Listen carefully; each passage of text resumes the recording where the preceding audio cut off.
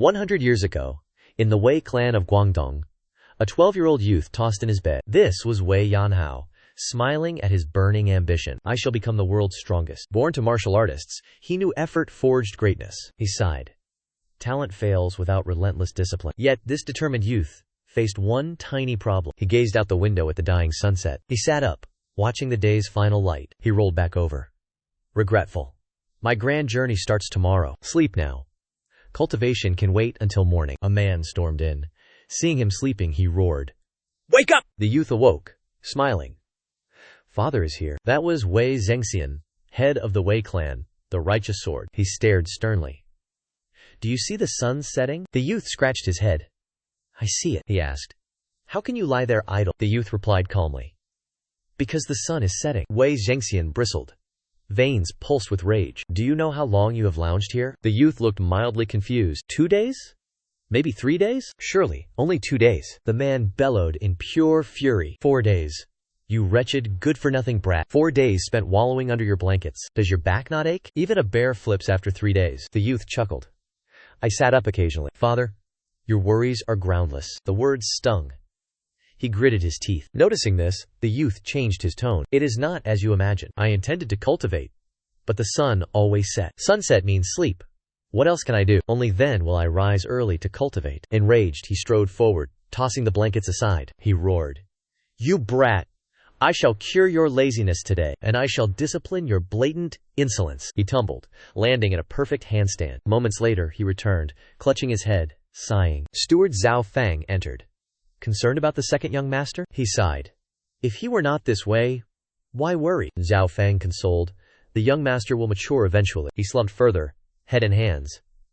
My failure. He recalled Wei Yanhao at 2, when his journey began. His wife and 3 children watched him depart, weeping. He intended a short journey of 2 years. Yet, world affairs ensnared him completely. 8 long years passed before his return. He earned the righteous blade, reaching peerless heights. Yet, the price paid was heavy. His gentle wife had become a fierce tiger. His son had become a lazy, worthless wretch. Recalling these events, he heaved a helpless sigh. Zhao Fang smiled faintly. Do not worry, a solution exists. He rose, staring intensely at Zhao Fang. What possible solution? Zhao Fang replied sternly. Have you truly forgotten? He is returning quite soon. Wei Zhengxian regained his spirit. Of course, Zhao Fang continued. 3 years of training. He returns today. Wei Zhengxian smirked. That brat Yanhao is finished now. Yanhao fears only one person. His brother, Shanhao. Suddenly, Yanhao shivered, struck by an icy chill. He turned. Shanhao stood there, eyes cold as steel. Sleeping for several hours, are we? Yanhao sweat profusely. When did you arrive, brother? Shanhao glared. I asked the question first. Yanhao scratched his head and chuckled. That thing? Shanhao was not joking. His expression remained ice cold. Terrified, Yanhao explained. It is not what you think. I practiced my cultivation techniques early this morning. I overexerted myself and became extremely exhausted. I only closed my eyes for a moment. I speak the truth. He cursed internally. Damn it. When did he return? Shanhao asked skeptically. You say you have been practicing? Seeing Yanhao nod, he pointed to a nearby lamp. Then use one strike to split that candle. Let me see the progress you made. During the 3 years I was away, Yanhao dared not refuse. He grabbed his sword and approached the lamp. Shanhao urged. Why are you still standing there? Execute your strike immediately. Yanhao raised his sword nervously. It is dangerous inside the house. Shanhao snapped. I know how to handle that. Stop whining and attack. Yanhao had no other choice but to comply. He closed his eyes and whispered. Whatever happens, happens. He took a deep breath and began spinning his blade. He pointed his sword forward. The candle sat 3 meters away. Yanhao pushed off the ground and lunged forward. Shanhao watched intently. The technique was the flying dragon ascending. He finished his movements. The candle remained perfectly intact. Yanhao panicked. This situation is truly dire. Shanhao spoke coldly. 3 years have passed. 3 years is enough to master any sword technique. You are worse than 3 years ago. You have failed me deeply. The elder brother left the room without another word. Moments later, the family of 5 gathered around the table. Yanhao sat sullenly. This meal will surely cause indigestion. Wei Zhengshuan turned to his son. How is life at the martial hall? Are you facing any difficulties? Shanhao answered with calm composure. Everything is fine. If cultivation lacked hardship, it would not be cultivation. These are trials I must overcome alone, father. Wei Zhengshuan nodded in satisfaction. You have labored hard during my absence, Shanhao replied. Father, Your journey was the true burden. Wei Zhengshuan nodded. Is there anything else you wish to share? Shan Hao set down his chopsticks.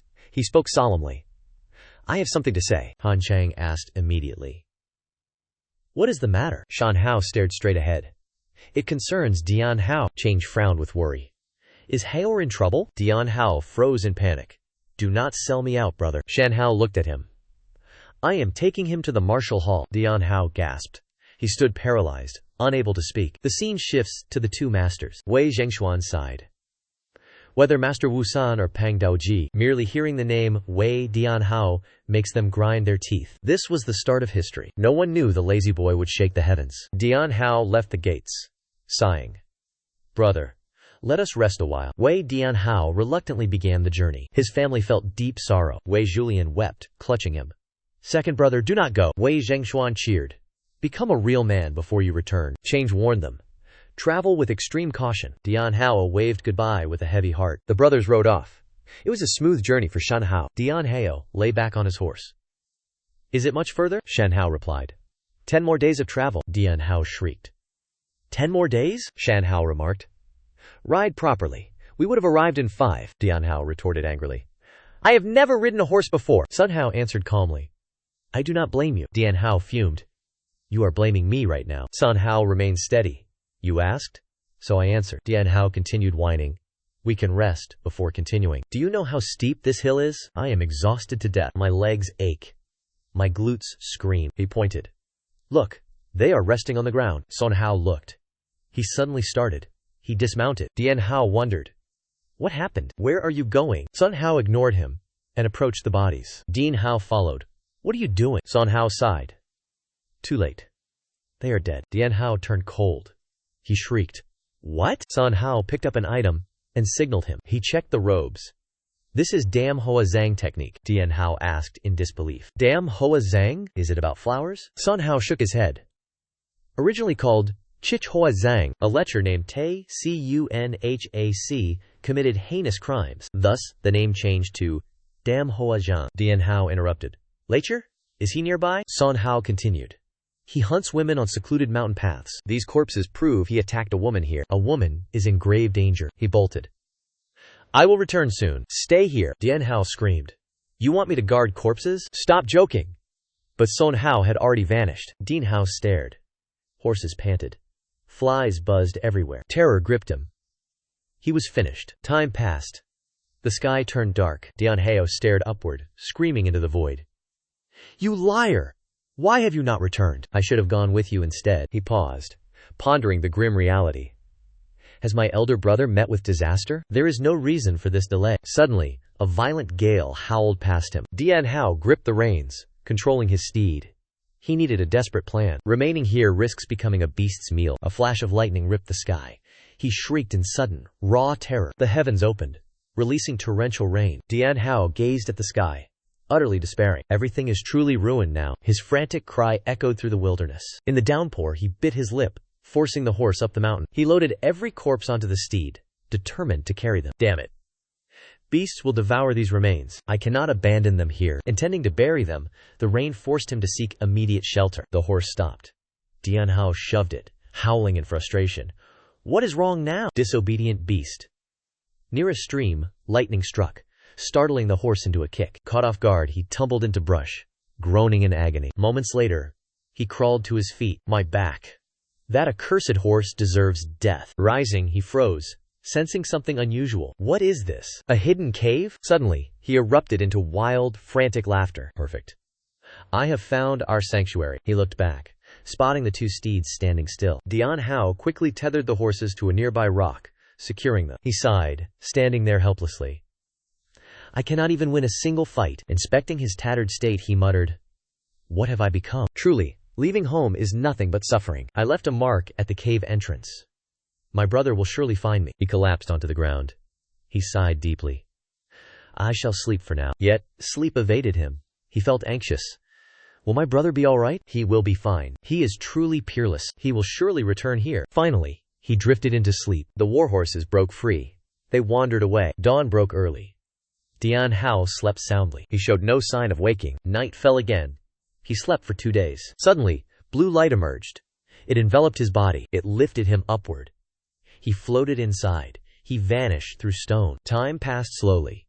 Dian Hao finally stirred. He looked around, bewildered. Where am I? This cave looks strange. I went deeper inside. Did I roll here? Suddenly, a voice spoke. Greetings, fated one. Dian Hao jumped, terrified. What is this? He hit the ground. Pain surged intensely. He saw an orb. It glowed bright blue. The voice continued. Welcome, fated visitor. Hear me, my descendant. Master the infinite white sword. Dian Hao asked skeptically. Are you talking to me? The voice confirmed it. Indeed, I transcend time. I grant my will, accept my legacy. Pacify the realm. Dian Hao screamed in terror. What demon is this? The voice remained calm. Fear not. I attained ascension. Only a sliver of my intent remains. I left it for a fated successor. Do not doubt. Accept my legacy now. Dian Hao pondered deeply. Wait. This situation feels far too familiar. A mysterious hidden cave. A senior's intent. Surely a divine opportunity. My pure heart finally earns divine favor. Rapid growth awaits. No more martial school. He laughed in pure delight. The voice echoed once again. Time is running out. Fated one. Take my sword technique. Restore justice. I bequeath my light sword style. You must cultivate without any rest. Inherit my bloodline. Your talent will soar. Cultivate here for 30 years. Match my power. He sensed something terribly wrong. No hacks? Just endless, grinding labor? Does he think 30 years flies? Hard work is the only path. The master's teachings are never wrong. He refused this trap immediately. I am not your fated one. Find someone else. I am no fool. He turned to flee instantly. Forget martial arts. Sleep is better. A desperate voice boomed from behind. Wait. Stop for a moment. He froze and turned back, confused. HMPH. A spectral figure emerged. Glowing blue. Wrath flared. I said wait for a moment. It was Bai Wohan. A powerful elder. Others bow to masters. He calls out a scam. Fearless and bold. The elder roared in pure fury. What scam? Who do you think you are speaking to? The boy retorted, pointing directly at the elder. If you can't act, just show yourself. The elder suppressed his rage. I am merely a detached soul projection. The youth crossed his arms, muttering. A soul projection? He lunged forward. He struck the elder's head. Sensing the aggression, the elder snapped. What are you doing? The youth gasped, trembling. You are a devil! The youth screamed. The elder grew impatient. How am I a devil? Only supreme masters master this soul reincarnation technique. The boy remained unmoved. We call that witchcraft here. The elder roared in indignation. The boy remained cold and indifferent. By the flickering campfire, the elder began. Thus, Wei Yanhao found his master. The youth frowned. Soul reincarnation? Does such power truly exist? The elder nodded while eating. Only the strongest reach this level. The youth pressed further. Which martial artist possesses it? The elder glared. Do you know the Sword Emperor? Hearing the name, the youth grew excited. The greatest legend in martial history. The elder grinned, raising a bone. Correct. The Sword Emperor trained Guanghui Wukun. The youth froze. His expression turned pale. Is that truly the truth? But he lived 3 centuries ago. The elder spoke calmly. Indeed, a forgotten legend of the past era. Yet he truly met Wei Yanhao. The youth pondered. Did Guanghui Wukun become his disciple? Hearing this, the elder smiled enigmatically. Wei Yanhao? No, it is quite the opposite. Others seek masters to learn. He begs people to become students. This plot is truly absurd. The Sword Emperor had no successors for 3 years. He became desperate for a disciple. Wei Yanhao felt annoyed and complained while leaving. Calm down, old man. You push too hard. This attitude drove the Sword Emperor mad. He roared. Do you think you leave? Power surged. A massive explosion shook the earth. Wei Yanhao stared at the trembling ground. Bai Wohan laughed with triumph. Haha. Are you impressed yet? That is a 10-foot stone gate. Your strength cannot break that seal. The master teased. Learn my arts, child. Stone will shatter like paper. Facing the offer, Yanhao sighed in silence. What choice does he have now? He unsheathed his blade. The master warned. Physical force cannot break that door. Ignoring the warning, he prepared his move. He chose the path of pure labor. Like a brutal game, he grinds away. Watching this madness, the master asked, What are you doing? Yanhao replied calmly. Is it not obvious? I am digging. Stone is just stone. In a year, I will break through. The old man was utterly stunned. Is this boy a total lunatic? Yanhao sneered at him. Your jokes are truly hilarious. You want me to cultivate for decades? The master trembled with uncontrollable rage. He was forced to compromise. Just try training. I won't disappoint. Yanhao remained entirely unimpressed. I find that distasteful. 20 years? I shall try. Dian Hao immediately collapsed, groaning in protest. That is far too long. 3 years, perhaps. Upon hearing this, Bai Wuhan erupted in fury. 3 years? Insolent brat. You expect mastery then? Even Zhang Santong could not achieve that. Dian Hao rose, coldly declaring, "We lack destiny." He returned to sharpening his blade against stone. The grinding echoed. The elder gritted his teeth. Suddenly, the old man roared, 5 years! Listen well! 5 years to become the realm's top expert, Bai Wuhan bellowed. His spirit glowed with radiance. I will forge you into the world's finest. Wei Dianhao fell into deep contemplation. 5 years to become the world's greatest. He observed the vibrant soul manifest before him. Such vivid spiritual intent was unheard of. It was never recorded in any manual. Perhaps half his claims were actually true. He might truly be the world's top master. Decision made. Dian Hao drove his blade down. I must change my destiny. Being common stinks. He knew not the Sword Emperor's tragic legend, a miserable fate for such a final disciple. While the elder burned, Dian Hao fell asleep. The master shrieked. What disciple sleeps immediately? Dian Hao blinked, his eyes heavy with exhaustion. Too sleepy. Do you not sleep yourself? He offered a casual, logical defense. You are dead. I am mortal. Mortals sleep. Bai Wuhan cursed the heavens in pure agony. He finally relented, softening his aggressive tone. I apologize. Now, begin your cultivation practice. His final disciple was absurdly, frustratingly lazy. He woke up shouting, Who trains this early? He sleeps all day. He barely trains. Sword Emperor roared, You will fail miserably. Dian Hao swung his sword lazily. Is there a faster way? The elder choked. This is already easy. Others would kneel. He just cleans ears. Sword Emperor roared. You need a master! The elder sighed at his indifference. I am sorry, old man. Bai Wuhan would have died long ago. He screamed inside his mind. Why am I dreaming this? Why did I choose this misery? He regretted picking this trash student. Dean Hao asked, How did you do it? Bai Wuhan was confused. Do what? That stone door. Why not possess me? I pulled a preset lever. Dian Hao questioned. No body? No pull? Use qi. Manipulate objects from afar. Bai Wuhan suddenly paused. A realization struck him. That smile meant pure torture. Dian Hao stepped back. What now? He went from master to boss. Bai Wuhan ignored him. I was bound by flesh. My consciousness is incomplete. Thanks to you. I see now. Why are you muttering? A loud boom paralyzed him. A boulder whistled past, embedding into the cavern wall. Dian Hao trembled. Bak Wuhan held a glowing blue stone. The elder sneered. My gratitude. Your presence granted me enlightenment. Stone throwing is effortless now. The boy paled. Master, please. The legendary Sword Emperor had completely succumbed to darkness. He radiated murderous intent, delivering a chilling, ominous threat. If he could move stones, Bak Von grinned wickedly. Violet energy spheres surged, ready to detonate. This is child's play, the elder arrogantly declared. Sensing impending doom, Wei Dianhao screamed in pure desperation. Save me! I signed up for training, not torture. Too late. Deadly auras hunted him. He fled for his life. His agonizing screams echoed through the dark, rain-drenched forest. From that day, their cultivation continued without pause. 3 days of sword practice. Not one moment's rest. His small frame deflected sharp strikes from the master. Nights were reserved for intense, grueling martial debate. Bak Von barked orders. Every strike drew cold sweat. Even in sleep, the torment persisted through dream cultivation. A divine manual taught by the master, a loud, dreaming practice. In his restless trance, Dian Hao could only moan. Ugh. Please. Enough. Now his existence was the sword. Life became the blade. Under the Sword Emperor's gaze, laziness was impossible. 5 years flickered by. Bak Von smiled with pride. Massive boulders lay cleaved, sliced like soft tofu by Dian Hao. The moment for departure arrived.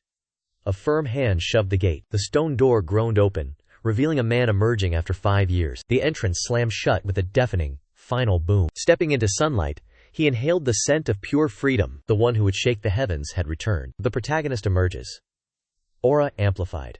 True power unleashed. 1 day prior, Dian Hao was snoring, drooling in sleep. Hearing the call, he muttered, Just 5 more minutes. Yet the voice continued to echo again. Dian Hao? The boy scratched his head and frowned. I asked for more sleep. Teacher. Why? Seeing Bai Wuhan meditating in blue light, Dian Hao froze. HMPH. The elder beckoned. Come here now. He sat opposite, anxious. What is wrong? Bai Wuhan pondered with a distant gaze. My life sought the peak of martial arts. I ignored everything else for this pursuit. My obsession turned me into an outcast. Sensing his master's strange, sudden confession, Dian Hao wondered why he changed today. Usually, he trains me until collapse. Now, He speaks with profound sadness. The elder mused on his clan's rejection. I abandoned my family for martial power. Visions of his kin haunted his mind. Peak power could not grant true meaning. He realized martial arts are but illusions. Neglecting humanity for power is utterly meaningless. Bai Wuhan looked at his disciple kindly. You have helped me realize this truth. Honestly, training this boy was well worth it. Dian Hao stood frozen, completely speechless. The master smiled. I taught none before. Sometimes angry, often quite frustrated. Watching you grow slowly each day, I finally understood the meaning of joy. Because of you, I discovered affection. Dian Hao, stunned, asked, Master, why? Why speak like we never meet again? Bai Wuhan closed his eyes. The time comes. The boy stood paralyzed, then screamed loudly. What did you say? Wait. This smells of a final farewell. Why say that the time has come? Do you think I would believe that? Dian Hao roared, refusing to accept this. We were supposed to train for decades. Only 5 years passed. 25 remain. Bai Wuhan nodded with cold, calm composure. That is correct. Dian Hao remained stubborn and unconvinced. The elder extended his palm, revealing a glowing core. He explained. This core sustained your life. Consume it. It is difficult to maintain. Seeing his confused disciple, Bai Wuhan sighed. His soul form began to fade. My strength is exhausted. We must part. Dian Hao panicked, screaming, Why now? Why did you not say this sooner? I would have left and returned later. Touched by his devotion, Bai Wuhan smiled. Yes. I understand your heart, my child. Being with you brought me great joy. He looked at Dian Hao with expectation. I wish to see you travel longer. But this is the end. I have already seen you conquer everything. Visions filled his mind. Dian Hao draped in imperial robes, riding upon a majestic azure dragon, a single hand covering the heavens. The master witnessed his disciple's peerless future. Bai Wuhan offered his final, tranquil words. Behold the world. Hold it within you. Then all things shall come naturally. But before the world, look at men. Yan Hao stood frozen. He watched his master fade away. Staring at his master, Yan Hao's eyes brimmed with sorrow. Bai Wuhan spoke with gravity. I looked upward, ignoring my own path. Do not repeat my mistakes. He gazed at his disciple.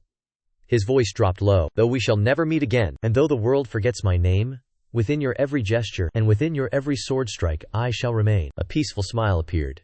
The burden was finally lifted. It matters not if you are extraordinary. Being common is perfectly fine. Remember, brothers, being a decent man is harder than being an expert. Watching the soul dissolve, Yan Hao screamed, Master, please do not go! He reached out. He clutched at fading shadows. There is still so much to learn. No? Stay. Just a moment longer. The figure blurred, turning into blue sparks rising toward the heavens. Yan Hao stood alone in the freezing cave, crying out in despair. Master. Tears fell. Regret consumed him. If only you had spoken sooner. Suddenly, his grief shattered. Yan Hao gnashed his teeth, staring down at his robes. Wait. Why is my clothing covered in tiny, dense scripts? Was this his plan? Leaving in silence while playing tricks? He panicked. The text covered everything. Since when was this written? You old wretched man. Leave with some dignity. At the cave entrance he roared.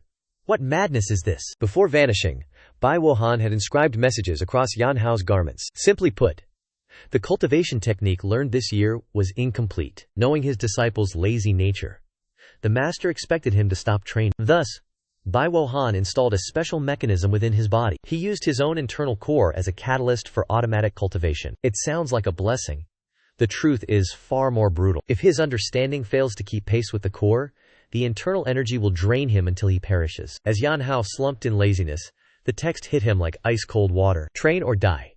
Your choice. A lifetime subscription to suffering. Quit, and you die. The boy gritted his teeth in frustration. That old fool was scheming again. Beneath those threats lay a master's final devotion. The master left guidance through these written words. Traverse the vast heavens to witness the world. Observing the world awakens true inner perception. Cast aside petty satisfaction. Strive for absolute greatness. Dian Hao scanned the sleeve's text. He cursed that wicked old master. He feigned anger. But the master's love was clear. The elder had mapped his disciple's entire path. His intentions were truly profound. Your first destination must be Niuho Lam. Seek the great scholar. Remain by his side. He read further. Dian Hao froze. What? Impossible. Hold on. The message continued. You will surely find your inner clarity. Beyond New Lam, the itinerary was infuriating. He screamed into the wilderness. That accursed master. He planned a cultivation tour. He slumped into the forest.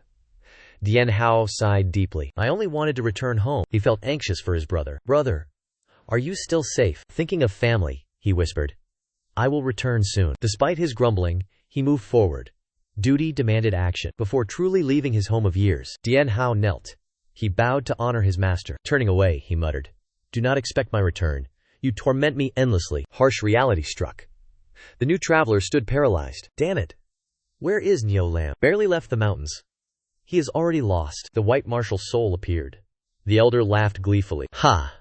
The old man mocked his disciple mercilessly. If he ignores the world, he will wither away. Such martial arts do not exist anywhere. You cannot hide in this corner forever. He gazed into the void, voice solemn. The world is vast, and your technique matters. The fool. He left final words before vanishing. You brought me joy. Live happily hereafter. Fierce winds swept the master into nothingness. Wei Yanhao stood still, muttering about flowers. Time passed. Leaves drifted toward Kaifeng City. A disheveled man appeared at the branch office. It was Wei Yanhao, looking like a corpse. He approached slowly. Do I look undead? The man on the tree panicked instantly. What is this? Who is this corpse? He stammered in pure terror. Yes, it is me, Zhang Yi, beggar sect branchmaster. Yanhao stared blankly. Does information cost money? Everything has a price. Pay for guidance. Zhang Yi glared at Wei Yanhao. His voice sounded barely 20 years old, yet he looked over 50 years, withered. He judged this destitute, beggar-like creature more like a demon than a man. Zhang Yi sneered. Rules are rules here. Yanhao paused. What do you mean, colleagues? Both of us are mere beggars, clearly. Yanhao roared. Do I look like beggars? Zhang Yi laughed. You look exactly like one. No coin? Get out of my sight. Be gone. Go beg for coins, then return. I am no beggar. Why would I beg? Begging is the calling of a beggar. If you beg, you are a beggar. He added a remark filled with regret. Look at your face. Begging brings wealth. Why waste such talent? Frozen solid. Dian Hao suddenly grabbed Zhang Yi. Brother. Shall we work together? The branchmaster blinked. What work? An unthinkable venture began. Coins piled up like mountains within half a day. He stared at the mountain of gold, laughing like a madman. Ha ha. 6 months of funding in half a day. A fortune god. Witnessing such peerless greed, Zhang Yi marveled. Truly an elite beggar. Dian Hao gnawed on meat and spoke plainly. What is it you seek to know? He listed famous scholars, their locations, and their hidden preferences. Zhang Yi nodded. Simple.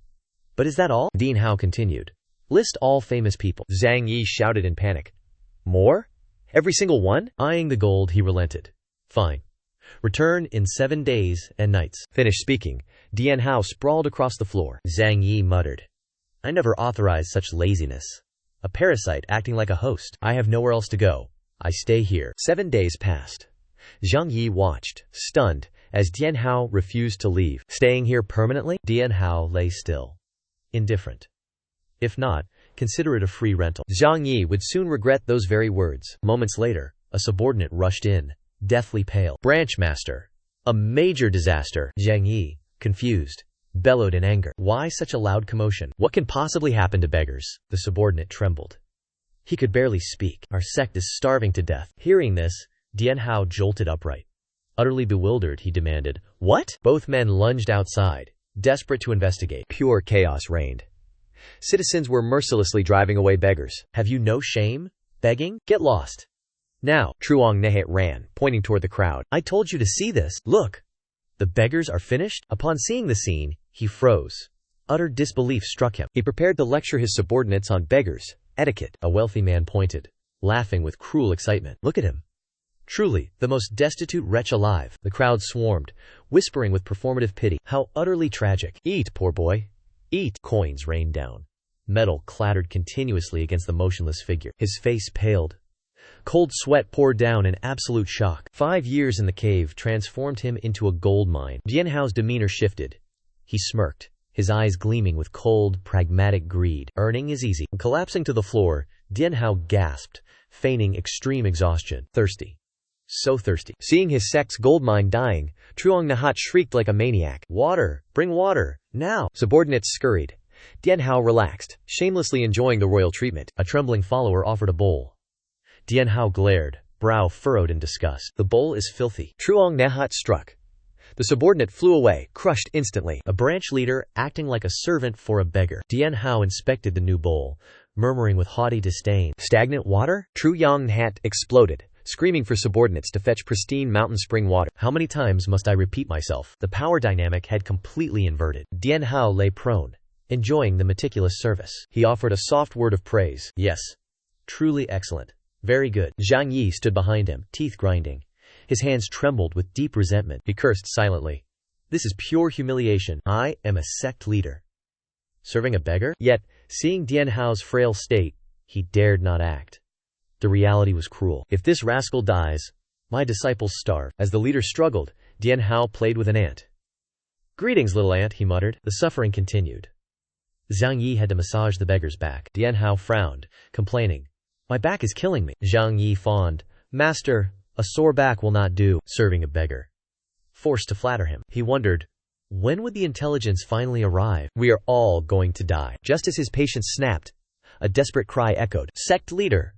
Sect leader! A subordinate rushed in, waving a report. The intelligence has finally arrived. Zhang Yi leaped in joy. Pure salvation. Brothers, our rescue has finally arrived. Dian Hao sat up, exhaling in relief. He expected victory. Upon reading, his expression soured instantly. Is this really all there is? Zhang Yi stared, completely bewildered. Huh? Dian Hao snapped. You call this intelligence? Explain yourself. He threw the paper down and commanded. Come here and look at this. Zhang Yi read it. Cold sweat soaked his brow. His face paled at Dian Hao's warning. These scoundrels seek to deceive us. The information is incomplete. A half-truth. Dian Hao rose, eyes turning piercingly cold. He issued his final, decisive decree. This situation is becoming truly dire. This intel leak spoils the entire episode. Action is required. Poverty is the root cause. Funds must be acquired. Seeing Dian Hao rise to cause chaos, Trusong Nhat panicked. Stop. Wait right there, he shrieked in desperation. Silence the beggar! Truchong Nhat dragged Dian Hao inside, offering insincere flatteries. A noble benefactor? Begging for mere scraps? This way, please! They entered a hall of immense, chilling splendor. Dian Hao ignored etiquette. Give me the intel. A seductive voice echoed from behind the veil. A strange event occurred. Requesting Truong Nhat's presence. The voice belonged to Halmon leader, Kui Lang Lang, a stunning beauty in black and crimson. Her gaze cut like steel. Truong Nhat bowed low. Greetings, esteemed leader. Seeing her call him request, Dian Hao asked blankly. Request? He roared with laughter. Pointing at the sect leader, he mocked. Request is just dog whore. Trusong Nhat gnashed his teeth in fury. Dian Hao repeated the insult like a mantra. I require the dog whore intel. I require the dog whore intel. Oh, dog whore. Kui Lang Lang watched the scene with a stony expression. A truly rare sight. A beggar gang leader visiting the Halmon intelligence agency. Everyone knows they are mortal, sworn enemies. Explain yourselves. Trukong Neket waved his hands in frantic denial. The beggar gang seeks nothing. I merely guide a client. Dian Hao continued chanting his mocking insult. The sect leader lost her patience. Are you mocking me? Trusong Nhat stuttered. Not the gang, but this beggar client. Her pride was wounded. Murderous intent flared. Is this an insult to Halmon? Do not provoke us.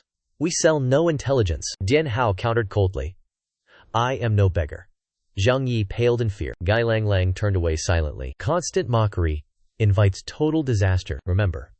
Hao Men possesses true pride. Dian Hao delivered a crushing retort. You lead an intelligence agency? You ignore basic facts. How dare you sell information? He sneered with sharp, biting malice. Your intelligence is weak, pathetic, and failing. Gi Lang Lang smiled mysteriously and shouted, Gong Wu! A subordinate instantly appeared before them. Yes. She pointed at Dian Hao. Who is he? Unknown status. Definitely not a beggar. Gui Lang Lang's face darkened in frustration. Dian Hao laughed, asking with arrogance. See? He spread his arms wide. Ready to trade? Expectation met with cold disdain. Selling? Absolutely not. Dian Hao and Zhang Yi gasped. Stunned. What? Gi Lang Lang screamed. I refuse. Get out. Dian Hao's laughter turned icy cold. Business ethics have hit rock bottom. You refuse gold and honest trade? He offered a sharp, lethal warning. Hao Men is finished. Tell your masters. Prepare for the afterlife. He taunted her with a chilling voice. Hey, old lady. A fatal mistake. Rage consumed her. Veins pulsed visibly. She gritted her teeth in fury. Old lady? Absolute. Volcanic wrath. Gi Lang Lang roared. Defile Hao Men? Die! Dian Hao turned back, mocking her. HMPH. Teach this trash a lesson. A masked assassin appeared, responding instantly. Blinding beams of light struck towards Dian Hao. A dark figure descended, delivering a devastating kick. Seeing the danger, Truong Nhat shrieked in terror. Dian Hao maintained a disturbingly calm expression. He shoved Trusong Nhat aside and commanded coldly, Get out! Dian Hao slammed his palm, shattering the floor. Kui Lang Lang and Truong Nhat stood frozen. The assassin lay crushed in a crater. An expert? Dean Hao apologized with chilling indifference. My hand acted alone. You should have warned me. Truong Enhat broke into a cold sweat. A monster. This beggar is a true monster, Dian Hao muttered, blaming the old man instead. Recognizing his immense power, Kuei Lang Lang shifted. She stammered. I did not know you were hidden, Dian Hao interrupted. You were talking plenty before. Kuei Lang Lang narrowed her eyes with suspicion. Truong Nenhat panicked, waving his hands in defense. We only came here for the intel. Truly, I needed your help. Watching her men, Kuei Lang Lang grew cold. Trupong Nhat insisted. It sounds absurd, but true. After deep thought, the hall master spoke. Very well. I believe the beggar sect master. Truong Nenhat bowed, offering his sincere thanks. But the moment of peace was fleeting. Do not celebrate. Business remains strictly business. Your men harmed mine. Prepare your spirit stones. Hearing the price, Dian Hao and Truong Hat stared. Kuei Lang Lang unleashed an overwhelming, murderous aura. She snarled her warning. Blood demands blood. Life demands life. Steel hummed, echoing through the cold chamber. Hao sect assassins drew blades. They encircled them. Surrounded by cold steel, Dian Hao remained indifferent. Kuei Lang Lang simmered with burning rage. She issued a final, chilling ultimatum. You shed our blood. You shall not leave. Dian Hao waved his hand, feigning sincere innocence. Calm yourself, please. She glared at his gaunt face, teeth grinding. You pathetic wretch. The underworld follows laws. Lose a hand? We take limbs. Lose face? We take your life. Hearing these brutal terms, Dian Hao only mocked. Those rules sound like loan shark debts. Zhang Yi stood by, turning deathly pale. He screamed in terror. Stop this at once! It was already too late for apologies. Then, I will carve your face off. Facing the sharp blade, Dian Hao gestured playfully. Apologies. I have no face left. He touched his hollow cheeks to prove it. Dian Hao's arrogance shattered her final nerve. Veins bulged on her face. She shrieked violently. Kill him now! Assassins lunged, moving at blinding speeds. Crimson blades fell. Murderous intent filled the air. Dian Hao dodged, shifting like a phantom. Amidst the blades, he teased. Changing plans? Blades swarmed him. He mocked them still, charging interest by the second? Terrifying. Is this loan shark tactics? He struck back. Blinding, superhuman speed. One elbow. A wrist snapped. The assassin collapsed. Witnessing this overwhelming display, Gi Lang Lang screamed in terror. Meanwhile, Dian Hao strode forward with godlike momentum. His rippling muscles unleashed a terrifying pressure. The very earth beneath him trembled violently. With a single burst of internal energy, Hao's sect subordinates flew like broken sacks. Amidst the rubble, Dian Hao declared coldly, Stand still, I will spare you. A blazing green aura erupted outward. It formed a vortex, crushing all resistance. Nearby swords shattered, pinning into the ground. Dian Hao warned them, Do not force me. Heavy killing intent saturated the thick air. I truly despise senseless killing. Watching the green aura surrounding Dian Hao, Zhang Yi broke into a cold sweat. Even Gi Lang Lang could not stay calm. Pale and trembling, she questioned that power. Master Bai Wohan appeared in his mind. Never leave regrets. Strike once, then again. Dian Hao whispered. I dislike him. He is right. Gi Lang Lang finally realized the lethal danger. Drenched in sweat, she shook with fear. I chose the wrong enemy today. This man is untouchable. Must remain calm. Staring at his heavy, oppressive back, she realized one reckless move meant ruin. One mistake would erase the Hao sect. Suppressing fear, Gi Lang Lang asked, What now? Dian Hao replied firmly. I require information. She cautiously inquired. What kind of information? Zhang Yi offered documents. Fill the blanks. Reading the paper, she was completely stunned. What is this madness? She snapped at Zhang Yi in fury. You failed, so you brought that monster home? Stunned by his might, she chose submission. It is simple. I require information gathering. Can you wait for me? Dian Hao agreed. Gi Lang Lang requested one day. As Dian Hao and Zhang Yi turned away, her expression shifted into something else entirely. A sinister grin touched her lips. Dark purple aura pulsed with malice. She plotted against the Kaifeng Hall master. Will you accompany me for a moment? The following sights stunned everyone present. Dian Hao roared with laughter. You look like a steamed bun. Beaten? Haha. Zhang Yi's face swelled. He gritted teeth. Shut up. Dian Hao mocked. Not elite. Still defeated? Furious, he explained. She is Hao clan royalty. He described her truly terrifying power. She ate herbs like food. Chewed iron. Seeing her aura, he screamed. Totally helpless. Despite the struggle, she provided the intel. Here is the information you require. Dian Hao grabbed it with joy. Oh, my thanks. The beauty coldly interjected. There are conditions. Dian Hao stared, utterly bewildered. What? He asked Zhang Yi. Lang Lang demanded 5 silver. A fresh newcomer, he offered mere coins. Take this. Zhang Yi felt faint. He screamed, 5 silver! Dian Hao froze. Huh? Gilang calmly explained. Secret intel increases the price. Left with no choice, Yan Hao conceded. This is truly unbearable. He stood up and departed silently. Zhang Yi shouted, "Where are you going?" Yan Hao turned back, looking utterly exhausted. Where else? Without silver, even masters must labor. Sensing his fortune fleeing, Zhang Yi lunged. He grabbed his legs, screaming in despair. Wait. You bastard. Do you know why I brought you here? Yan Hao asked with intense irritation. What is it? What do you require? Zhang Yi pleaded. Yan Hao grit his teeth, forcing himself to wait. Damnation! To gather 5 silvers for information. He drained every last coin earned. He even emptied his hidden reserves. Watching the silver bars leave him, my heart breaks. Pure agony. Seeing his despair, Gilang teased him. Hey, are you crying? I drained my reserves. Is this all? Accepting the payment, Gilang reviewed the files. Authentic goods, worth every penny. Professionals work with integrity. The quality is simply superior. He requested to send letters to Guangdong. Yan Hao asked, "Is it expensive?" She explained the service costs more. Payment requires answering a few questions. The first question concerns your identity. May I have your name? He answered with complete indifference. Wei Yanhao. Asked about his age, he replied, "Just turned 17. Hearing this, Gilang froze. Sweat trickled down her cheek. 17.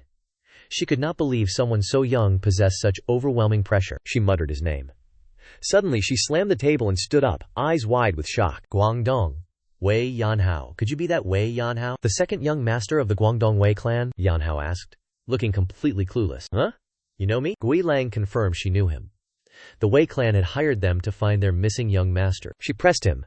Wei Yanhao, second son of the Wei clan. Are you Sanhao's younger brother? Seeing Yanhao look surprised, he asked. Huh? You know him? Zhang Yi immediately interjected to confirm. Of course. He is my friend. Guilang explained that a letter to the Wei clan would take at least 10 days to arrive. Zhang Yi looked at Yanhao's nonchalant attitude and thought, why does this brat still talk like that? But Yanhao replied calmly, no matter. I have waited 5 years. 10 more days is nothing. Gilang reached out, handing him a red silk ribbon. Take this. It proves you are a VIP client of the Hao family. Tie it where you reside. One of our members will find you, Yanhao asked casually. The lady replied, there is no fee. Gilang thought to herself in pure astonishment. A 17-year-old crushing civil and military officials. No one in the righteous path possesses such power. This alliance cannot be a bad thing. Fine. We will provide your next information for free. Hearing this, Yanhao asked happily, really? That deal sounds better than midnight snacks. Gilang looked into his eyes and confirmed. We are making a special exception for you. We will not let today's events ruin the bond between the Hatio family and you. Stepping out of the Hao residence, Yanhao grinned broadly. What is the big deal? What could happen? Zhang Yi held his head in agony. Damn it. All my wealth. Watching the branch leader lament, Yanhao calmly offers a lesson. Money fluctuates. A master's philosophy remains eternal. Zhang Yi grinds his teeth. Killing intent erupts. Cannot strike him now. Daylight hinders vengeance. Suppressing rage. Elder Gu gestures dismissively. You possess the required information now. Attempting to flee debts, Zhang Yi is seized by Yanhao. Turning, he snaps. What is this? With a radiant face, Yanhao declares a cruel truth. I have no money.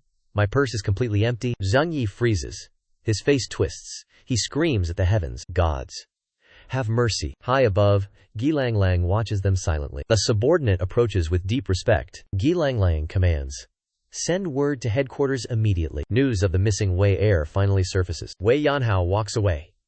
He will return a peerless master. At Hanlin Academy, silence reigns. A man sets his tea down. That is Grandmaster Wen Yuhuan. His daughter, Wen Enzi, enters. Father. A guest approaches. Wen Yuhuan frowns. I have no scheduled appointments, Enzi adds.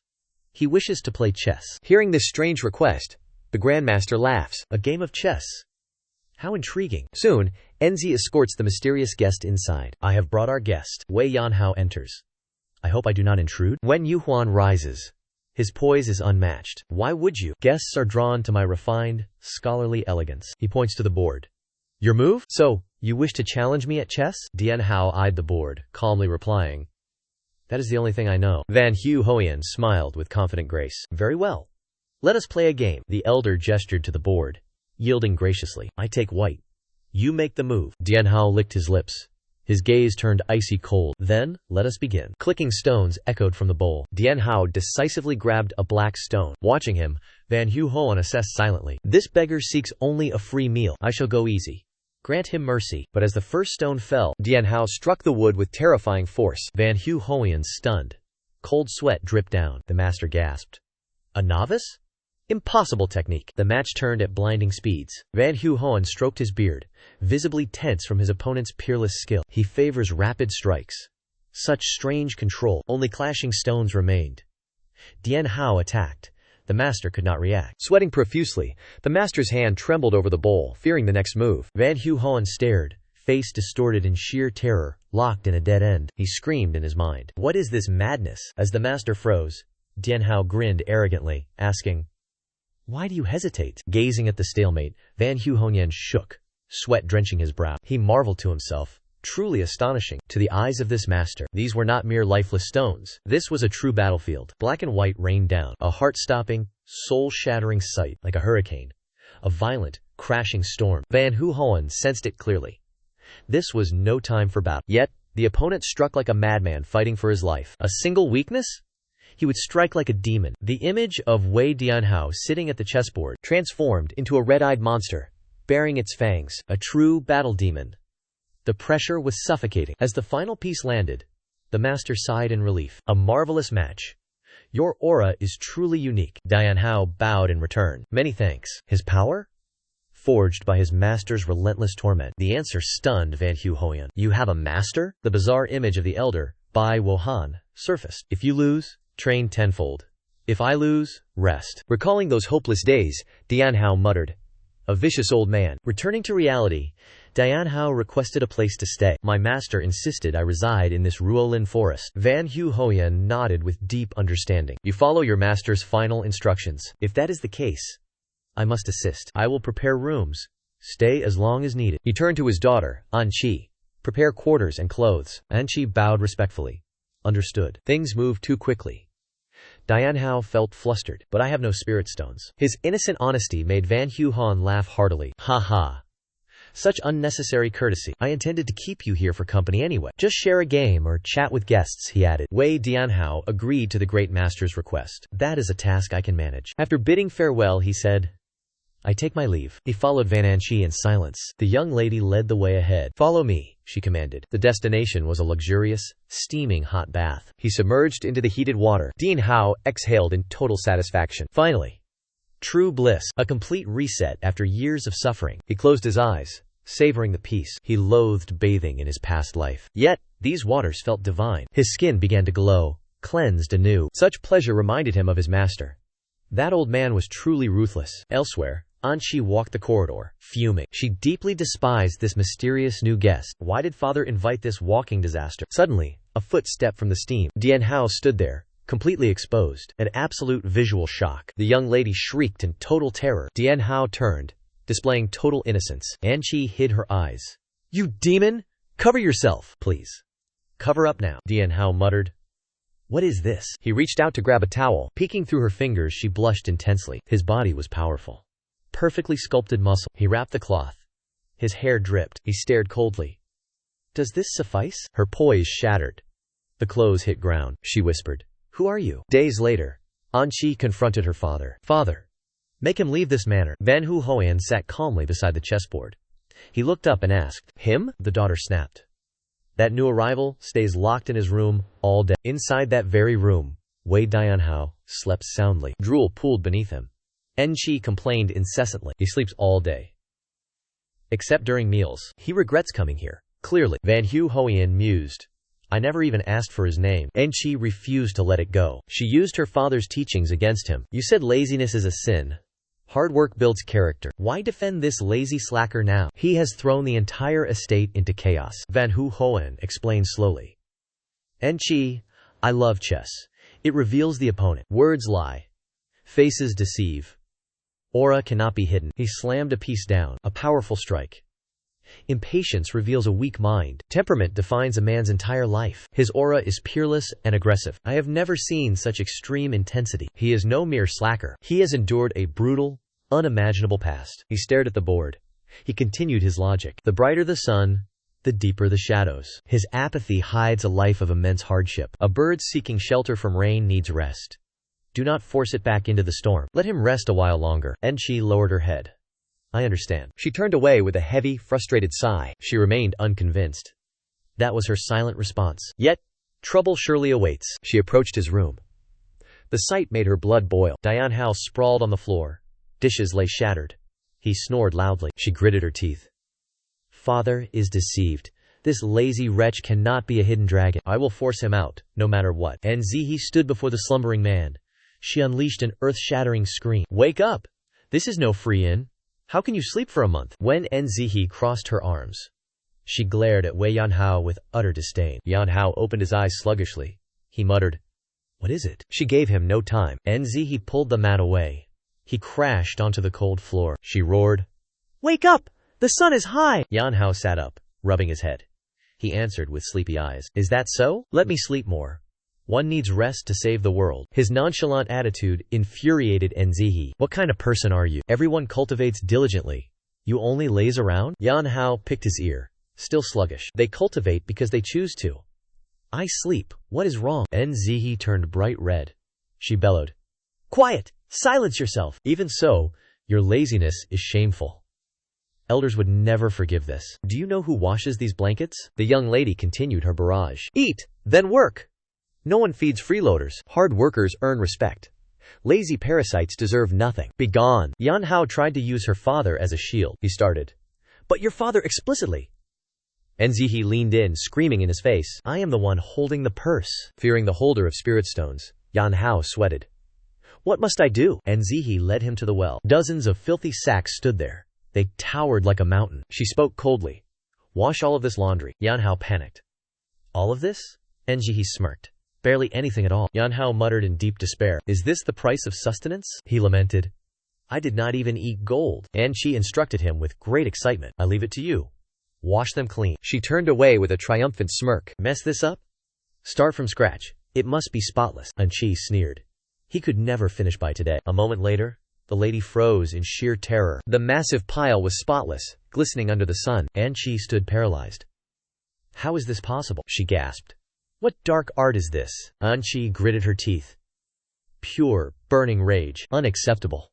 I will have my revenge. She led him to a mountain of logs. Chop this wood. You have 1 week. Succeed if you can. She smiled.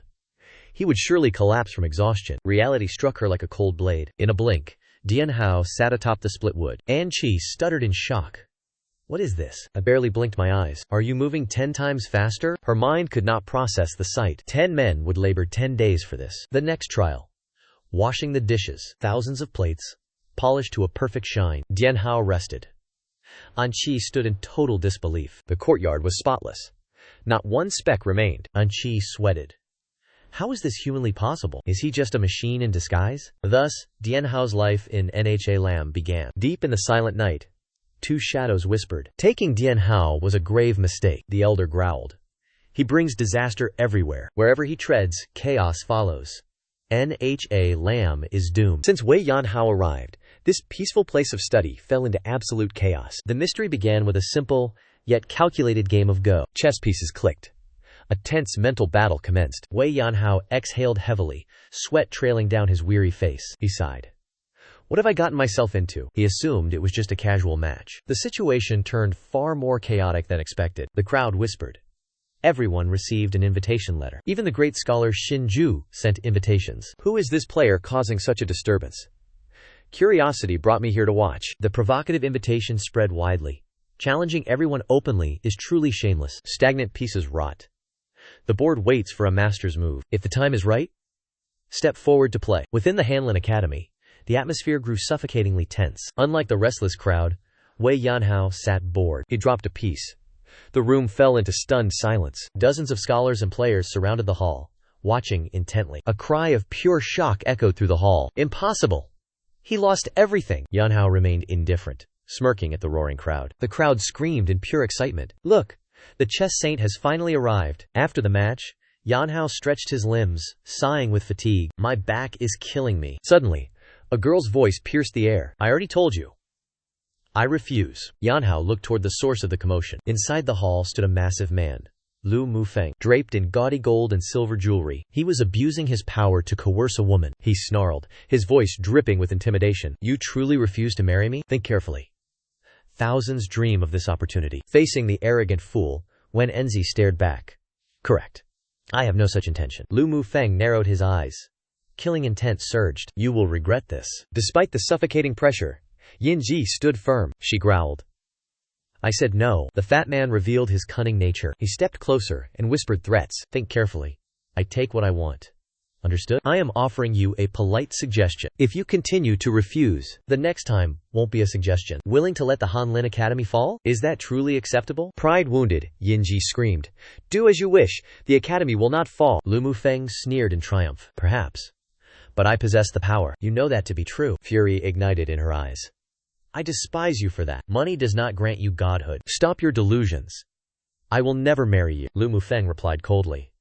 Impossible is not in my vocabulary. Realizing the futility, Yin Ji turned away. I am leaving. Suddenly, a thick, ring-adorned hand grabbed her arm. Yin Ji struggled, screaming in terror. Can we not talk like civilized people? Lu Mufeng yanked her back. His face twisted in disgust. Do not provoke my wrath. He spewed vile, animalistic insults. Well now, if I took you here, could you still act so brave? The vile man loomed over her. In that desperate moment, a deep voice echoed. Spewing filth in someone else's home? A loose tongue invites disaster. To their shock, Wei Yanhao appeared. His gaze dripped with murderous intent. Seeing her savior arrive, Wen Enzi broke free from Lu Mufeng's grasp. Running toward Yanhao, she shouted, Yanhao! Did you finish gathering the firewood and washing the clothes? Facing her panicked expression, Yanhao remained indifferent. I have only been playing chess. What are you talking about? Sensing the tension, he reached out, trembling, touched her hair, and whispered. Lend me your ribbon, Enzi asked, completely bewildered. Huh? He immediately snatched the red silk ribbon from her hair. Yanhao tied back his long hair. His gaze became sharp and deadly serious. Ignored, Lu Mufeng ground his teeth in rage. Eavesdropping on others? How pathetic. Where is your basic manners? Yanhao strolled past the fat man. Scratching his head, he replied carelessly, Apologies. I lack any form of etiquette, but you lack the right to lecture me. The insult struck deep. Lu Mufeng's eyes widened in fury. Does a man of manners behave like this? The fat man froze. Staring at his face, he gasped, It is you! The one called Han Lin Chicheng. Yanhao smirked, his tone dripping with arrogance. Thanks for noticing. My aura is peerless, right? Lu Mufeng tried to boast, I am, but Yanhao cut him off with cold disdain. Actually, don't bother. I am not interested. He casually picked his ear. The arrogant youth turned purple with stifled rage. Yanhao twisted the knife further. If you sat quietly, I would ignore you. But you scream like a low-level boss. Impossible to ignore. He smirked. My brilliance is simply too blinding to hide. Lu Mufeng trembled with pure, unadulterated hatred. He roared through clenched teeth. You bastard! Just then, a group of scholars arrived, greeting them with excitement. Who is this? Oh? Is the young master of the Lu family here to play? Another bowed respectfully to Yanhao. Young master, I look forward to our next match. Yanhao responded with polite indifference. Oh, I see. Seeing the crowd, Lu Mufeng stifled his arrogance. He turned away, seething with hidden rage. TCH. That is enough for today. Yet, before vanishing, he left a threat reeking of gunpowder. Remember this well. Come to me within 3 days. Or, suffer the consequences. Watching his retreat, Dian Hao grew deeply curious. He turned to Wen Enzihe. Who was that? Enzihe spoke with a heavy voice. That is, Lu Mufeng. He is the adopted son of Chief Eunuch Lu Ji. He controls the entire imperial household's shadows. He is dangerous. Why did he speak to you? Enzihe lowered her head, eyes filled with disgust. He wants to take me as his concubine. I have refused repeatedly. Yet, he remains insufferably persistent. Seeing her distress, Dian Hao felt a surge of mischief. He teased. He does not seem that bad. He is wealthy, powerful, and seemingly sincere. The joke sent Enzihe into a fury. Do you seek death? Shaking off the humor, Enzihe turned serious. He does not love me. He only seeks to exploit my family. She revealed her father's status, a secret unknown to Dian Hao. My father is deeply respected by the Confucian scholars, a man capable of being prime minister. Why bury himself in this backwater village? Is he hiding from politics? HMPH. It is all because of his obsession with Go, isn't it? His mocking tone made Enzihe snap. No. The eunuchs in the capital fear him and suppress his rise. Dian Hao asked in surprise. Eunuchs fear a small academy? Why? Enzihe retorted. It is not a small academy. The Hanlin Academy holds unparalleled influence. The academy stands independent of all factions. Establishing such foundations was truly arduous. Yet, that neutrality built deep, vast connections with many powerful forces. The corrupt eunuchs rule unchecked, because the scholars remain fractured and divided. If my father enters court and unites the scholars, they are finished. Dian Hao grasped the situation immediately. The eunuchs face the greatest danger. The scent of imperial court drama intensifies. And she nodded in silent confirmation. Indeed. Eunuch Lu blocked my father's career. Yet, he recently devised another scheme. A sinister move. Ignoring the scholars. Alliance. Connecting with the most influential figure here. Anqi sighed. My betrothal to Lu Mufeng. A political pawn. In a dark chamber, Lu Mufeng knelt trembling. Forgive me, father. Sweat dripped. He confessed his bitter failure. The Saint of Hanlin ruined the plan. Is that chess-playing fool really so dangerous? A man with long hair stood shirtless, gazing at the moon. Lu Ji, the eunuch who controls the court. Lu Mufeng knelt. He continued his trembling report. He is not the issue. Crowds swarm him. Every action of mine is under scrutiny. Sweat drenched him. He justified his delay. Thousands of eyes watch. I dare not move. Lu Jin turned. His voice rumbled with authority. Now, I understand your hesitation. Mufeng bowed low. I accept the blame. Lu Ji's eyes turned cold as ice. He hissed. Tell me this. Is this mission just for my safety? Controlling the royal family is our mandate. Failure is absolutely not an option. Lu Ji's shadow loomed over his kneeling son. He emphasized. Not just for me. For you. I fear his disappointment more than death. Do you understand my intent? Under suffocating pressure, Mufeng shouted, Yes, I understand. A sinister smile appeared. Brutal moves are necessary. Mufeng trembled. Brutal moves? Lu Ji's eyes gleamed with death. He commanded coldly. Simply use the chaos. Within the academy, the atmosphere shifted drastically. A sudden voice shattered the silent chess match. Young master, wake up at once. You are playing chess, not sleeping. Wei Yanhao was nodding off mid-game. A grave conversation began amidst the silent lake. Li Wang, the powerful brother of the emperor, stared intensely. So, you refuse to accept the position? Li Wang sighed, concealing his deep frustration. Listen, Wen Duhuan. Their movements are highly abnormal. Betrayal is festering within the imperial army. Wen Duhuan looked up. Is Lu Ji responsible? That name reeks of a final villain. The temperature dropped at the mere mention. Wen Duhuan remained doubtful. Li Wang interrupted sharply. You wonder why a eunuch would revolt? Wen Duhuan gave a single nod. Indeed. Li Wang offered a shocking hypothesis. What if a different mastermind pulls strings? Imperial power struggles are truly beyond cruel. Yet, rootless Lu Ji reached supreme status. Every enemy of his dies by accident. Even loyalists perish from sudden, strange illnesses. His rapid rise defies all personal effort. An invisible hand paved his every step. Perhaps coincidence? No. This is highly suspicious. I suspected coincidence. Now, I doubt everything. Someone supports him. Li Wang pleaded urgently. Unite the scholars. We must counter them. When Duhuan pondered. I shall consider this. Silence returned. A soft cough broke it. The Grandmaster stroked his beard. Politics paused. Setting that aside. What kind of talent is he? The official grew unusually excited. Eyes glowing with admiration. He is a truly rare treasure. Such high praise piqued Van Hu Homan's curiosity. You hold him in such high regard. I must know. When shall I meet him? The guest smiled and answered. I believe Anqi has gone to welcome him. As he spoke, Anqi appeared at the door. She called out, Father! Van Hu Hoan replied excitedly. Excellent. Bring him in immediately. Wei Dianhao entered, looking utterly disheveled. Hair matted, robes undone, chest exposed. He asked with a dazed expression. Did you summon me? Anqi sighed at his lack of decorum. They stared at the genius, questioning reality itself. To break the tension, the guest greeted him. Pardon the early interruption. Did you sleep well? Dianhao answered with complete indifference. Oh, I slept perfectly. He added a comment that rendered everyone speechless. Had someone splashed water, I would have slept until noon. The official let out a hearty laugh. Haha. Regardless, you have rested well. Van Hu Hoyan finally addressed the true matter. I summoned you to introduce a friend.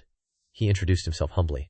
Just an old man passing through. Eyeing the go board, Dianhao made a cryptic remark. The explanation held many secrets. Why have you come here? You ask why I am here? What business have I with the Go Saint? I only desire a game of Go. Upon the challenge, Dianhao's expression shifted. He gasped in sudden realization. I fear that is impossible. Impossible? A stunned voice questions his cold refusal. He gives a firm, silent nod. Indeed. Yanhao explains, leaving the elder speechless. Join the queue. No favors here. Calmly, Yanhao gestures. I will play. But order matters. Someone arrived first. Please wait your turn. He bares his scarred chest. The air turns lethal. Ha ha. I can fix that. Others will yield. The master's smile vanishes. Yanhao's gaze is icy steel. Using status? Forcing a win?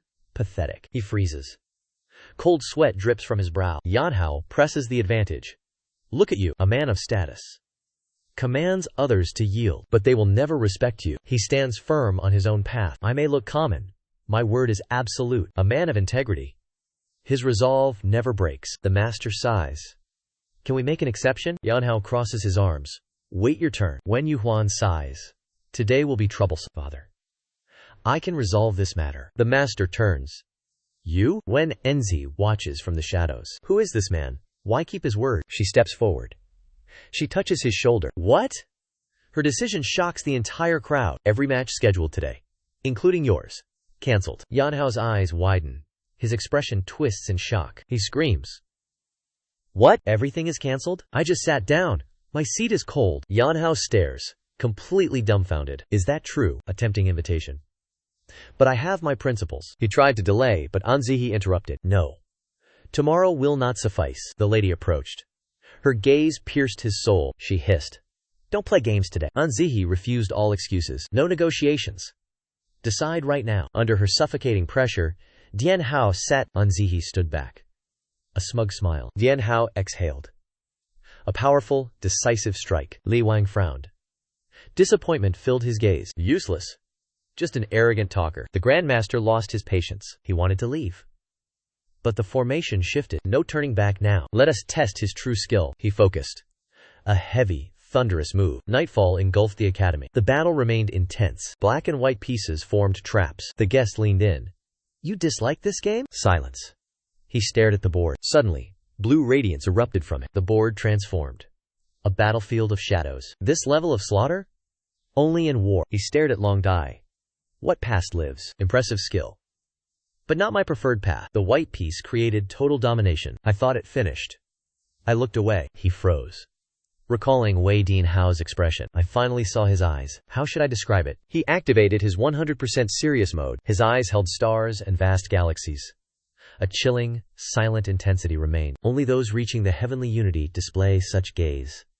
Truly rare in this world. Returning to reality, his companion remained deeply suspicious. Are you certain of your vision? The guest spoke with absolute, unwavering conviction. I cannot be mistaken. If that gaze were fake, everyone would be a master. Despite admitting his talent, the elder sighed in regret. Alas, I have no intention to employ him. The conversation ended as the elder announced his departure. I must depart early tomorrow morning. His companion asked a single, probing question. Are you that busy? I have already stated it. Have I not? The current situation is truly not peaceful. Standing in the silent courtyard, a worried warning shattered the calm. The other remained deep in thought. I understand. Beneath the bright moon, the silver-haired elder sighed at the sky. A pity.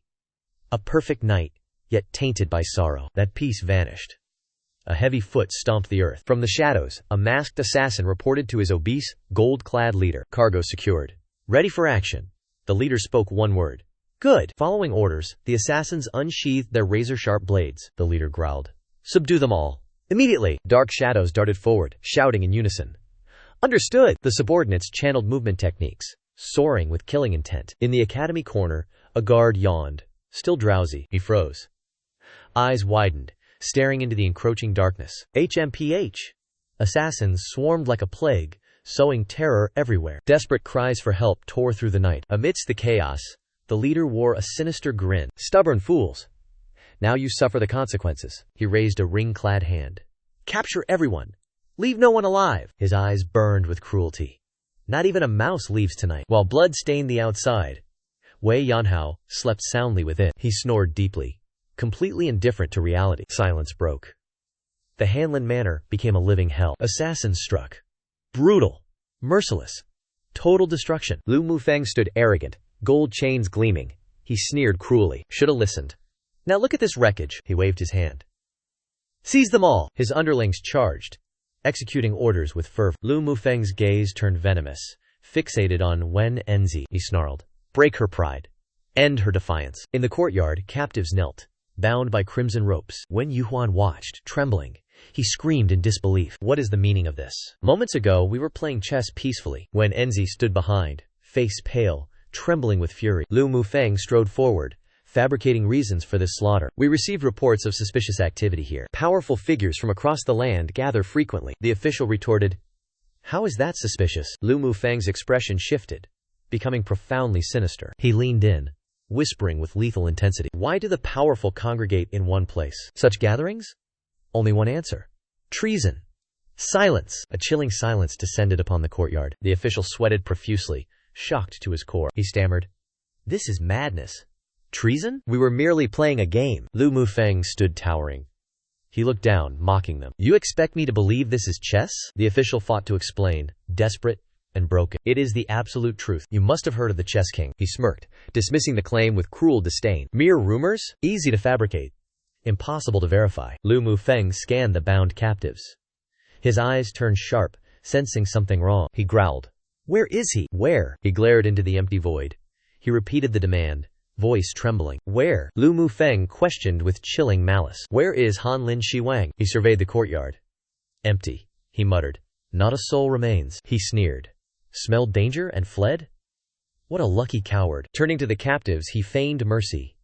"If you are innocent, you will be released. Once we finish investigating, you shall be freed." Suddenly, a soldier rushed forward in a panic. "Found it!" He presented a ledger titled, "Conspiracy Records." Lu Mufeng declared, "This ledger documents all traitors." The scholars collapsed in sheer terror.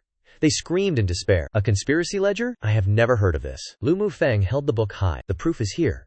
You still deny it?" The elder realized the bitter truth. This was a trap from the beginning. I have been framed. Utterly framed. Cries of injustice echoed. "We are innocent. This is unfair. I know nothing." Amidst the chaos, a deep, commanding voice emerged. "Lu Mufeng, you are quite entertaining. I watched your pathetic performance throughout." Lu Mufeng turned, face twisted in shock. Sweat drenched him, recognizing the bound man. "You are?" It was the censor-in-chief, Imperial Prince Li Wang. He roared with authority, shaking the soldiers. "Address me as censor-in-chief, do you hear? One slip of the tongue. Your life ends." The captives clung to hope like drowning men. "Your Highness, Prince Li Wang, save us. You witnessed everything. You know our innocence." Lok Mushakfong instantly shifted his demeanor, bowing obsequiously. "Had I known you were here, I would not have acted so rudely." Prince Li Wang maintained a calm composure. He commanded coldly, "I am not hindered by such trivial matters. Untie them at once." He spoke icily, "But first, speak. Why did you commit treason? Speak the truth." Under the fat man's pressure, the scholar sweated profusely. Lok Mudakfong pressed harder. "Do you truly believe I was unaware of your arrival? Treason requires a core mastermind. A mere Han Lim scholar lacks the capacity." He turned to Prince Li Wang and declared, "Therefore, a royal prince must be the heart of this betrayal." Prince Lai heard the blatant accusation. Li Wang roared in fury. "You arrogant fool! Do you dare frame me for treason?" Lifting the ledger he had seized, Lok Musakfong confirmed this was proof that Prince Li Kuang and other powerful figures conspired here. He mocked, "Wonder what your followers think of this rebellion." Li Wang could only choke out an insult. "You bastard! Even heaven shall not harbor you." Lok Mukfong watched the prince scream in desperation. "Scream louder. It is quite entertaining." Approaching the bound woman, Lok Mukfong hissed, "Wen Ganqi, I will handle this my way." He stated he would eliminate her. She was the reason the others would die. He gripped her chin with a ringed hand, leaning close. "What now?" Responding to the humiliation, Ganqi spat directly into the fat man's face. She screamed defiantly, "Death is better than seeing your vile face." He grabbed her chin again, offering a sinister smile. "Do not worry. I will not kill you." Lok Mushakfong leaned into Ganqi, whispering a cruel threat. "I will make you beg for death. Imagine the most horrific nightmare possible. I will inflict pain 10 times greater." Despite the vile insults, Nyanqi refused to yield. She gritted her teeth, contemplating absolute death. "HMPH. You think I will allow that? Death over humiliation. You disgusting wretch." The fat man sneered. He retorted, "Really?" He used her father as leverage. "Try suicide. Your father dies too. I set the rules here." Ganqi stared, horrified. Blades touched her father's throat. Lok Musakfong sowed seeds of terror. "If he dies, everyone else follows. Do not think this is all. Treason brings death to 9 generations. You want death? Then die." He laughed at her agony. "Others will pay for your sins. Ha ha." Suddenly, he grabbed her hair. He yanked it back, causing a scream. "HMPH. Die now. Show your courage, Van Hu Hoan shouted in pure despair. Ngan Chi. Lok Muk Fong leaned close, whispering filth. Shall we begin this spectacle? Ngan Chi closed her eyes. Bitter tears fell down. She prayed silently. Please, someone save me. Amidst total despair, a strange noise echoed. What? On the rooftop, a shadow darted through the night. A shocked voice rang out loudly. Wei Dian Hao. Wei Dian Hao appeared, looking ragged and drenched in sweat. He yawned, then muttered in total fatigue. Standing atop the roof, he suddenly laughed. Haha, wait, this looks intense. I am leaving. Witnessing this madness, Van Anqi stared, eyes wide with disbelief. What are you doing? Dian Hao made no attempt to hide it. Are you blind? I am currently fleeing. This blunt reply made Anqi explode. She snapped. Why must you shout that you are fleeing? Dian Hao did not back down. He argued with absolute clarity. What of it? Why can I not say I am fleeing while fleeing? You come from an educated family, so you hate my blunt words? Should I claim I am executing a tactical retreat instead? Anqi pleaded for help, but he immediately refused. Help whom? I am still struggling to save myself. Seeing her persistence, she urged. You know martial arts. You can help. Dian Hao waved her off. Enough. If you trust your meager skills and boast, you will not live long. Pretend you see nothing, and you will survive. He calmly waved at the assassins. I see absolutely nothing here. Treat me like a passing bird. Continue your business. His extreme selfishness left the scholars staring in utter contempt. Never seen such trash. Lok Mukfong's rage erupted. Veins bulged. He roared. Stop fleeing! You are involved now. The world will hunt you. You cannot hide anywhere. Dian Hao sat on the roof, mocking him. How can you know if I am not dead yet? Am I right? Lok Musak Fong sneered with pure irony. Fool, the world is vast, yet there is nowhere to hide. Tracking one such as you is quite simple. Dian Hao stood up, waving a casual farewell. Very well. I shall depart now. I wish you all a pleasant evening. Remember to find me. My heart will wither otherwise. Enraged by this slight, Lu Mukfong ordered his capture. Instantly, a masked assassin lunged forward. Dian Hao clicked his tongue. Came for entertainment, now forced to flee. How unlucky. Seeing the grave danger, Anqi cried out in alarm. Run away! A cryptic smile played upon Dian Hao's lips. Moments ago you begged help, now you demand flight. An assassin closed in from behind. Dian Hao mused. What should I do now? The blade struck, meeting only a fading phantom. Before the killer could react, Dian Hao reappeared behind him. A crushing blow landed. Beneath the brilliant moonlight, Dian Hao looked down with cold indifference. Anqi stood frozen, stunned by such terrifying power. He offered only a single, calm observation. A truly strange woman. Seeking death a moment ago, now worrying I cannot escape. Seeing his subordinate felled instantly, Lu Mukfong recoiled, his face distorted in shock. What? Watching from the rooftop, the fat man narrowed his eyes. He has potential. Hearing the enemy's praise, Dian Hao scratched his head, offering a mocking grin. Heh? Your praise is appreciated. I am usually even cooler. This insolent attitude enraged Lu Mukfong. He barked, I did not offer praise. From above, Dian Hao remained relaxed, leaning back. I responded out of courtesy. Why so tense? Feeling deeply insulted, Lu Mukfong commanded his remaining masked assassin. He Yi bowed his head, ready to obey. Understood. Lu Muskakfong's face darkened with malice. How long must I endure this humiliation? Sensing his master's fury, He Yi offered a desperate apology. My apologies. I will end him immediately. He prepared to strike the final blow. Lok Musekfong suddenly intervened. Spare his life? He Yi asked in utter confusion. Understood. He spat with vicious cruelty. I will tear him apart myself. The masked assassin bowed his head submissively. Understood. He immediately shadowed Wei Dianhao, who strolled through the silent courtyard. Footsteps echoed steadily through the dark night. Suddenly, Dianhao stopped. He signaled. Wait a moment. The assassin halted, narrowing his eyes irritably. What now? Dianhao turned with a blank expression. He offered a suggestion that left his pursuer stunned. Wait, I left my sword inside. Stay here. I will retrieve it. Facing such absurdity mid-assassination, the killer snapped. Are you insane? Dianhao continued his playful, mocking reasoning. You are a senior individual, yet you resent a boy wanting his sword? His blatant nonchalance made the assassin roar. Silence, brat. Suddenly, he sensed something strange. He screamed in shock. What are you doing? Dianhao deftly swung his broom. He replied calmly. Doing what? Without a sword. I must use this. Seeing his opponent wield a broom, the assassin felt deeply humiliated. He roared, Do you mock me? Dianhao looked at him lazily. Why so angry? Then let me go fetch my blade. The assassin unleashed a frigid, murderous aura. He hissed, I will not kill you, but I will show you pure agony, worse than death. You will beg for mercy. Before he could finish his threat, Dian Hao let out a weary yawn and cut him off. Right, understood. Shall we begin now? I am tired. Your chatter is making me drowsy. This absolute contempt drove the assassin mad. Veins bulged across his face, teeth gnashing in absolute, blinding rage. He unleashed a heaven-shaking roar and charged. You pathetic bastard. The assassin swung his blade, glowing with eerie blue light. Sharp edge. Imminent strike. Wei Yanhao remained calm, awaiting the fatal blow. Yanhao swung his broom with crushing force, smashing the assassin's face. He flew backward. The assassin collapsed, eyes wide in absolute shock. He stammered. What is this? Witnessing this impossible spectacle, Lu Mufang froze.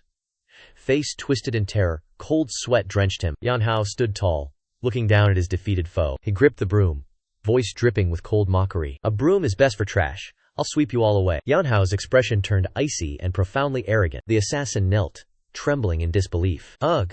What just happened? Yanhao stood, looking down from above. He began to lecture with a condescending tone. Thank your luck. My master would have sent you to the ancestors. Never charge in so recklessly. First, scout your opponent. The assassin reached out, stammering in utter despair. He screamed in pure, unadulterated fury. Yanhao watched the outburst, completely unmoved, and retorted sarcastically. I am being kind enough to teach you. The assassin drew a blade of demonic blue light, threatening murder. 7-step 100 soul snake. Taste your demise. Wei Yanhao rested the broom on his shoulder, smirking mockingly. Oh? Poison? Truly. Pathetic cowardice. The assassin ignored him, his eyes filled with madness. Blame only yourself. Facing the poisonous blade, Dian Hao remained completely indifferent. But that trick will not work on me. The assassin recoiled in stunned silence. Do you claim immunity to all poisons? Dian Hao laughed. I did not eat thousand-year ginseng. Why would poison fail? It is not that poison fails.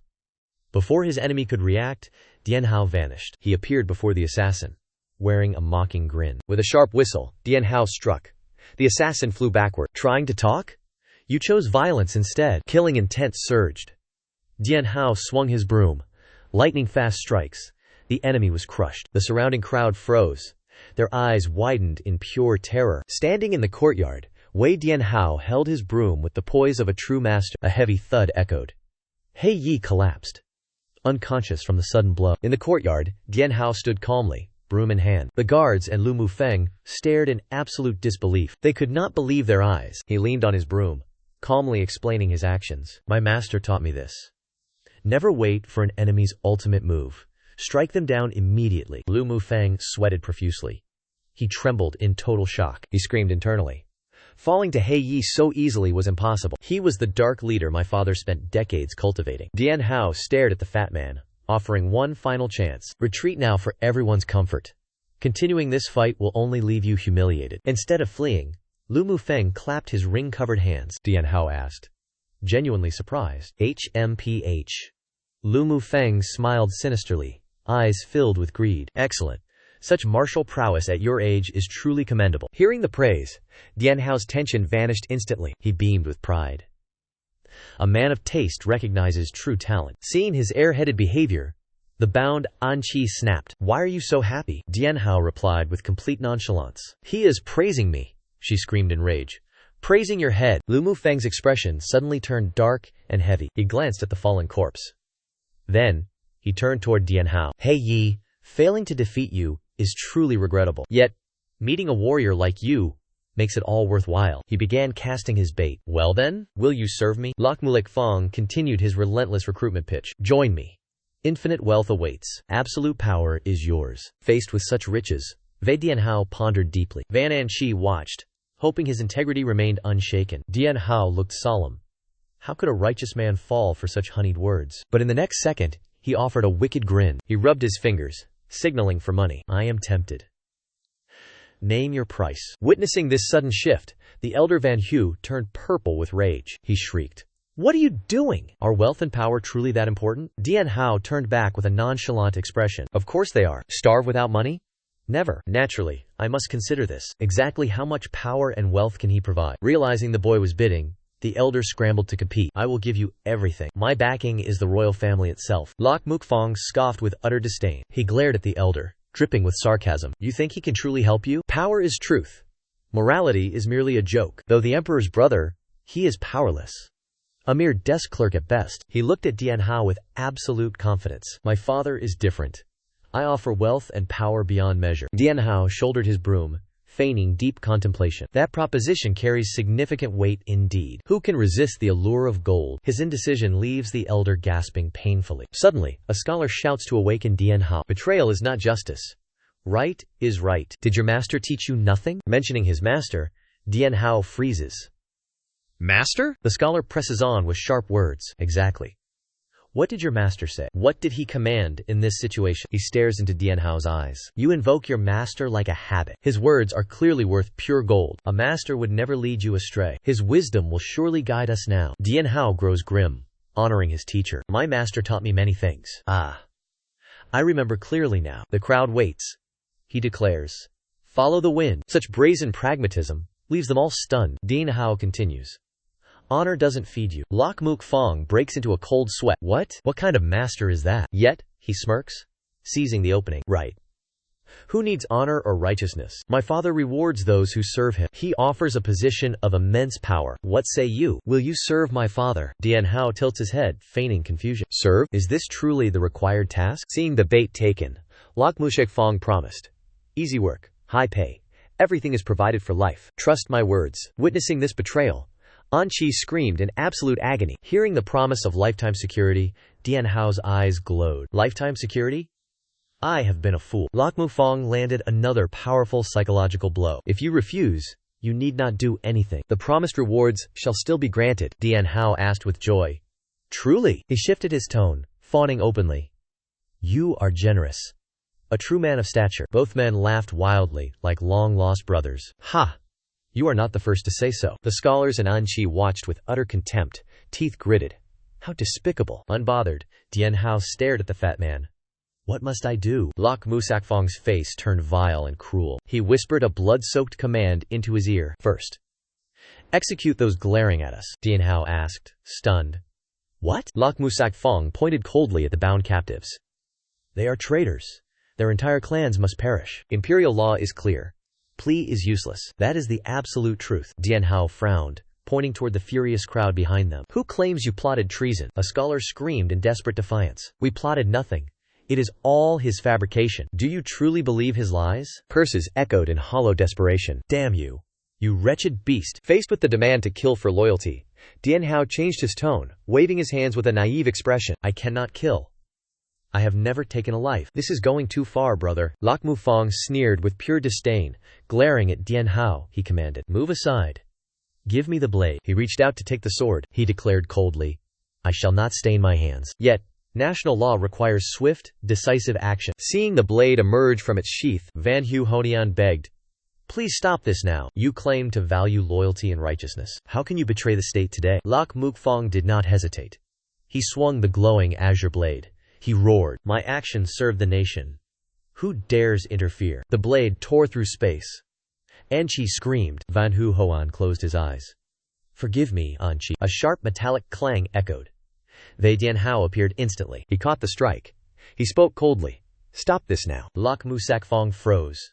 Cold sweat poured down. Pure, absolute terror. How is he this strong? Dianhao stared coldly. Did you forget our conversation? Your mindless flattery ends here. Dianhao smirked.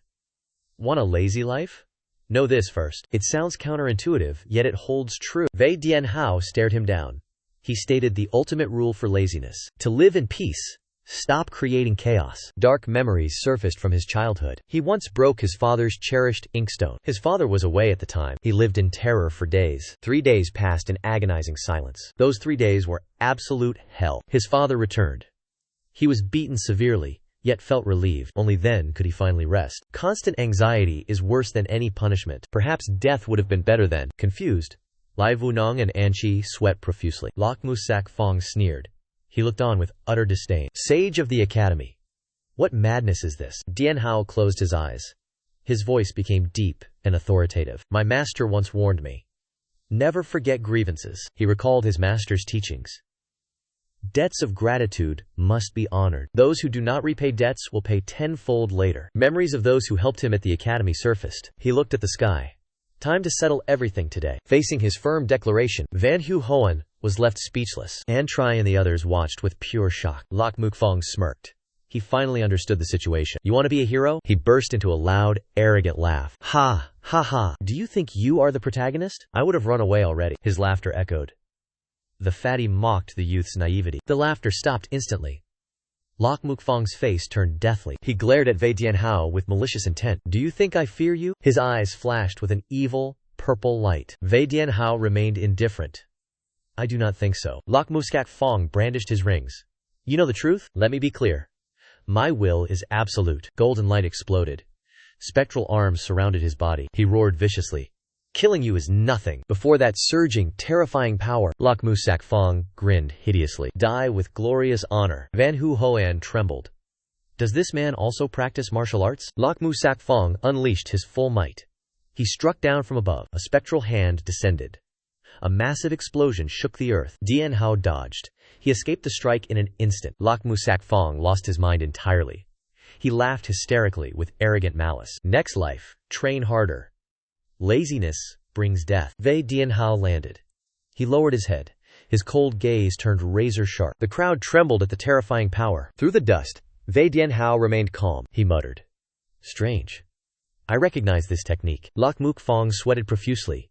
He gripped his glowing, golden fist. HMPH. I knew it. He glared at Dianhao. You possess some skill. I used my ultimate.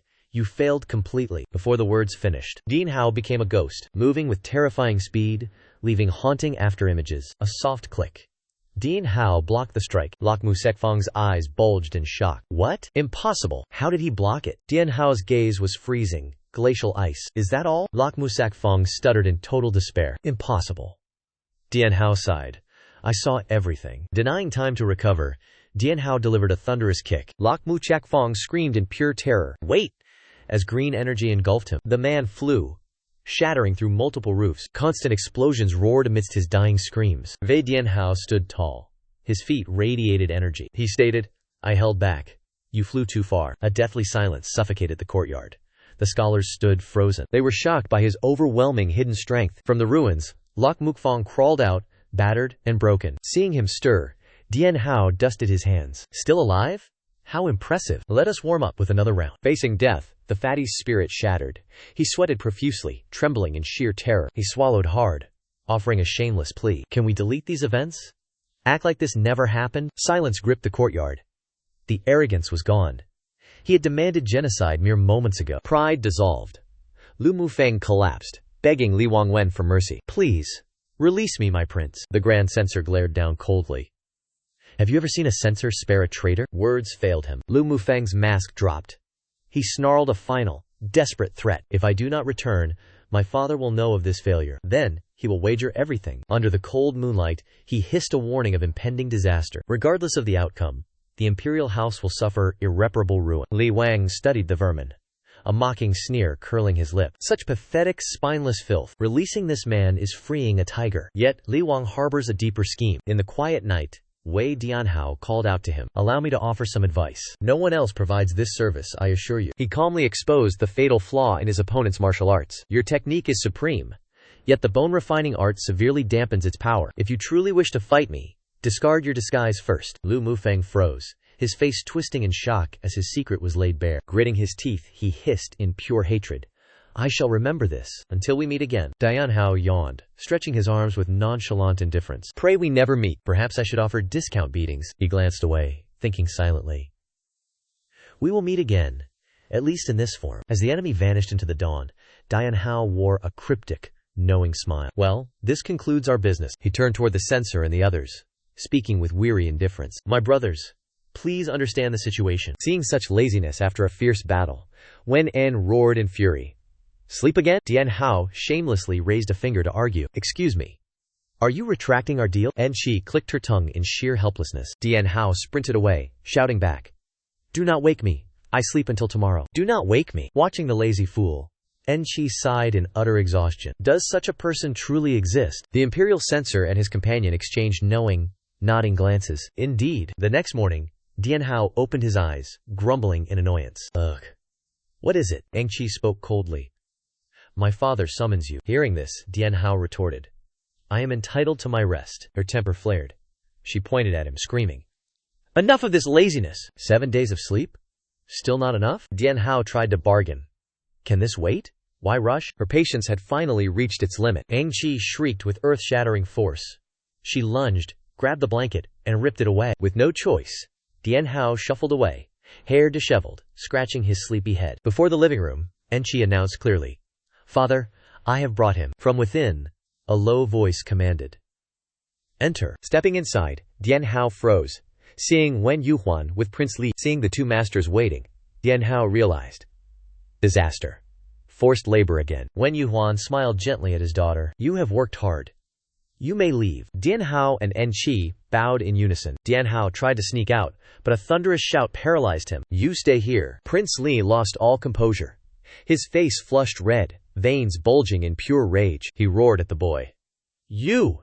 Dian Hao asked, bewildered. "I responded only with the furious, trembling visage of the noble prince." Wei Yanhao walked in sluggishly, clutching his head, still aching from sleep deprivation. "Who struck my head? My brain lags like broken connection." While he dozed, Prince Li and Wen Yuhuan waited with grave expressions. Suddenly, the prince retrieved an item of immense importance, a sword, encased in black, adorned with shimmering gold dragon patterns. Stroking his beard, eyes firm, he spoke. I know. With a sharp motion, he pushed the sword toward Yanhao. Curious, Yanhao grasped the precious relic to inspect it. Prince Lai asked deeply, "Do you know what this is?" He answered calmly, "Number." His indifference infuriated the prince. Why accept it without asking? Yanhao's mind overflowed with visions of shimmering gold bars. He muttered dreamily, "Looks expensive, surely worth a wagon of gold." He recited the teachings of his late master. Master said, "Take anything sellable immediately." Yanhao hugged the sword tight. Prince Li slumped in defeat. He attempted to explain the sword's purpose. Yanhao cut him off. "Gifts are never returned. No gentleman acts like that." Despite the prince trying to clarify its true nature, the lad continued his lecture on morality. A noble prince? Acting like a child? Take it back? Absolutely not happening. Yanhao performed an utterly vile act, spitting onto the blade. Spit marks ownership. "It is mine." His patience finally reached its limit. Prince Lai slammed the table, roaring, "Listen to me, you accursed brat!" He bellowed with authority. "That sword is the censorate's divine relic. Anywhere you go, once drawn, you will be treated as my equal." Hearing of the item's supreme power, Yanhao showed utter disappointment. He stared at the blade blankly. The prince asked, "What is wrong? Is there a problem?" Dian Hao retorted sharply. "Is that all?" The prince was stunned. The youth began complaining about practicality. "Can this be traded for food? A high official giving such useless gifts?" Dian Hao postured with arrogance. "My contribution warrants more than this." He preached his philosophy of fair trade. Reciprocity is the law of the world. He sighed deeply, revealing his true intent. "Forget the relics. Give me cash." Prince Li's teeth ground together in fury. "You want money?" Sensing the danger, Dian Hao played innocent. "Being blunt is quite rude. I understand proper etiquette." Dian Hao eyed the inkstone like gold. "Is this for me as well? Looks rather expensive." "It would fetch a fortune auctioned," Prince Lai explained, visibly flustered. "That is a precious inkstone." Seeing his greed, the prince barked. "It is a holy relic. It grants you equal status to me." Dian Hao showed total disdain. "I despise unpaid labor." Prince Li emphasized, "I offer status." Dian Hao countered, "Isn't that the same?" The prince grew stern. "It is different." Dian Hao asked, "How?" He hit a wall. The prince roared, "I said it is different." "Very well. I shall obey my superiors." Another official stood nearby, explaining with grace, "The censorate appoints inspectors throughout the Central Plains. This position has been empty. It is yours." Dian Hao squinted. "Is this my compensation?" Prince Li roared in fury. "It is a reward. I would sell my house to reward you, you madman." Dian Hao muttered, "You offered the house. Do not complain later." The official looked confused by the commotion. He waved his hand dismissively. "No, it is nothing." Gold coins danced in his mind. Pure, unadulterated satisfaction. Prince Lai saw through him. "You intend to sell it? Who are you? Which clan produced you?" "Master." "Who are you?" Dian Hao turned away coldly. "Secrets must remain hidden." The prince pressed him. "Do you not trust me?" Dian Hao nodded in silence. Prince Lin shouted, "You know my status? You still doubt me? Still concealing your true identity?" Dian Hao stared deep into his eyes. His voice turned solemn. "You hide your cultivation. You act like a fool. How can I trust you?" The atmosphere turned deathly cold. Dian Hao posed a provocative question. "To suppress Lumonic Fong, how long would you need? 5 seconds? 3 seconds? Dian Hao growled. "I loathe being treated like a chess piece." A crimson aura exploded. A giant board engulfed the room. Dian Hao surged with emerald energy. His eyes blazed with terrifying power. To be controlled like a pawn. That is my deepest hatred, Wei Dian Hao declared coldly. The prince broke into a cold sweat. The prince gasped. You discovered my hidden cultivation? Dian Hao remained entirely unshaken. He analyzed calmly. Traveling thousands of miles for chess? Impossible. A hidden motive clearly exists here. He concluded they planned this. He became their perfect scapegoat. Regardless, Lok Musak Fong appeared. The incident unfolded. A choice was required. Which side to choose? Prince Li wondered. Is your allegiance not obvious? Unless you support the dumpling vendor outside? Yet Dian Hao found Lok Musak Fong more credible. Even if that decree was forged, Prince Li is clearly gathering powerful elites here. It is impossible he seeks mere friendship. Regardless of their words, a conspiracy remains. Prince Li pondered. Knowing that, why help us? That girl called me. Otherwise, I would flee. I would run faster than a startled beast. He admitted he intended to escape undetected. But the girl was innocent. He could not leave. Dian Hao recalled his master's ancient teachings. Direction is important. Worldly affairs are important. Without seeing human nature clearly, everything is truly meaningless. 3 sat at the chessboard. Testing the prince? Prince Li narrowed his eyes, probing deeply. Dian Hao answered lazily. Boredom demands a little chaos. The atmosphere froze. A direct question shattered silence. I shall ask you directly. Are you plotting a rebellion? The prince paused. He growled. And if so, what will you do? Despite the tension, Dian Hao thought. Finally, I can sleep. Is the prince truly plotting treason? Plotting a rebellion? Dian Hao asked. Shall I wish you success? The prince froze at the youth's indifferent attitude. Do you possess no loyalty toward the throne? Dian Hao declared coldly. I receive nothing. Why offer loyalty? This blunt answer made the 4th prince roar with laughter. Ha ha. I stake my life on the truth. We are not rebels. The prince gathers his strength only to oppose Liu Ky. Dian Hao nodded. So be it. But this secret is already compromised. The image of Liu Ky, the eunuch leader, appeared with sinister intent. The 4th prince revealed the man's cruel plot. Do you know why Liu Ky sent Lu Mukfong here? He wanted him killed by my hand. Liu Ky intended to use the prince to execute his own adopted son. He wanted the prince to murder Lu Mukfong. Liu Ky would then use this to expose the prince's hidden cultivation. A murder investigation would reveal the prince's secret coalition of powerful allies. The prince looked at Dian Hao. Thankfully, you saved us. He bowed his head in a sincere apology. If this offended you, I apologize. The trap was not intentional. He swore that he and Van Hu Hoan risked death in that battle. Dian Hao replied. I understand. The prince pleaded. Please trust me. The youth could only click his tongue in annoyance. I said I understand. Stop repeating yourself. Will you accept the role of shadow overseer? The prince went straight to the point with a heavy proposal. Dian Hao replied with a tired, weary face. I warn you. I never seek out extra work. The prince smiled mysteriously. The world will never leave you in peace. Dian Hao narrowed his eyes. Are you cursing me? The prince stated calmly. That is the path of a hero. Maintaining his trademark. Lazy composure. Dian Hao refused firmly. Then, I refuse. I would rather sleep at home. But the prince spoke as if he saw the future. Fate is not something you can refuse. Realizing further debate was useless, Dian Hao stood. I shall take my leave now. He walked away silently, leaving the prince and Van Hu Hoan. The prince called out, so be it. I am leaving today as well. Dian Hao muttered in disgust as he walked away. I hope we never meet. Meeting brings constant trouble. The prince smirked. Somehow, I feel we will meet again very soon. A chilling aura surged. Dian Hao shivered involuntarily. He quickened his pace, never glancing back at the dignitaries. Once he vanished, Van Hu Hoan asked, what are your thoughts? The prince's smile faded. His eyes turned cold and sharp, beyond imagination. He admitted his miscalculation of Dian Hao's power. He never expected the youth to see through his cultivation. The prince judged him warily. Thought I caught a dragon. I brought home a monster. Yet the danger only hardened his resolve. The risk is worth the potential gain. Van Hu Hongyan nodded. His martial skill is great. His intellect is even greater. He holds everything back. He is no simple warrior. They walked through the desolate courtyard together. The scholar pondered. Who could have forged such a monster? The prince issued a cold command. Investigate everything about him. If his master is dead, find the grave. Locate his ancestral sect at once. Do you understand? Van Hu Hoan bowed respectfully. Yes. That night, under the full moon atop the Han Lam Academy, a figure lay sprawled, enjoying the silent night. Suddenly, a voice shattered the peaceful atmosphere. Do you intend to leave? Dian Hao sat up, startled. Seeing the master, his gaze softened. You fed and housed me. Leaving without goodbye felt wrong. Beneath the silver moonlight, Van Hu Hoan spoke thoughtfully. Even if not today, You have intended to leave for a long time. Wei Dianhao gave a slight, acknowledging nod. He gazed into the night, continuing slowly. I witnessed much before deciding to leave. Van Hunian smiled. What did you feel? Dianhao went silent. Scholars rarely practice morality. The scholar's forest is pure, chaotic drama, the clan master asked in surprise. Terrifying, you say? I never expected to find him here. He is the greatest master I know. Prince Li's martial arts are truly peerless. He turned, eyes gleaming with hidden intent. Stop the act. What do you think? The master's gaze turned cold and lethal. You have already realized the truth? Dianhao answered with total indifference. I knew from the very beginning. Van Hunian let out a sigh. This is quite troublesome now. Will you do me a favor? I will keep your secret silent. Thank you. I crave a scholar's life. Dianhao raised a finger.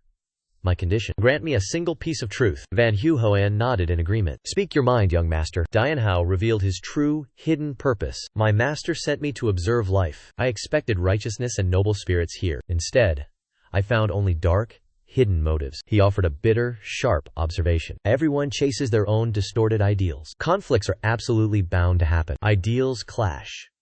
Reality must be conquered first. Everyone knows the knots of time must be untied. Untying them demands immense time with no guaranteed result. The impatient will always choose to sever the knot. He gazed upon the empty go-board. That is what you perceive. Like suppressing lives or forcing death upon others. Such are the dark, cunning, and filthy schemes. Dianhao turned.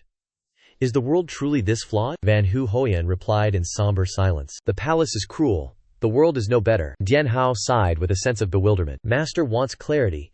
Yet life moves too fast. Van Hunian answered gently. Is that not better? Dianhao blinked. How so? The scholar looked toward the courtyard, offering profound wisdom. If the world rushes, simply walk slowly. Diligent men learn much, but the lazy see clearly. If you dictate your experience, does the truth remain? He advised walking with his own feet and vision. Only then will the path reveal itself to you. Dianhao murmured. To see the world as it is. Sitting atop the roof, he resolved to truly feel. Hands formed seals. Violet energy surged from his core. Under moonlight, a blue pillar of light pierced heaven. Van Hunian watched this shocking transformation in silence. Meditation ended. Van Hunian asked, Do you understand? Dianhao stretched. Honestly, it feels like a jest. The elder let out a hearty laugh. Good.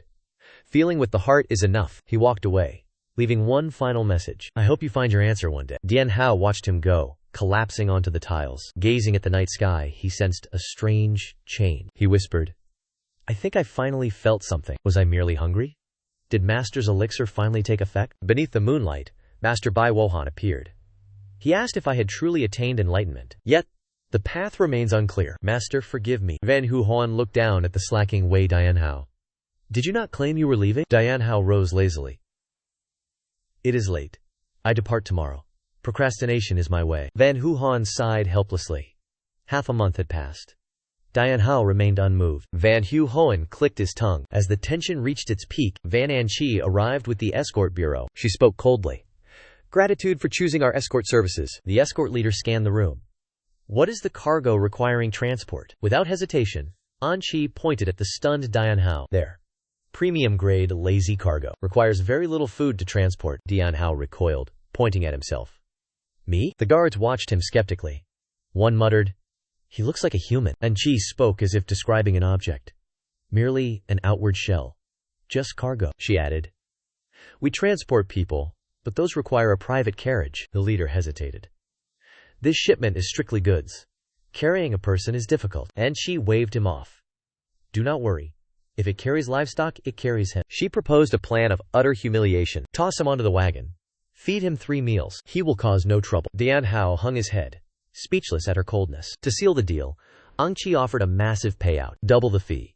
Quadruple it. Just take him away. The leader saw the gold and immediately agreed. Very well. Follow us this way. Dianhao screamed in absolute shock. What did you say? You would ship me like common freight? Van Hunian stood nearby, nodding in silent approval. Truly perceptive insight. Anqi glared at Dianhao with pure disgust. She turned to her father. What is this? We must discard this useless trash immediately. Dianhao howled in bitter resentment. Heavens! Has moral integrity truly vanished this completely? I saved you. You sell me like merchandise? Van Hunian turned away, muttering coldly. Anqi, we have received his favor. To repay him, let him do as he pleases. Anqi looked at the prone Dianhao.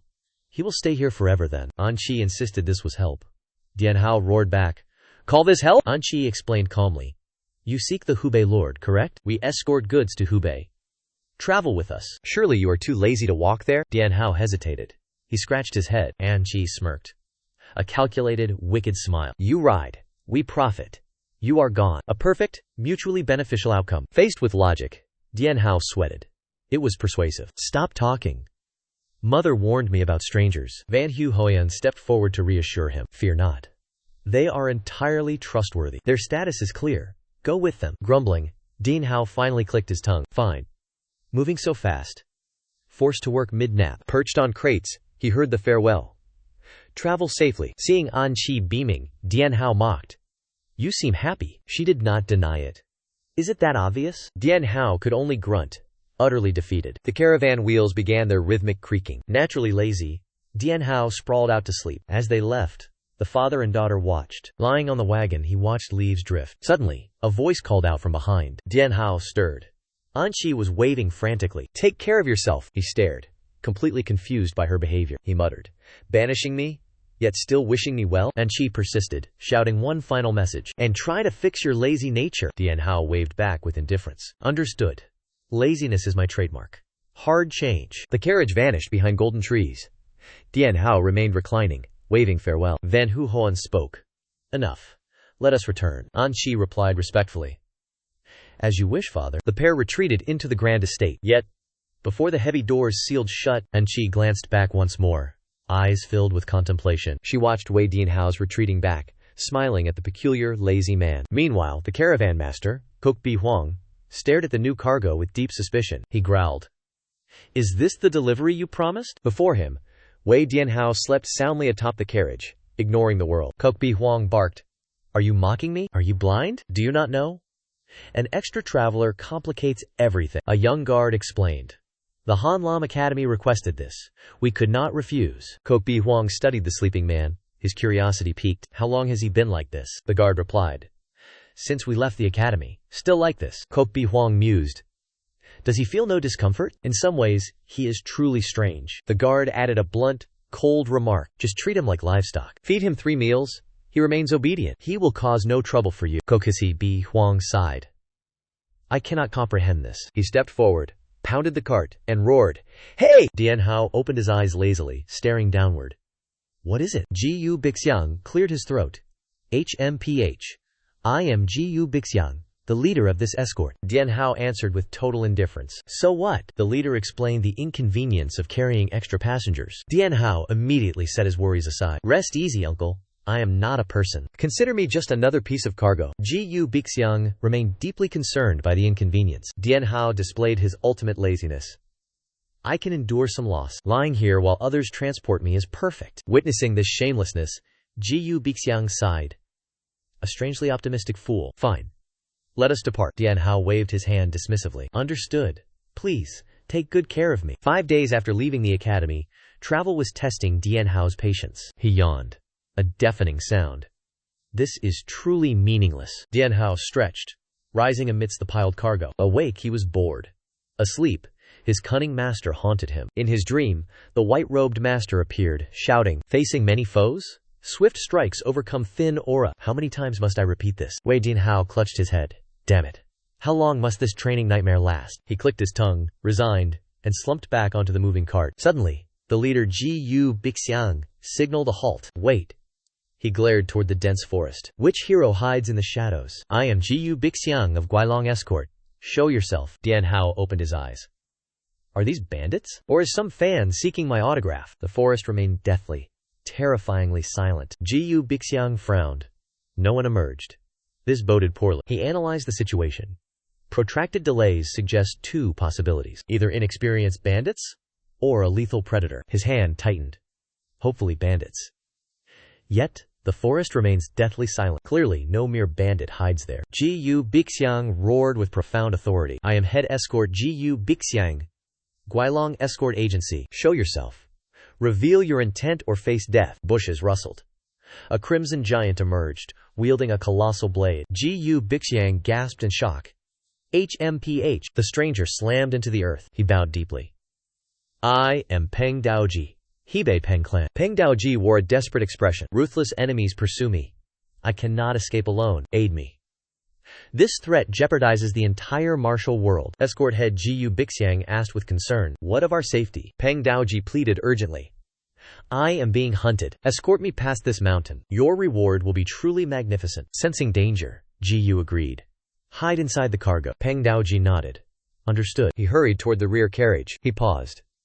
Wei Yanhao lay there, sleeping soundly. Peng Daoji glared at the lazy youth, trembling. Jiyu Bixiang quickly pried open a large crate. Please, enter the crate. Peng Daoji replied softly. My deepest gratitude. He vanished inside the container. The escort head gave a stern warning. Absolute silence is required. One heavy breath means certain death. Wei Yanhao replied, still lying lazily. I understand perfectly. Watching the escort leader, Yanhao scoffed.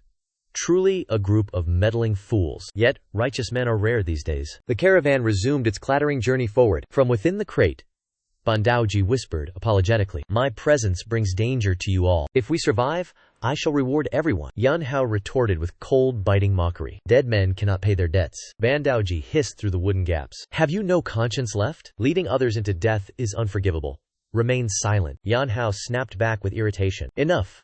Cease your incessant, pathetic whining. Survival is the only priority now. My aching back requires immediate rest. The escort leader sighed in resignation. Very well. Deep within the bamboo forest, Jiyu Bixiang sweated. He prayed silently for a safe passage. Perhaps the pursuers had lost their trail. Could they have truly escaped unscathed? That fleeting hope shattered instantly. A thunderous roar. Halt! Yan Hao bolted upright amidst the cargo. A green-robed man blocked the path forward. Dark-clad assassins descended, encircling the caravan. The scarred leader drew his blade. Pure slaughter. Jiyu Bixiang turned pale, trembling in terror. Who are these men? Lu Lin. My luck has finally expired. Despite his fear, the leader bowed low. I am Jiyu Bixiang. Greetings, esteemed Lu Lin. The scarred leader glared, eyes cold. Where is the man in red? Jiyu Bixiang immediately denied any such knowledge. Wearing red robes? We have never seen anyone like that. The bandit's gaze turned cold and suspicious. Speak truthfully. Deceive me? Prepare for death, Kobe Huang hurriedly explained. I do not understand. Why would I lie? Our convoy has long maintained ties with Luklin. Why hide this stranger's trail? Why invite disaster from Luklin? The leader squinted at the carriage. He demanded, who is that man? Kobe Huang startled. He is just cargo. Seeing their doubt, the convoy head whispered, do not mind him. He is insane. I am transporting a madman, the leader repeated, filled with suspicion. You claim you have no reason to oppose Luplin? Kobe Huang affirmed with absolute certainty. Correct. Why would we be so foolish? He nodded slightly. True. There is no motive, but the disaster has arrived.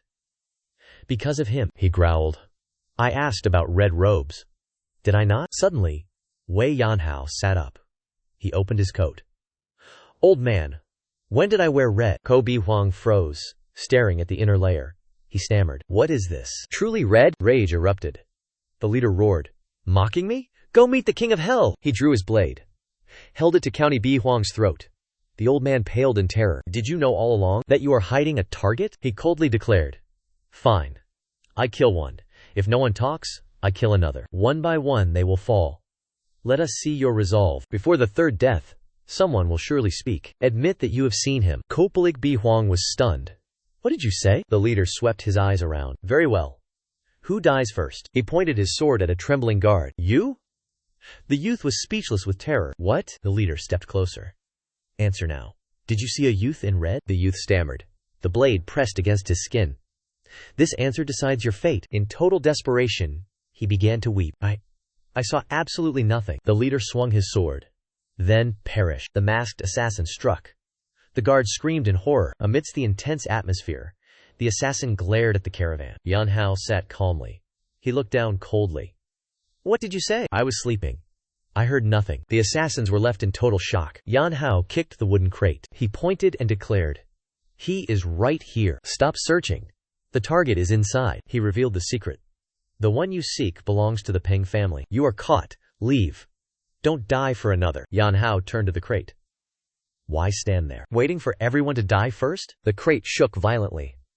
The lid burst open. Peng Daoku stood tall. His breath was ragged. The lead assassin sneered in contempt. Hiding like a rat?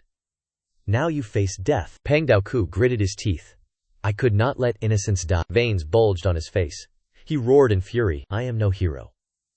but I am not cowardly. He bowed to the caravan leader. Gratitude for your help. This ends with me. They seek me. You will be safe now. Seeing the youth sacrifice himself, Jiyu Bixiang worried. Pan Daoji remained completely calm. I am fine. Escape is impossible anyway. Jiyu Bixiang pondered, then ordered the convoy. May your path be safe, Master Zhu. Move out. The convoy rolled away, leaving Pan Daoji facing the ruthless killers. Suddenly, the convoy stopped in its tracks. Wait. This will not do. The bandit leader narrowed his eyes. What do you mean? Wei Yanhao asked with a dull expression. You plan to head toward Luklin, right? The bandit sneered. So what? Wei warned that advancing meant death. The bandits would slaughter them all. The head escort paled in horror. What? You mean the bandits will murder us? Seeing the man's confusion, Yanhao sighed deeply. Goodness. Why are you so dense? He analyzed the situation with sharp insight. Luklin feared offending the Pan clan. If news leaked that the Pan clan died by their blades, what then? The Pan clan would draw blades. They would scour the mountains. Total annihilation for the bandits. The bandits stared in sheer terror. The leader sweated, nodding. That makes sense. Yanhao mocked. Oh? You never thought of that? The leader roared in pure rage. You absolute lunatic. Amidst the tension, Pan Daoji stepped forward. Stop. This started with me. I shall finish it. Let me stop them. Watching his back, Yanhao smirked in silence. Such a ridiculous fool. He caused this trouble. Now he acts righteous. He acts like a savior after pushing victims off a cliff. He fled like a coward. Does he think he can last? He is merely a water demon seeking company in death. Dian Hao recalibrated his thoughts. Water demons don't take many. What should he be called then? Fleeing any further would tarnish the escort bureau's reputation. The bureau would be crushed before news even traveled. Sensing his hesitation, the chief asked, What must we do? Dian Hao's eyes chilled. We fight. Running is certain death. The chief gasped. Against them all? Dian Hao explained that fleeing leaves them to fight alone. Striking now forces the demon Ban Dao Kuak to assist. The chief nodded. The logic was undeniable. He faced the bandits and growled. Will you not let us pass? The leader smirked. Why waste your breath? Ban Dao Kuk bellowed.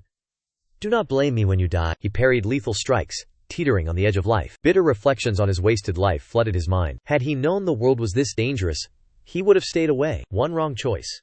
Instant death. Once hailed a genius, arrogance poisoned him like venom. Surrounded by foes, Ban Dao Kusak choked on his regret. All of this. It is all my fault. The bandit leader raised his blade, declaring coldly, It ends here. The naive Ban Dao Kukuk closed his eyes, surrendering. I am sorry. A blood-curdling scream erupted. The leader was sent flying. His sword clattered against the ground. Ban Dao Kukuk looked up. Dian Hao perched atop the wagon, weaving emerald energy. He gazed down at the chaos, speaking with icy arrogance. Enough of these games. Witnessing the strange sight, Kok Bi Huang and Bang Dao Kuek stood paralyzed in total disbelief. What is that? What is happening? Ban Dao Kusak sweated profusely, staring ahead with eyes full of shock. Below him, the once aggressive assassin lay unconscious on the ground. Beside him, a porcelain bowl emanated a mystical blue aura, spinning rhythmically. Ban Dao Kuak realized in horror. That bowl defeated him? Atop the carriage, Wei Yanhao sat lazily, his face reflecting utter boredom. Clutching two porcelain bowls, he gazed downward with dim, sleepy eyes. Is he daydreaming again? Reflecting on life's meaning? Below, the relentless clashing of weapons echoed through the air. Watching Ban Dao Kuk struggle, Yanhao sneered inwardly at the chaos. Bringing enemies here, then daydreaming until death finds you? A literal water demon. Truly fitting. Yanhao shouted aloud. Hey old man, that kills! Stop slacking or perish. Seeing Yanhao waving his bowls frantically from above, Ban Dao Kuk fought, bewildered. Cheering? Or cooking soup in battle? Scanning the wreckage, Long Dai wondered, what madness is this? The masked assassins sensed the anomaly, warning each other, stay sharp, not the time for curiosity. A surge of violent killing intent erupted from Ban Dao Kusak's eyes. He growled with resolve. I have only one option left. A colossal tiger of spirit energy manifested behind him, crushing the air. Ban Dao Kuk swung his blade, roaring, drag them to hell. A massive white shockwave exploded, blasting the bandits away in pure panic. The glowing blue bowls detonated like artillery, vaporizing enemies instantly. Seeing Yanhao lounging, Kok Bi Huang snapped. Watching a play until when? Come here and assist me. Yanhao replied with a blank stare. Huh? I am but cargo. The indifferent reply left Kok Bi Huang speechless. He roared in fury.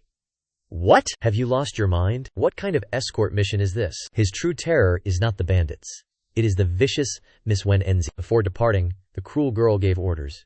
Do not stir up any trouble. Do not step off the cargo wagon. Fail, and she will hunt him down. She will torture him in hell itself. Pang Daoji was cornered by an assassin, blade at his throat.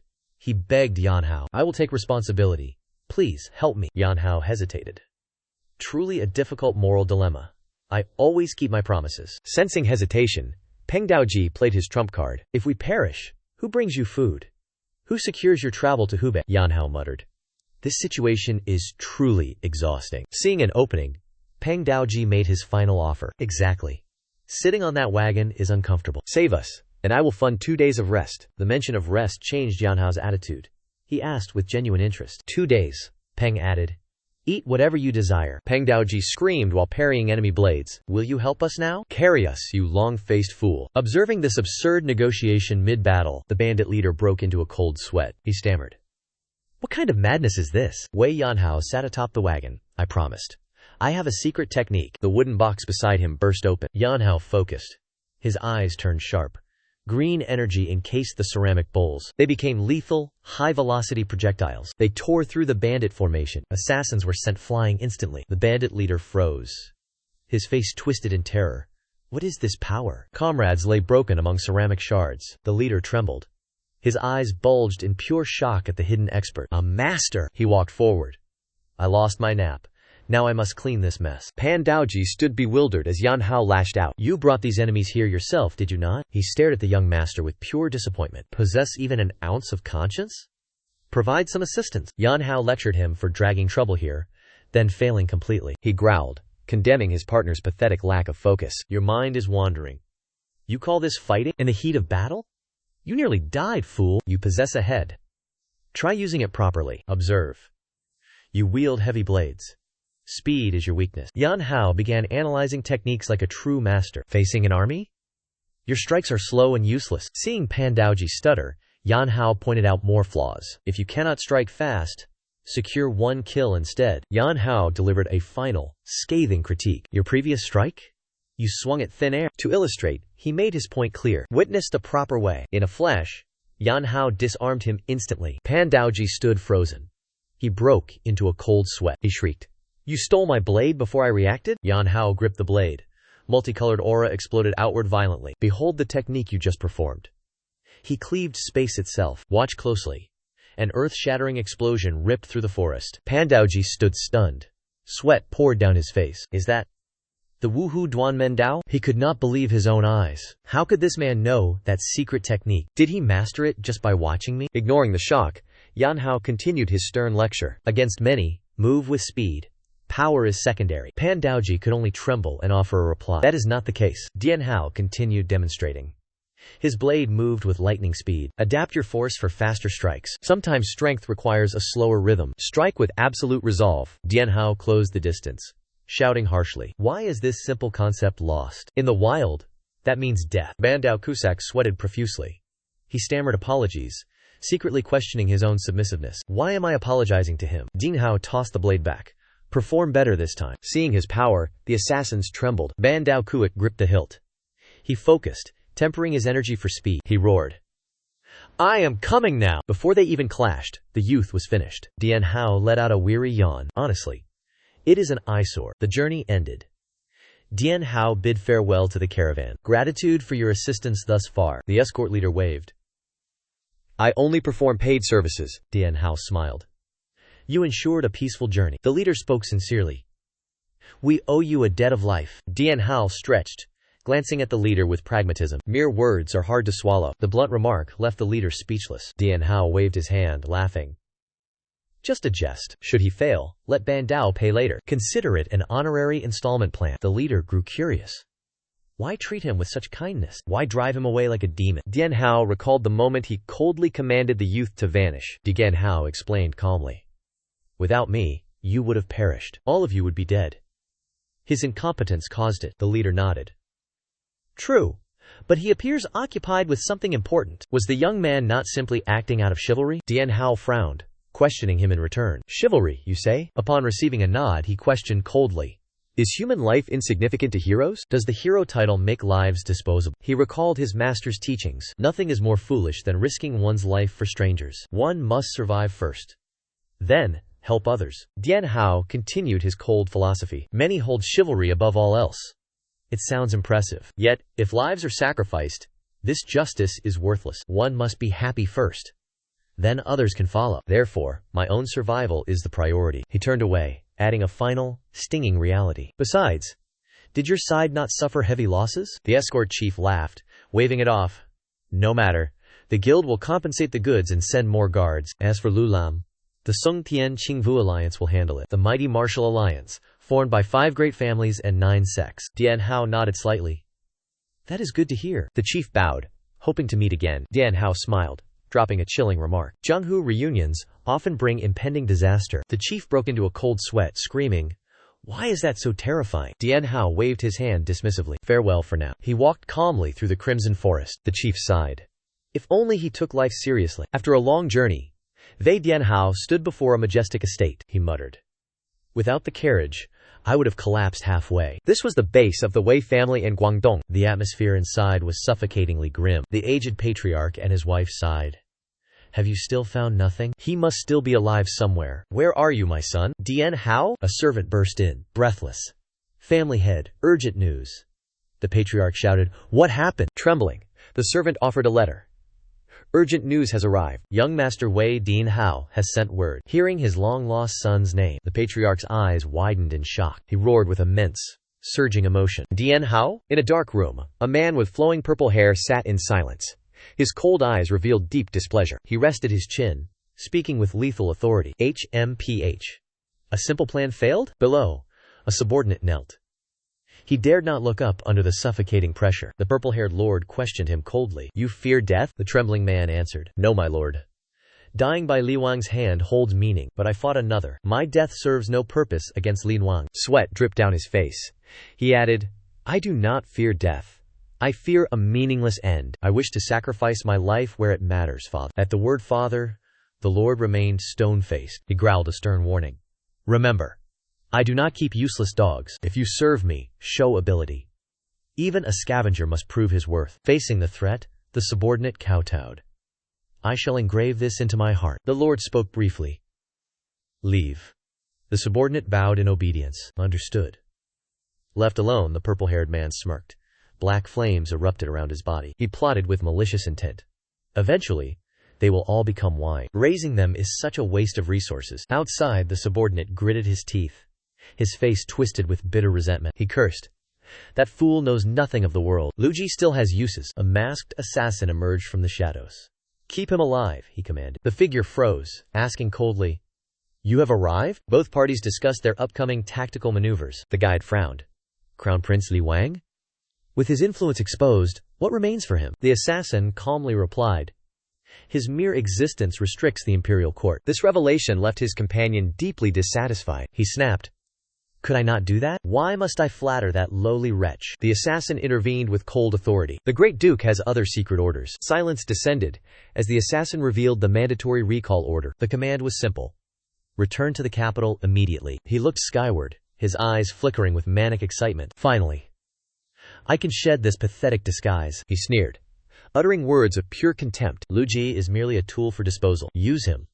Then purge him. Everything Luji owns will become mine." He strolled into the night, brimming with absolute confidence. "And what are my elder brothers plotting?" The subordinate reported, though clearly uncertain. "It seems he has provoked the second clan." He halted, eyes narrowing in deep contemplation at the name. The second clan? The distant, resplendent palace loomed, harboring shadows of impending darkness. Standing in the Tingxiao Hall, Wei Yanhao froze at the elder's words. "Young man, you are in the wrong place." He could only respond with bewildered silence. "This letter is for Shengxiao Hall.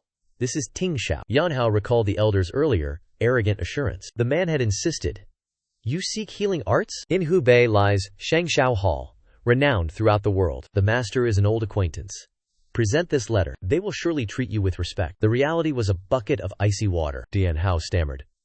"Is this not the true Saint Physician Hall? How could I be at the wrong address?" The elder sighed. "It was, but this place has declined. Cross the road. Turn down the alley to find the real one. But even there, you will only find disappointment." Walking through the silent night, Dian Hao felt deep frustration. What is this? Sudden screams for help echoed from a nearby lavish manor. Poor citizens knelt, begging a physician in expensive robes. They wept. "We will pay. Without help, our father dies." The physician's response was cold and cruel. "No gold? No treatment. I am no charity worker." Watching this, Dian Hao narrowed his eyes. His heart grew dark. He expected selfless salvation. Money dictates the medicine. He turned away, ignoring the desperate wails behind him, heart-wrenching cries. Dian Hao muttered bitterly. In the end, gold rules all. He followed the directions. Cross the street. Turn into the alley. Dian Hao scanned his surroundings carefully. He stopped before a rotted wooden sign, covered in dust and cobwebs. It read, Saint Physician Hall. He stood stunned. 500 years of legacy? It looks like an abandoned ruin. He entered the desolate courtyard. Is anyone here? A young boy poked his head out. What do you want? Dian Hao hesitated. I have business. Is the hallmaster here? The boy replied firmly. Yes. Dian Hao requested an audience, but the boy remained calm. Speak. This casual attitude tested Dian Hao's patience. He glared around. Why must I speak to a child? Is your father not here? The boy fell silent. His eyes turned somber. Father passed away last year. I am the hallmaster now. What? You are the manor lord? A lord for a child's playground? Wei Dian Hao roared in utter resentment. I knew it. My luck is terrible. Surviving the road was already a miracle. He held his head, lamenting in regret. Damn that old master. Why this task? Nothing more than a deceptive trap. As Dian Hao caused a scene, Qin Xiaoya asked, What is happening? He shouted inward. Sister, we have guests. They seek to meet with father. Hearing the call, a woman slowly emerged. She asked softly, Seeking my father? Seeing her beauty, Dian Hao froze in place. With ethereal grace she asked, Why seek him? Saint Han Manor's Qin Rulan. Dian Hao stuttered, unable to find words. Ah, yes, he fumbled, presenting the sealed letter. Rulan took it and read intently. Lifting her gaze, she spoke. You seek discipleship? Dian Hao scratched his head, smiling awkwardly. Yes, something like that. Rulan explained with a pensive look. As seen, our Saint Han Manor has truly fallen. Yet being recommended by Uncle Wen, we cannot turn you away empty-handed. She surveyed the desolate courtyard and invited him. Though poor, please stay for a while. Dian Hao waved his hands, refusing in embarrassment. No, I am completely fine. I can easily go elsewhere. If I trouble you, I will leave. Yet she remains resolute. Turning away guests ruins a master's reputation. Facing her fierce determination, Yan Hao feels utterly helpless. Well, if it truly causes trouble, forget it. Ruilan firmly objects. That is absolutely out of the question. That night, Yan Hao sits alone inside the decaying chamber. He sighs deeply. I should have suspected their connection from the start. No matter. This is my only choice. I will stay. With those final words, he collapses onto the floor to sleep. Suddenly, sharp knocks echo out.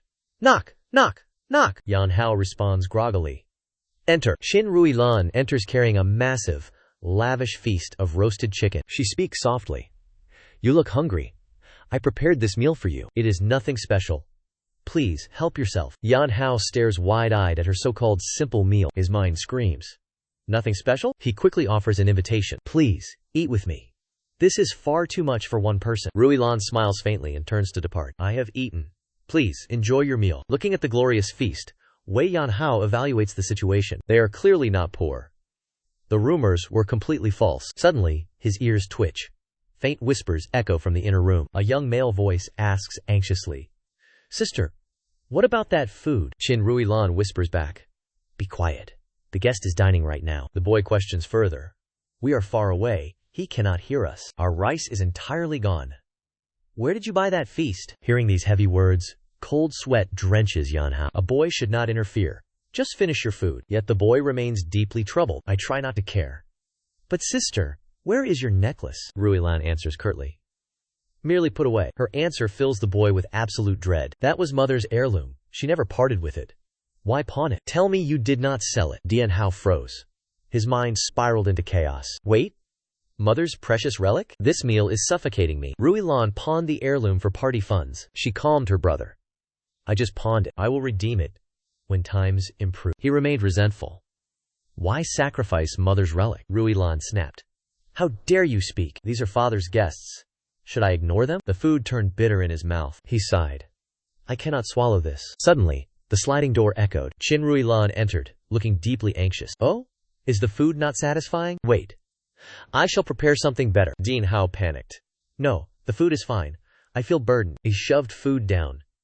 Can I trade this for coin? He finished every single morsel. Dian Hao walked the streets, belly swollen, devoured out of pure obligation. A heavy guilt took root. She had nothing.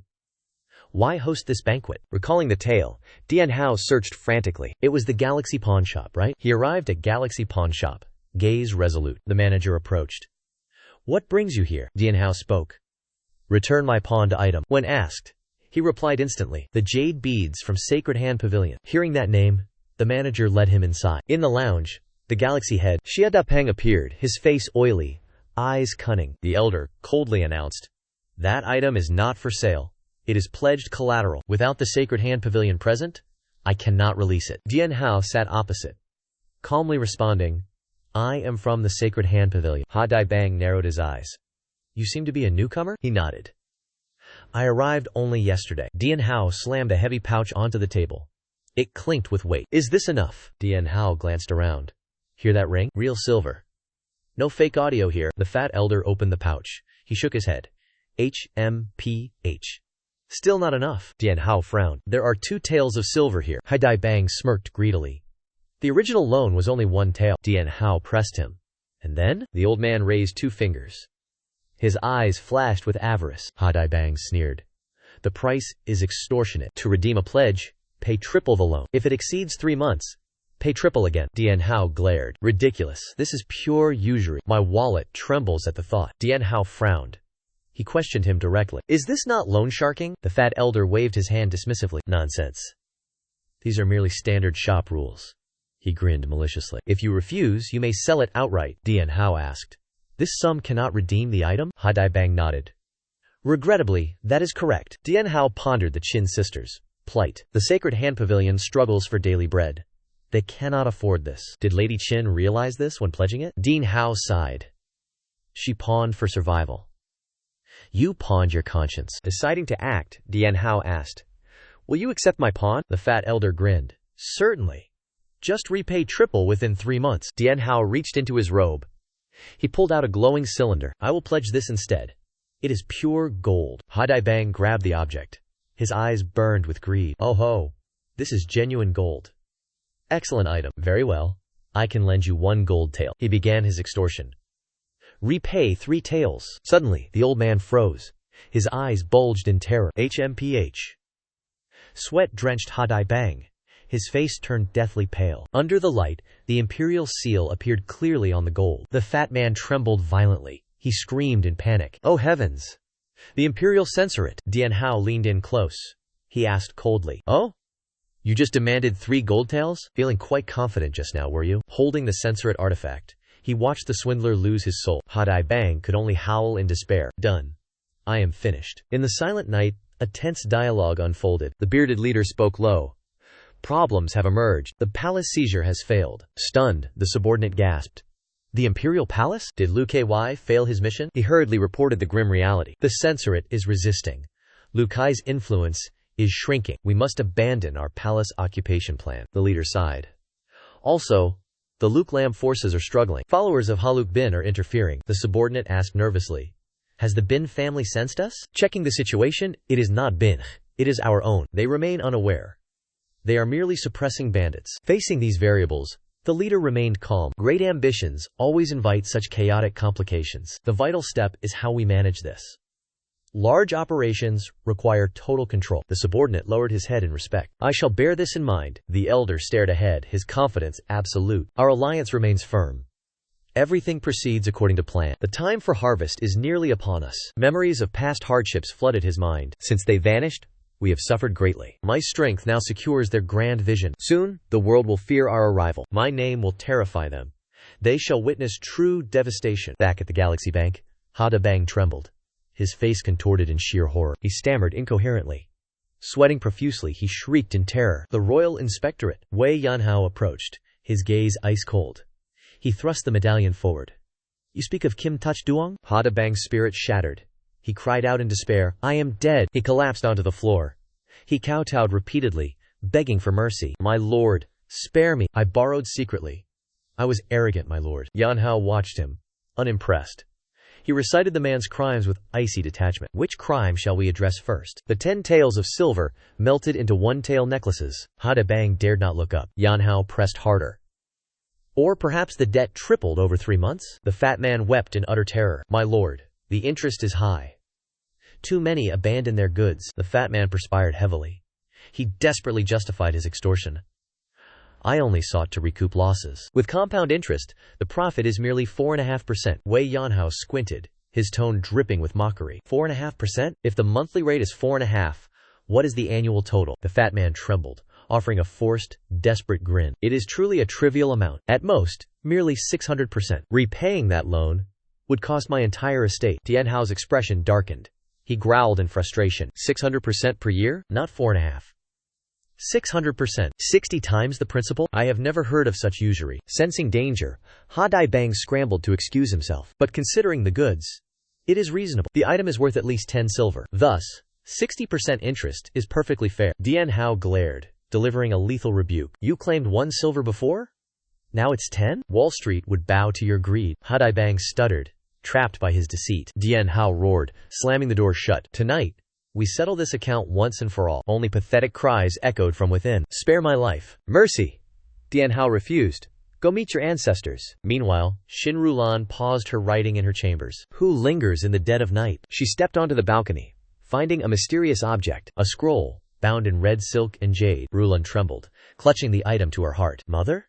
She peered into the darkness, searching for answers. Above the roof, Wei Dianhao watched silently. He smirked, relieved that his meal was paid. The scene shifts to the Zhengwu military hall. A muscular man in red stood by the map. Sweat beaded his brow as he trembled with fear. My heart races faster than a debtor's run. Why am I standing here? Did I commit some grave error? Seeing someone approach, he immediately bowed low. A low, deep voice resonated. Take a seat. Make yourself at home. The man in red robes trembled, answering fearfully. Yes, of course. If I act too casual, I'll lose my head. He sat timidly, eyes glued to the floor. Zhao Xian, strategist of the Zhengwu alliance. The divine envoy held absolute, terrifying power. Opposite sat Pan Daoji, visibly anxious and deferential. Why did the divine envoy summon me? Zhao Xian locked eyes with him, speaking plainly. I heard everything regarding the Luklin incident. Did you encounter the 10 swords of Lublin? Terror distorted Pan Daoji's face instantly, sweat pouring. What did you say? The 10 swords of Lublin? Disaster is upon us. Zhao Xian nodded, his expression remaining completely stoic. You were hunted by the Luklin elite. Your survival is truly a divine miracle. This affirmation sent shivers down his spine. He trembled in deep,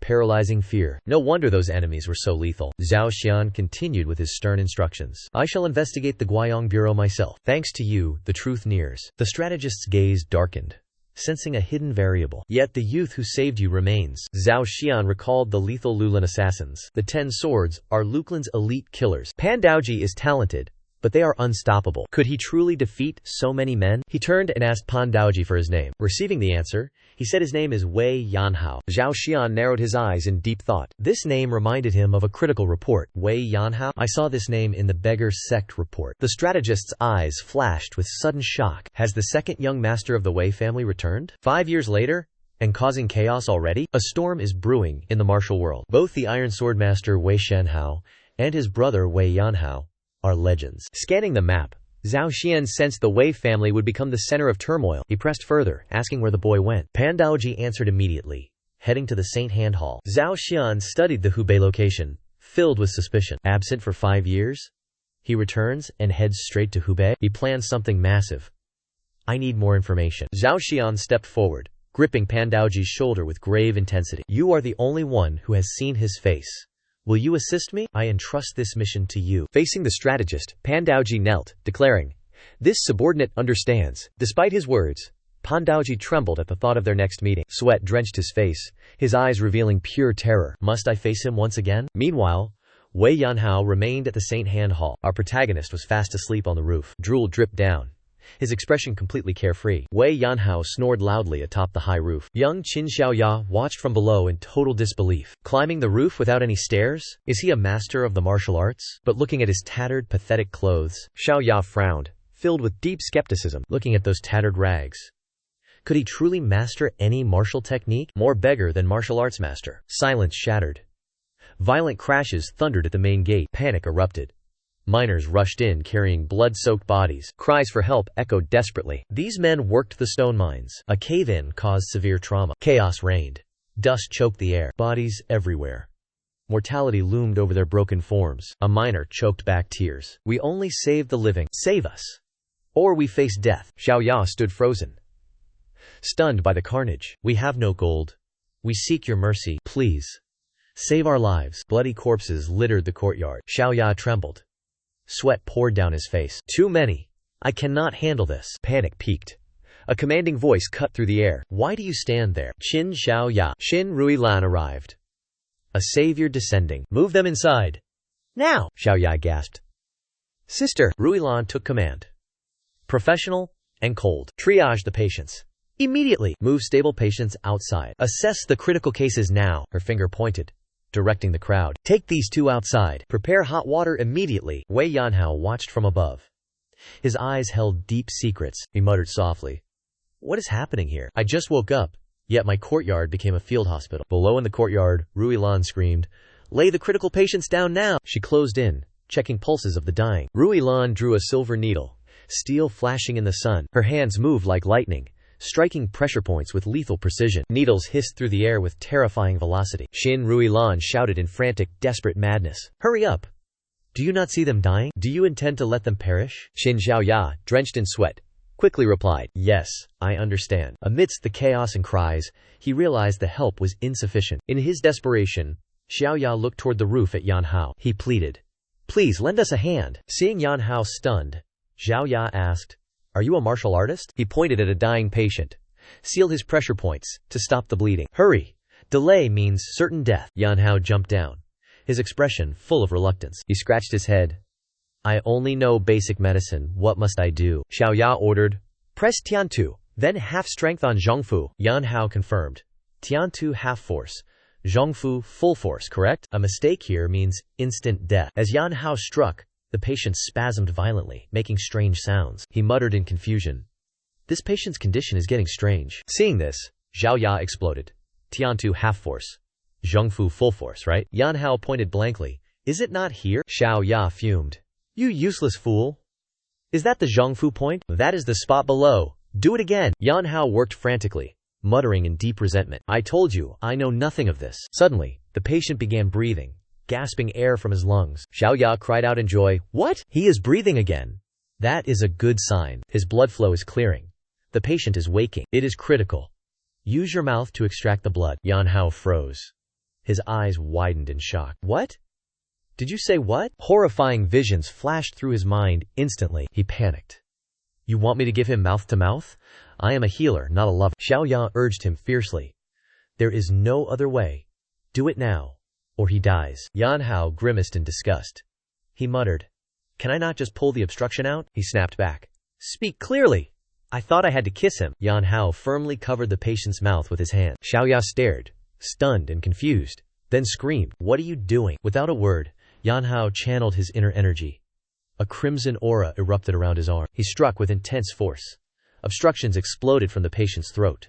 Zhao Ya watched in awe. The scene shifted under the silent silver moonlight. Wei Yan Hao stared at the letter in his hands. His eyes betrayed pure shock as he whispered, Mother? This letter was for Shan Hao, his brother, currently in the demon forest. Yan Hao trembled while reading his mother's desperate words. My dearest son, Shan Hao, the situation is urgent. I must speak plainly. Yan Hao's face drained of color. Sweat trickled down as he read the fateful line. Yan Hao still lives. A letter from Yan Hao had finally arrived after 5 long years. Her letter continued. The heavy burden on your heart can finally be lifted. He is trapped in the forbidden realm and cannot return. Visions of his parents flooded his mind instantly. His father erupted in a display of blinding rage. He roared, Who dares seal my son in the forbidden realm? His mother remained composed, urging him toward action. This is not the time for rage. Pack your things immediately. The mother is always the voice of reason. Facing his wife's resolve, his father answered decisively, Yes. The letter concluded with news of their journey. Thus, your father and I decided to find Dian Hao. Before departing, I hastily sent you this letter. Dian Hao's letter originated from Hao Mon's Kaipong branch. We proceed. Back to reality. Dian Hao gripped the letter tightly. He spoke softly, choked with raw emotion. So, they are still alive. He regained his focus, pushing his emotions aside. No. Not time for feelings. He turned, his gaze sharp with cold resolve. Kaipong? Truong Nenhat resides there.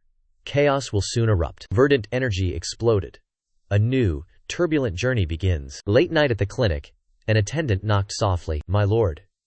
Are you resting? Inside, Dian Hao responded with weariness. I am sleeping. The attendant thought to himself. You are not sleeping soundly. Entering, he saw Dian Hao collapsed from exhaustion. The attendant sighed. A doctor must trust others. Dian Hao opened his eyes.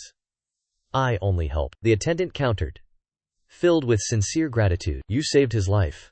You did much. Tan Tiu A watched him. What is our sect? Dian Hao lay still.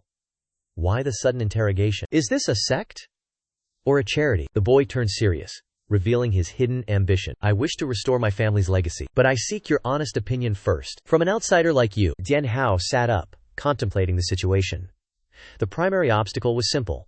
Money. Even a divine healer needs currency. He was merely delivering medicine for profit. This pragmatic response left Zhao Ya stunned. What? Dian Hao affirmed his stance again. I speak of cold, hard coin. Xiao Ya countered with deep confusion. Medical skill is the ultimate priority. Is money not merely a secondary concern? Dian Hao smirked, probing into the past. Let us start over. Why did your house collapse? Was that great medical hall not yours? Xiao Ya sighed, recounting his late father. My father was a man of virtue. He cultivated enmity with absolutely no one. Like us, he treated the impoverished freely. He refused wealth from the destitute. Ancestral reserves once sustained such noble generosity. By my youth, the coffers were empty. Physicians fled. Wealth vanished. Poverty struck. Yet, the debts remained manageable through prestige. His father sought one final, desperate solution. Dian Hao guessed the tragic outcome. What happened? Was he deceived? Or assassinated? Xiao Ya flushed with sudden anger. What are you implying? Read too many cheap novels? The boy admitted the high-stakes gamble. Indeed, there was a way. One stroke of luck changes everything. It was gambling. Dian Hao sighed. To repay debts, did your father gamble away everything? Dreaming of riches from one single bet? He lost the family home instantly. Xiao Ya confirmed with deep sorrow. Yes, father was obsessed with gambling. You starved, drinking until your body failed. Wei Yanhao stared down Xiao Ya. How will you restore the clinic? He smirked at the boy.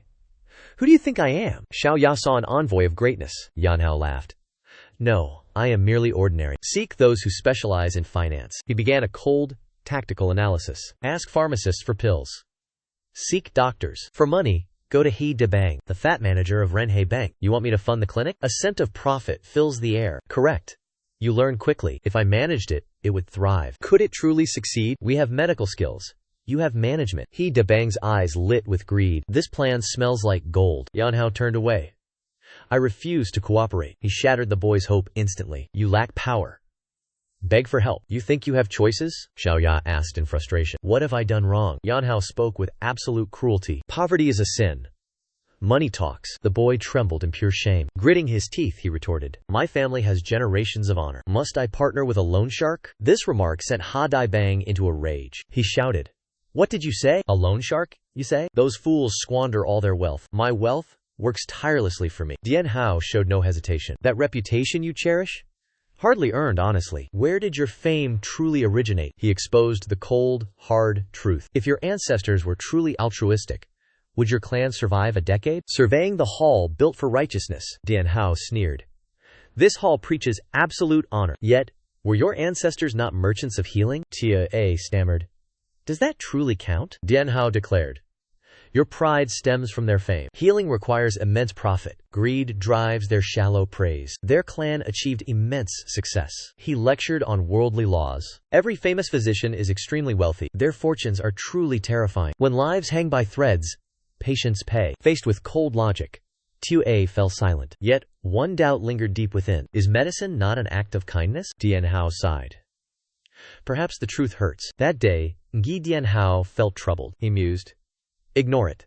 Tomorrow is far. As he rested, Dian Hao frowned. What now? What calamity approaches me? Just as sleep arrived, trouble emerged. Outside, a ruthless mob wreaked havoc. A brute gripped a man's collar, screaming arrogantly. Where is the owner? Come out now. Where is Xin Rulan? Are you all hiding like cowards? The leader was scarred and towering. He radiated a cold, murderous aura. He was the boss of the Ji-Ju chamber. Witnessing the chaos, Xin Rulan immediately appeared. She shouted furiously. What insolence is this? How dare you move the patients? The boss smirked, laughing with pure malice. HMPH. So you are Xin Rulan. Rulan stood firm, locking eyes with him. Have you lost all your conscience? He roared with mocking laughter. Conscience? You use that conscience to extort money. Seeing his motive, he revealed his hand. Your father borrowed money. Tear down the sign, or pay up. Rulan protected the patients. Speak to me instead. You are responsible. The patients are innocent. The boss sneered.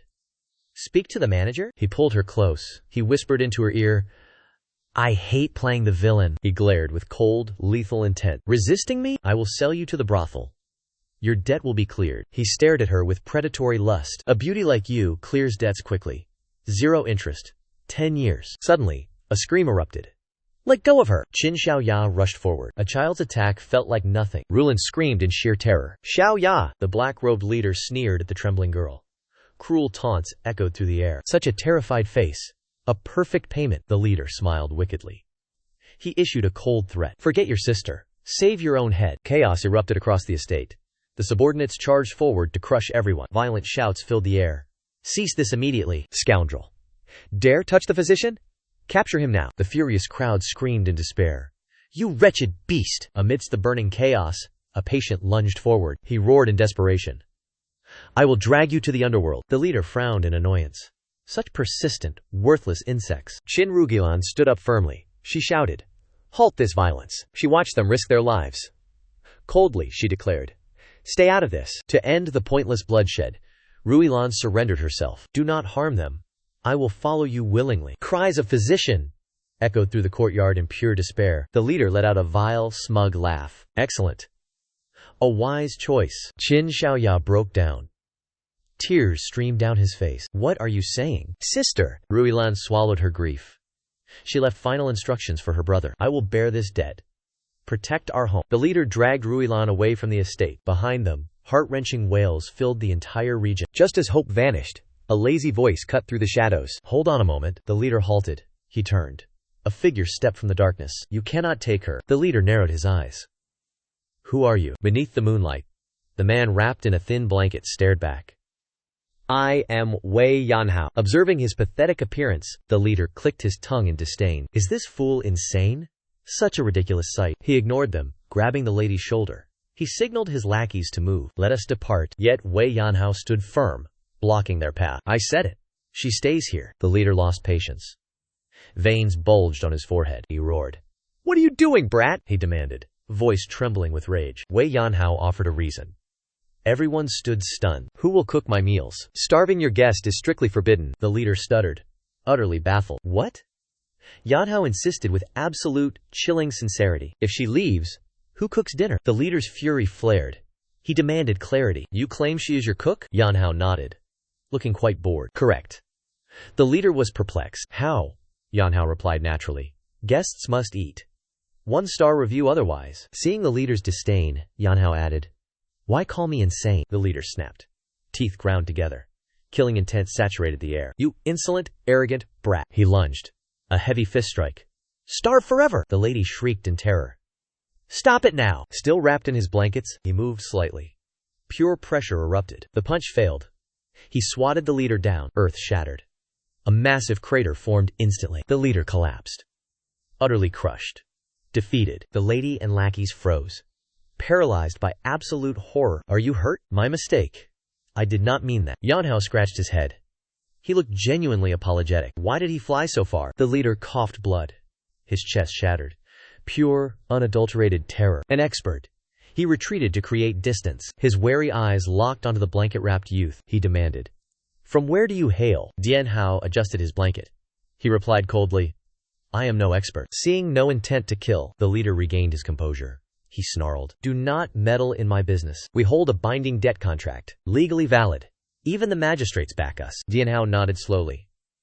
That seems true, the leader pressed. Then stop interfering. Dian Hao refused, completely unfazed.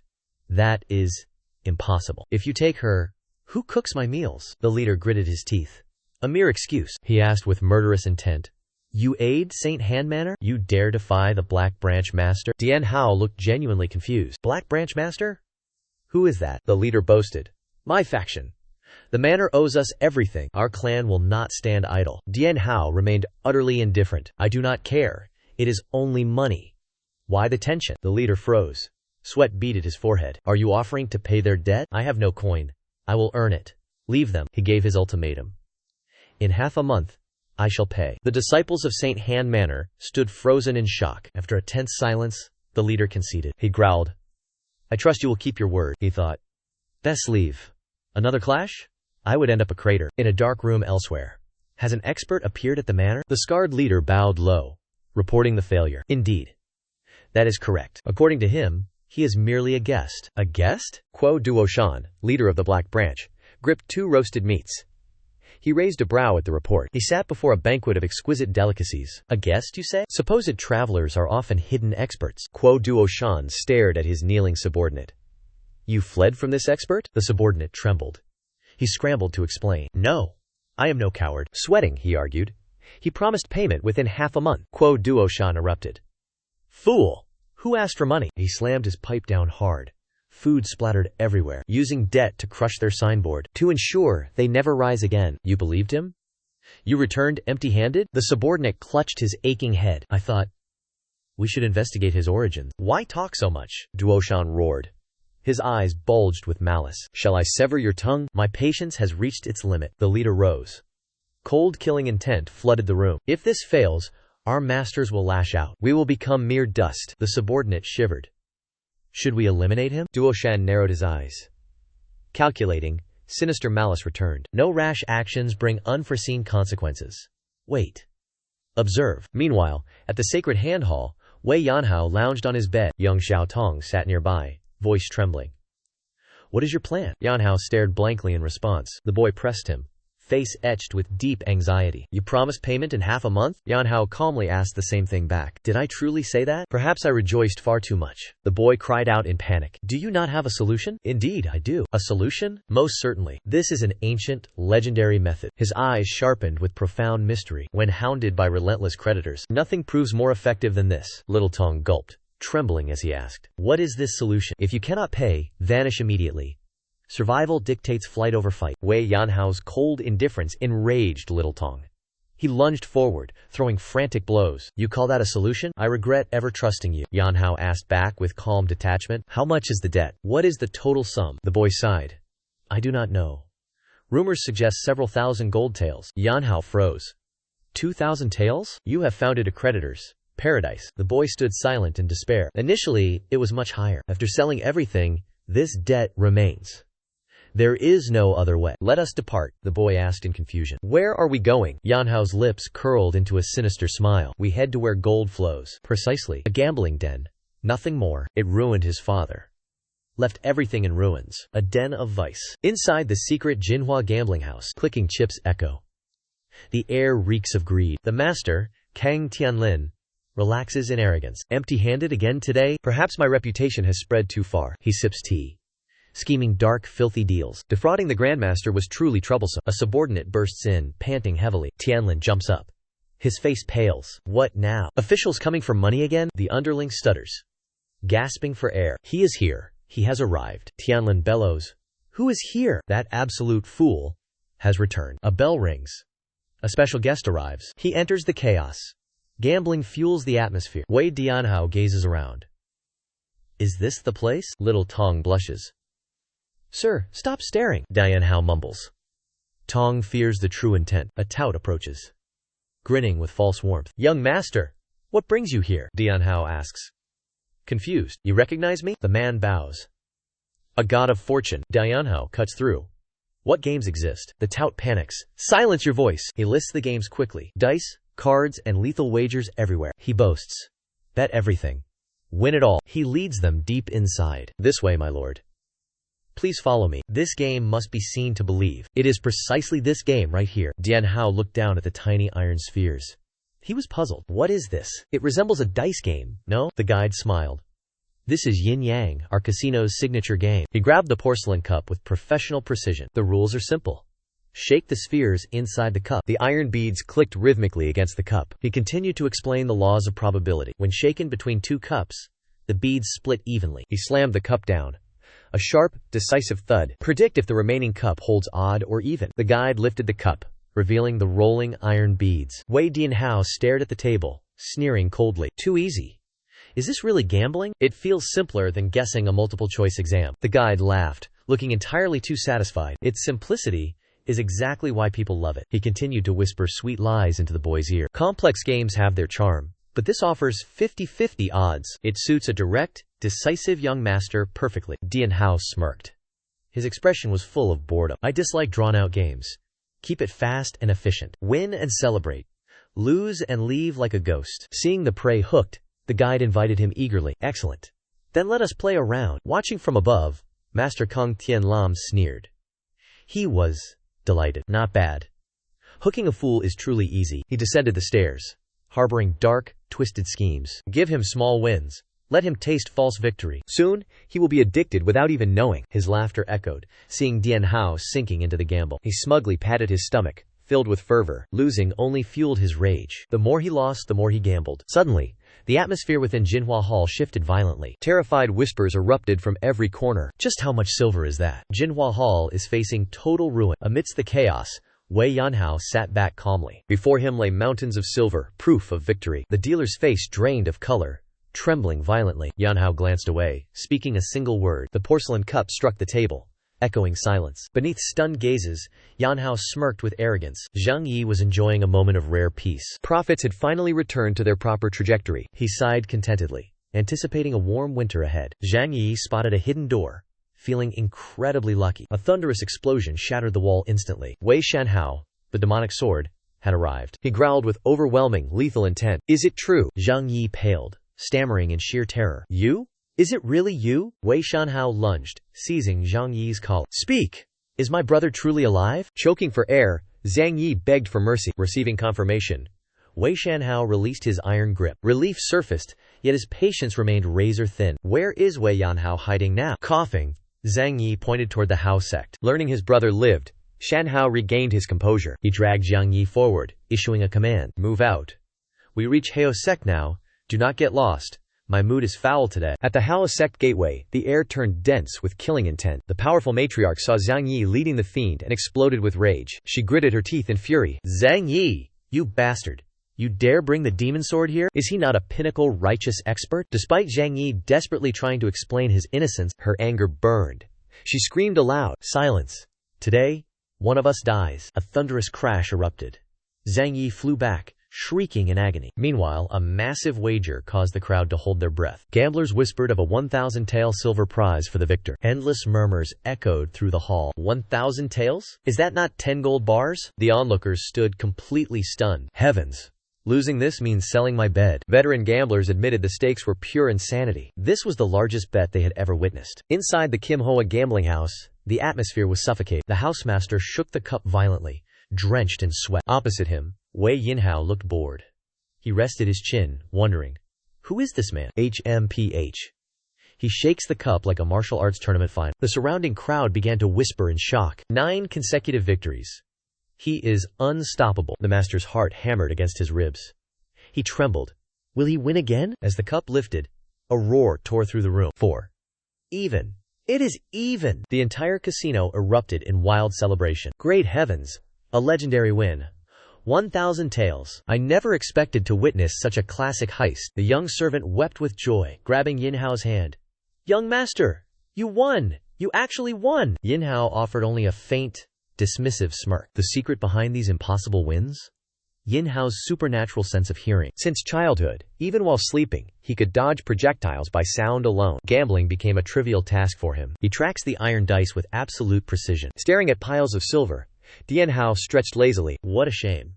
Time to stop. Another round would secure 20 gold bars. Suddenly, a massive figure approached. The crowd parted. It was Kang Tian Lam, master of Kim Hoa House. He bowed with a hollow smile.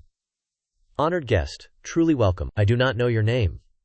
A grave oversight, Dian Hao sneered. A guest? I am no such thing. Boiling with rage over stolen silver, Tian Lam maintained his composure. Haha.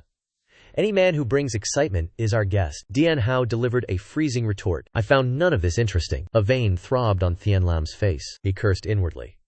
Scoundrel. He steals thousands and feigns boredom? Still, he forced a laugh. Truly extraordinary. You gamble like you're strolling through a market. Tian Lam cast his lure. Does the young master desire a much larger wager? Dian Hao showed interest. Gold coins appeared like illusions. Forget these petty games. This is the true clash. Dian Hao sighed. Then he simply turned away. I am not interested. Tian Lam stood frozen. Rage twisted his face as he watched the silver vanish. Kang Tian Lam gritted his teeth. Sweat poured as his prey slipped away. He roared. You take my gold and run? You think you can leave? The master shifted masks instantly. He placed a hand on Dian Hao's shoulder. Come now, young master. Stay for one more match. Dian Hao tilted his head. You truly offer 5 gold bars? Tian Lam confirmed with absolute certainty. Yes, that is correct. Seeing the trap, Dian Hao began to bargain. Will you offer 10 instead? The master froze at the boy's blatant greed. But then, he erupted into insane laughter. He cursed silently. Just what is this madman planning? He announced loudly. 10 more gold bars. The match continues until one side is bankrupt. Dian Hao's expression turned grim. He stated firmly, if you provide gold, I will play. Tian Lam shouted in triumph. Excellent. A wise decision. He smirked internally. Hooked, you fool. He signaled the darkness. The challenger accepts. Come forth. A gaunt figure emerged. Cold killing intent radiated. The crowd gasped in terror. It is Poison Viper. The Viper has arrived. Poison Viper appeared. His face was covered in scars. Sharp eyes glared. His twisted fingers toyed with the dice. Dian Hao watched, suspicious.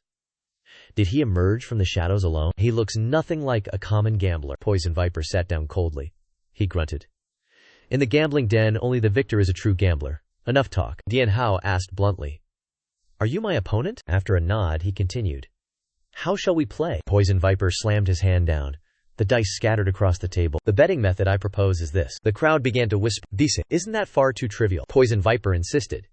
It is the most reliable game. Dice reveal the true strength of a player. Dian Hao yawned, clearly bored. The spectators continued their frantic chatter. How can that boy defeat Poison Viper? No game of chance can rival the Viper, Poison Viper explained. Unlike complex games, dice are far more impartial. Simply put, the highest total score wins. He glared at Dian Hao. Any objections? Dian Hao replied curtly. None. Kang Tian Lam laughed gleefully. He declared. The stakes double every round. Losing players receive more funds. The victor decides to stop or continue. He spreads his arms wide. He explains with calculating intent. The winner holds the power. They decide the game's fate. Does that sound acceptable? Facing the arrogant master's provocation, Wei Yanhao remains drowsy and unbothered. He replies casually. Sounds quite amusing. It has been long. This gamble feels exhilarating. Seeing his prey agree. Kang Tianlin roars in excitement. Then let us begin. The crowd roars in madness. Yanhao sits before winnings. The situation looks grim. Xiaotong trembles. Can you do it? Yanhao remains confident. Have you seen me lose? A cold splash of reality. 10 losses in a row. Yanhao stares blankly. Oh, right. Xiaotong screams aloud. You madman. You lost everything. Despite the boy's desperate cries, Yanhao blankly responds. Oh, right? Across the table, Dutina strikes. He gathers the dice. The final round. The stake is 2,000 taels. The crowd whispers with mockery. He is drowning. 10 gold taels owed. Total ruin incoming. Yanhao leans forward. His eyes track every movement. Duntiz sneers. I will roll now. He casts the dice. They dance and clatter loudly. The dice settle.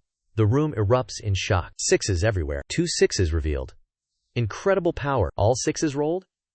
Absolute perfection. Duti lives up to his name. With that decisive victory. Duti gestures with arrogance. Well, do you wish to continue? With stakes raised, Dian Hao remained cold. Is there reason to stop now? Dok Tai stood stunned, asking back. The match outcome seems already decided. Dian Hao smirked. Nothing is certain yet. Xiaotong could only cry out. Dian Hao stared deep into his eyes. Sweat rolled, but his gaze remained fierce. Do you trust me? The boy nodded quickly. Absolute trust, definitely. If not you, then whom? Dian Hao smiled and ruffled his hair. No one has ever told me that. Wei Dian Hao exhaled. He focused on the fateful board. He calculated deeply. Victory grants 40 gold pieces. His eyes narrowed. He cast the dice high. Dice tumbled down. The crowd stood in shock. His opponent froze. Cold sweat soaked his robes. The crowd gasped in pure disbelief. What is this? Only 1 point. Lowest possible score. Amidst the heavy silence, Wei Dian Hao blinked. What just happened? I do not understand this result. His opponent roared. You worthless bastard! In a dark chamber, a mysterious figure sat coldly upon his throne. Who? The subordinate knelt, trembling in fear. We cannot identify his true origin. The leader sneered. His voice dripped blood. An unknown expert. This reeks of trouble. Without hesitation, he issued the order. Kill him. The subordinate sweated. No variables remain. Eliminate everyone. He hesitated. We do not know his power. Utterly pathetic. Dealing with trash wastes time. Killing intent surged. The leader roared orders. Attack him now! Stop his schemes! Back at the gambling hall. Amidst the crowd's terrified screams, Wei Yanhao stood with composed grace. His hand gestured with profound mystery. Dice stopped rolling. A shocking result appeared. All showing 1. Lowest possible score. The crowd froze in stunned silence. Wei Yanhao only looked on, bewildered. Ah! Beside him, Xiao Tong screamed in despair. It is over, young master. Kang Tianlin laughed, triumphing in his luck. Such misfortune. Wei Yanhao asked the hallmaster. What now? Xiao Tong's face darkened with dread. Ah. It is finished. Kang Tianlin waved, feigning hollow generosity. If you are broke, pay back the 10 gold. Then leave. Suddenly, Wei Yanhao rested his chin. His gaze turned icy. No. That is not my intent. How much silver is required to continue? Kang Tianlin blinked. He spat out. 40 gold. Yanhao stared him down. Is 40 gold enough to restart? The hallmaster wore a sinister grin. He declared. The house decides the rules. But, I offer a chance. Bring enough gold. And we resume the game. Greed filled his heart. I will strip you clean. Yanhao asked. Can you keep your word? Kang Tianlin spread his arms wide, boasting before the crowd. Naturally. This casino survives on reputation alone. Everyone here is a living witness. Receiving his vow, a hidden smile curled Wei Yanhao's lips. He commanded softly. Enter. Kang Tianlin stared. 2 burly men carried heavy, gold-filled chests inside. A wealthy, opulent man stepped into the light. The guest chuckled. My apologies. I am late, young master. Yanhao complained immediately. Your service is sluggish.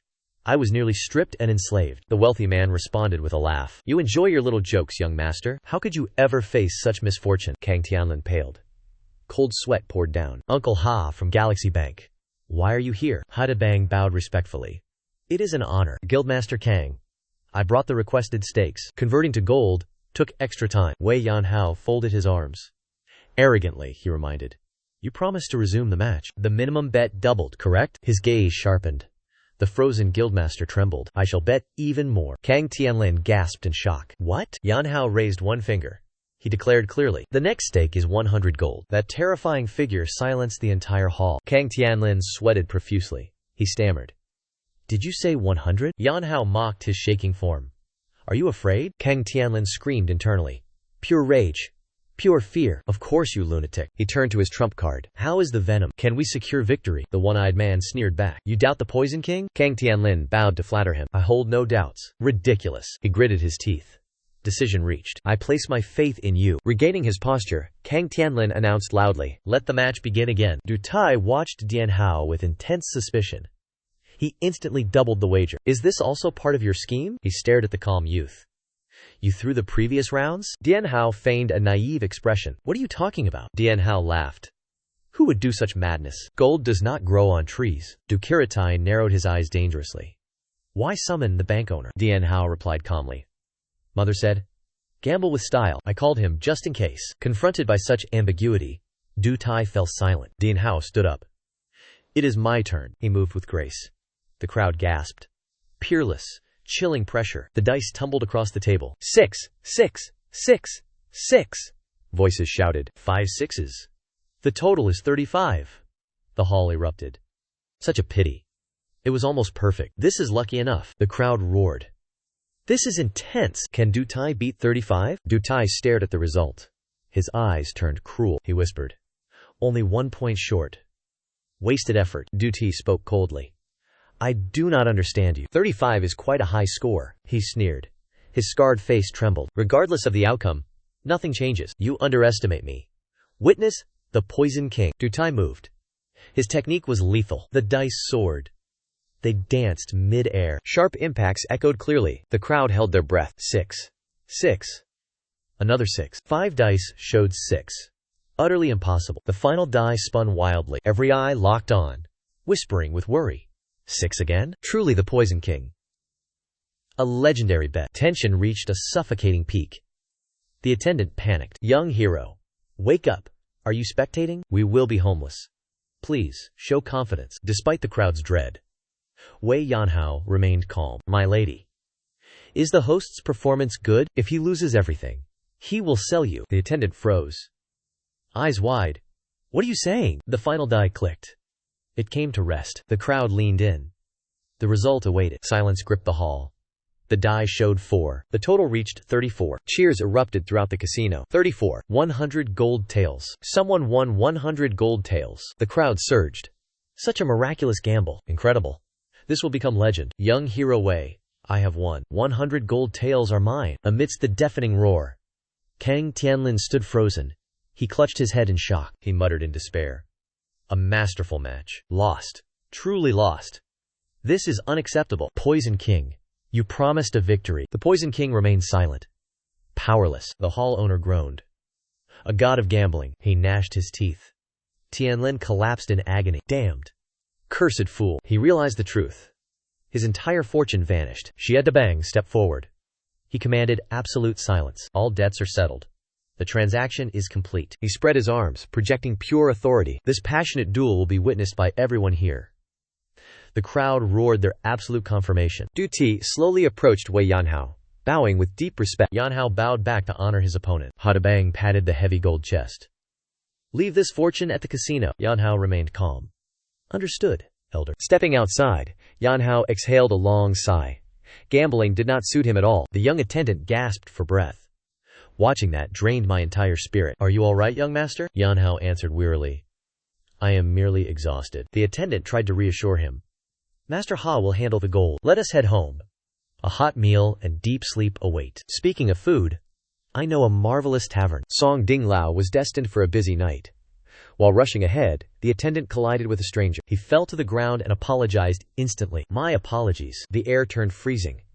Armed men in black robes suddenly blocked their path. A massive brute let out a threatening growl. Yanhao narrowed his eyes, recognizing their signature markings. Those crests belonged to the Heiji Zhu Fang. Ha Dabang paled, whispering the name in terror. A scarred man smirked viciously.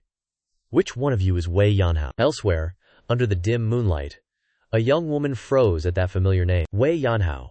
You are the brother of young master Wei Yanhao? That is correct. Where is that brat hiding now? The girl answered honestly.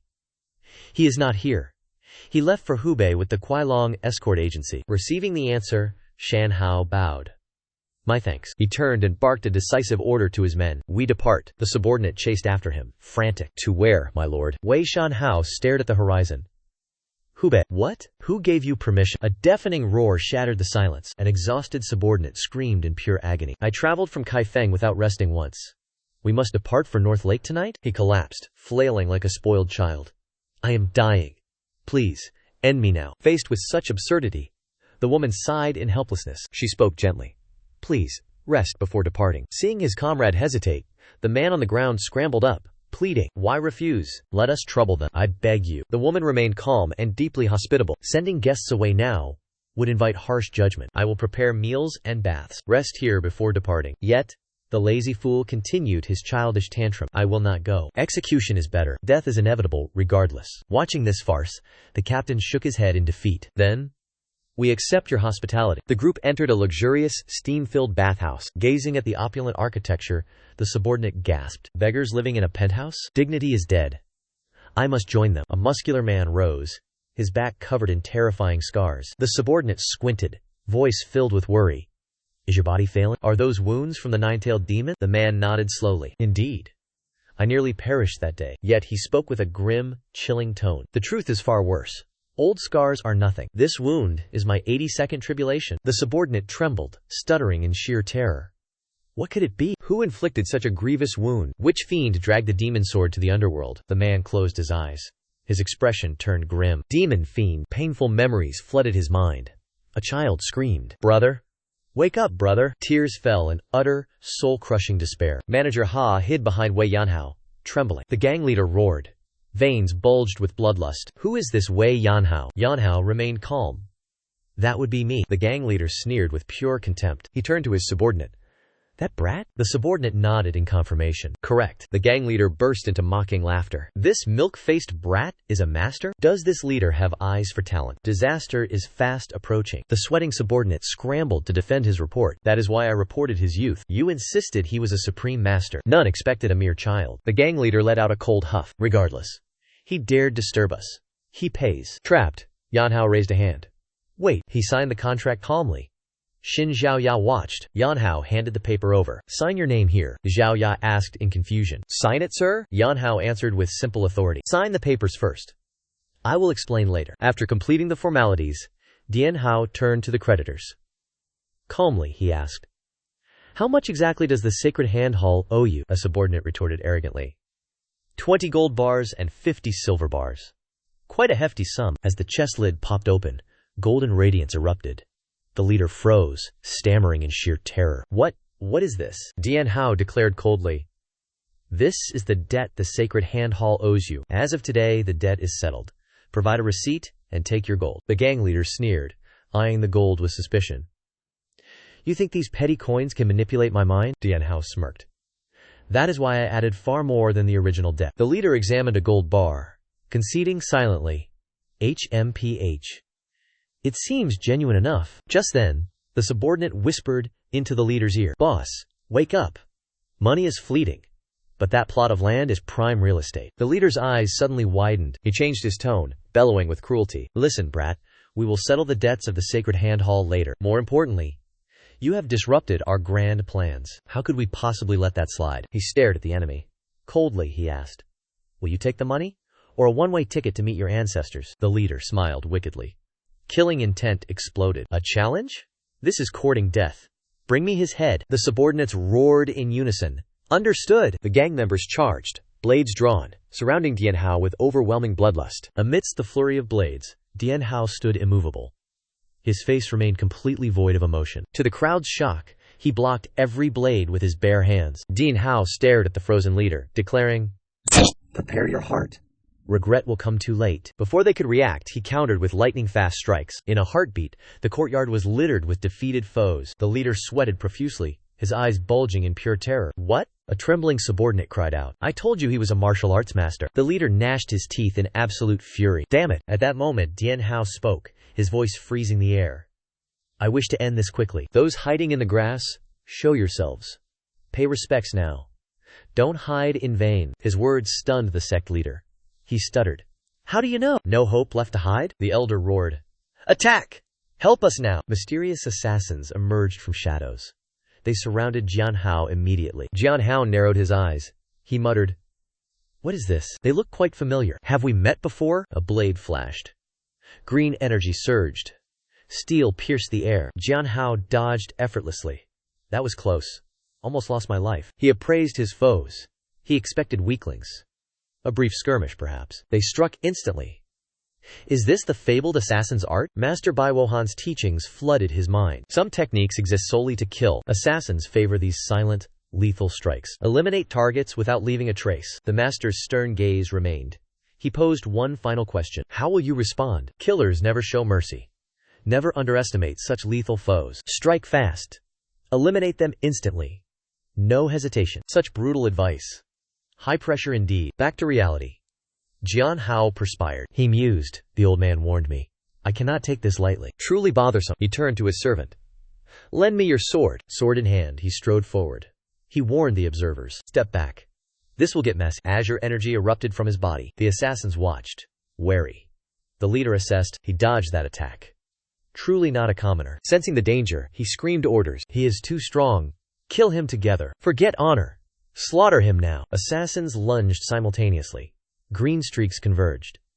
A deadly assault. Surrounded by death, Dian Hao closes his eyes. His hand tightens around the sword hilt. Assassins recoil in pure, absolute shock. Every approach is violently beaten back. The master's voice echoes within. Abandon all rigid techniques. He responds in his mind. I understand now. The master's phantom guides him. Begin with an unmoving heart. Blades draw near. His heart remains steady.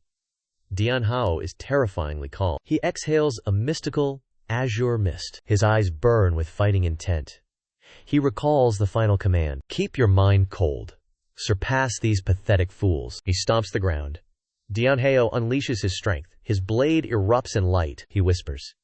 Imbue the sword with heart. It is merely cold, unfeeling steel. A heartless blade is useless scrap. To conquer, pour in your soul. Chaos consumes the battlefield. Weaponry clashes violently. Fragments scatter everywhere. Dian Hao strikes ruthlessly. The blade possesses true intent. It could cleave Mount Tai itself. He dances through the assassins' ranks. Rage is fully gathered. Unleash the final strike. Send these fools to their graves, like a river following the terrain. He lets natural power guide him. Illusory afterimages leave enemies completely lost. In the chilling silence, the master's wisdom returns. These are not techniques. They are seeds. You must learn to nurture them. A glowing formation appears. Terrifying pressure engulfs the entire courtyard. The assassins tremble in sheer terror. They witness the surging, erupting power. Within the halo, his sword transforms. Blue spiritual energy breathes like life. A deep voice thunders. Power requires a disciplined spirit. Dianhao focuses every ounce of spirit. His eyes blaze amidst blue lightning. He completes the final forging of his own blade. Roaring with power, Dianhao strikes a fatal blow. A light flick of his wrist descends from heaven. Their entire formation is completely wiped out. Behind him, his master's soul rises in terrifying majesty. Dust clears. The wooden floor is scarred deep. Azure smoke rises from the jagged, broken cracks. The assassins lie broken. They cannot resist further. Dianhao stands tall. His gaze is icy cold. He declares firmly, "It is finished. Permanently disabled. Your martial journey ends in total disgrace today." He judges the wretches writhing upon the ground. "Your past sins will claim no more victims. Pay the price for your history of oppression." He sheathes his blade and mutters in confusion. Why do these faces look so familiar? I will uncover their identities soon enough. He turns his back and walks toward Quach Do-sun. The gang leader trembles violently. Soaked in terror, he stammers in a state of absolute shock. "You were arrogant before. Now you face death?" Dianhao coldly commands the trembling subordinate. "Then lead the way." Sweating profusely, the man asks, "Where, my lord?" Dianhao replies, "Take me to your lair." The Black Spider gang collapsed after that cataclysmic sweep. At the manor, his sister waits in deep anxiety. The door slams open. He enters with radiant excitement. "Do you know what I did today?" She frowns at his display.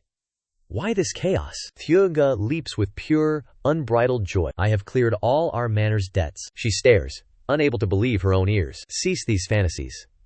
Paying those debts is merely a dream." Xiaoya hurriedly explained.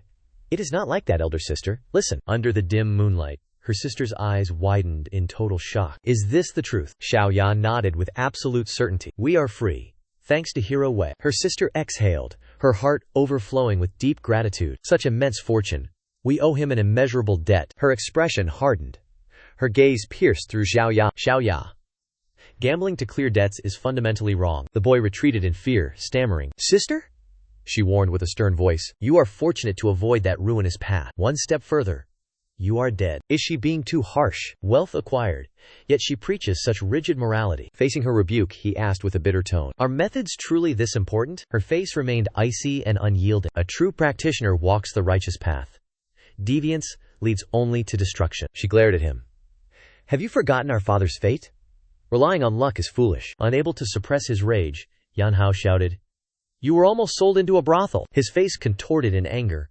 "Wake up, sister! We were on the brink of ruin, yet you preach theories?" Despite his violent outburst, she remained cold and resolute. A healer must always walk the righteous path. Stubborn beyond reason, he stood in the moonlit courtyard. He spoke bitterly.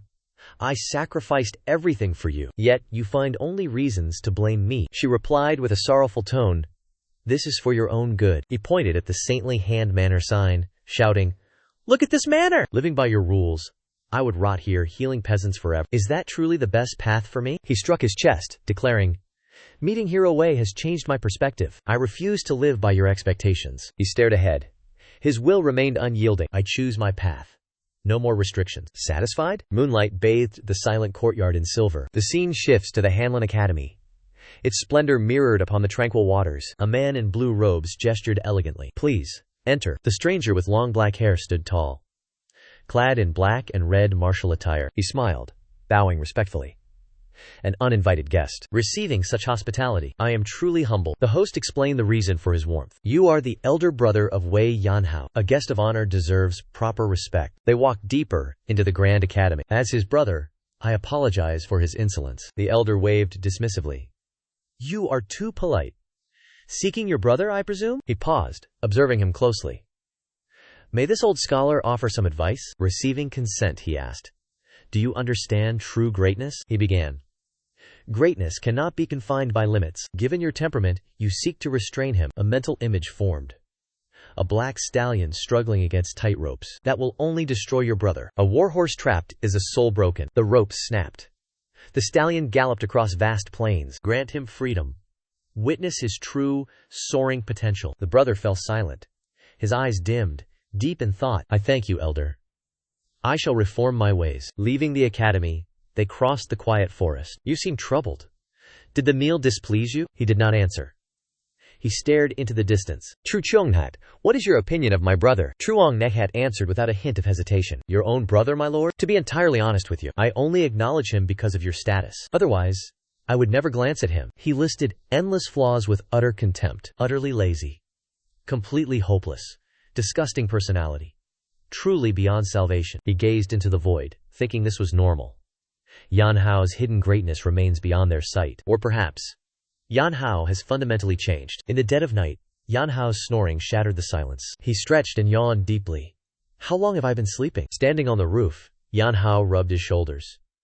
He looked incredibly annoyed. Fighting in dreams? Absolutely exhausting. He was deep in his complaints. A warm, feminine voice echoed right behind him, a benefactor of rebirth. Kindness vast as the sea. Yan Hao jumped, screaming in pure shock. Startled, he turned to see the lady from St. Han Manor kneeling. She performed a deep, respectful kowtow. This life-saving debt is impossible to repay. Yan Hao panicked, waving his hands dismissively. Why are you so intense? Stand up. Don't be dramatic. I am frightened. Although abrupt, may this woman request a favor? Yan Hao raised an eyebrow, filled with suspicion. What is it? He sighed internally with deep weariness. Did my ancestors owe these people something? She spoke directly. Please help Zhao Ya find his resolve. Seeing his confusion, she explained with desperate urgency. Zhao Ya must inherit St. Han Manor. He carries the family legacy. He must restore our glory. Yet, he is wavering. Please, young Master Wei, grant him guidance. Hearing this, Yan Hao scratched his head in confusion. I truly do not understand. Restoring the sanctuary and becoming a physician are entirely separate matters. He stared ahead. He asked a pragmatic question. Being a doctor and leading a family are two different paths. Her gaze turned freezing cold. She insisted upon the absolute restoration of the sanctuary. Skill matters little if the sanctuary falls. The founder's will remains unfulfilled. Restore the brand first. Become a legendary physician later. I understand your intent, lady. He concluded that survival remains the highest priority. Achieving this goal is quite simple. Meanwhile, at the Hot O sect, tensions reached a breaking point. Gi Rangrang, the fiery master, ground her teeth in frustration. She cursed internally. She should have ended him immediately. His insolent face was truly maddening. Hey. I shall take my leave now, Master Gi. Leave. You insufferable fool. He threatened her with his sword. She vowed to make him pay. Amidst her rage, a subordinate rushed in. Master. A crisis has emerged. Gi Rangrang barked. What is it now? Before he could speak, a majestic figure strode inside. An elder with gray hair exuded extraordinary pressure. He looked at her. Are you in charge here? Seeing an intruder, she scoffed. Do beggars just walk in now? She tilted her head, challenging him with defiance. Ha. And if I am? The elder spoke clearly. I am Wei Zhanghan. Her face drained of color. She trembled in absolute terror. What did he say? The legendary hero Wei Zhanghan? In the flesh? I am utterly doomed. The elder stroked his beard, filled with pride. Indeed. I am Wei Zhanghan. Since you know me, speak plainly. We are searching for my son. Just as the swordmaster's aura reached its peak, a hand shoved his head aside. A shout echoed. Move aside. Stop posturing and wasting my time. Get out of the way now. Does reputation pay the bills? Absolutely not. Wei Zhanghan slumped, bowing his head. Yes, you are right. Gi Rangrang stared, sweating profusely at the elder's identity. That is the sword saint. Did Yan Hao send a letter? Explain yourself. Are you referring to young Master Wei Yan Hao? Gi Rangrang broke the silent, oppressive night air. Wei Zhanghan stood firm and confirmed it. She smiled slyly. The young master is already at the saint's manor. Hearing that name, Zhanghan felt deep confusion. Gi Rangrang offered a swift explanation. He was at the Hanlin Great Library previously. Wei Zhanghan pondered, stroking his chin anxiously. That is where he trained. Is he sick? I have heard nothing of health issues. His gaze turned icy. Something felt deeply wrong. My son is lazy. Sending private letters? Impossible. Speak the truth. What is between you two? He demanded with a gravelly voice. How do you know so much? The question struck like ice. Gi Rangrang froze in terror. She stuttered, screaming internally at her own recklessness. Disaster. I spoke without thinking. He suspects I am monitoring the young master. He stepped closer. The killing intent was palpable. Denying it now means certain death. I must confess. Rebuilding the saint's manor was the Black Chamber's duty. They used the architecture to stabilize, funding it with illicit profits. Yet, Wei Yanhao used the paid debt to threaten little Zhao Ya, the boy asked, in total shock. What is this exactly? Yanhao calmly pointed at the paper. Simply a debt contract. 20 gold taels must be repaid. Xiao Ya trembled, looking at the signature. Stuttering, he asked, Was this what I signed before? Did you not pay it for me? No free lunches here, child. Debts must be repaid. He lounged back, presenting the slavery contract. I invested by paying your debt. Restore that estate. I shall pay wages, 1 gold tael yearly. 20 years cleared? The 20-year term shattered him. He screamed in terror. What? 20 years of labor? Yanhao grinned, pressuring him. Sign it. Or pay 20 gold taels now. The boy wept in absolute despair. A slavery contract masked as debt? Xiaoya sobbed, trapped in the inescapable scheme. Clutching the contract, he walked away, face full of bitterness. He muttered under his breath. Deceived again. Hearts are truly treacherous. Behind him, Wei Xiaoxia calmly sipped tea. His eyes tracked the small figure. He silently affirmed, the estate master is now mine. The wealthy merchant nearby frowned. He squinted and asked, why do this? Wei Xiaoxia remained indifferent, sipping his tea before retorting. What do you mean? He looked ahead. Foolish contracts have no place here, the elder whispered. Why grant him such mercy? As a veteran merchant, he analyzed the favorable terms. Even with effort, 20 years cannot revive the estate. That is entirely true. The magnate grew increasingly confused. He frowned. This deal was clearly a massive loss. Why give charity like this? Young Master Wei finally sets down his teacup. His gaze turns profound. It is merely fate. Facing his opponent's astonishment, he gazes into his reflection. He explains, the boy is young, but possesses massive future potential. Restoring the medical hall makes him a master. Countless lives will be saved. I will watch over him. Consider this his ultimate chance at redemption. Hidden behind the screen, Zhao A hears every single word. The boy stands frozen. Tears well up. Absolute shame fills his heart. Tears stream down. I completely misjudged his noble character. He is pure virtue. Yet I suspected his intentions. Xiao A grits his teeth. He clenches his fists. I must repay him. Instantly, the boy rushes away. A blazing resolve burns inside him. Inside the room, the wealthy man watches him leave. Wake up now, young Master Wei asks lazily. Is he gone? The servant confirms immediately. Yes. He has departed. His dignified demeanor vanishes instantly. Young Master Wei unleashes a sinister, distorted smile. Evil laughter echoes. Cha!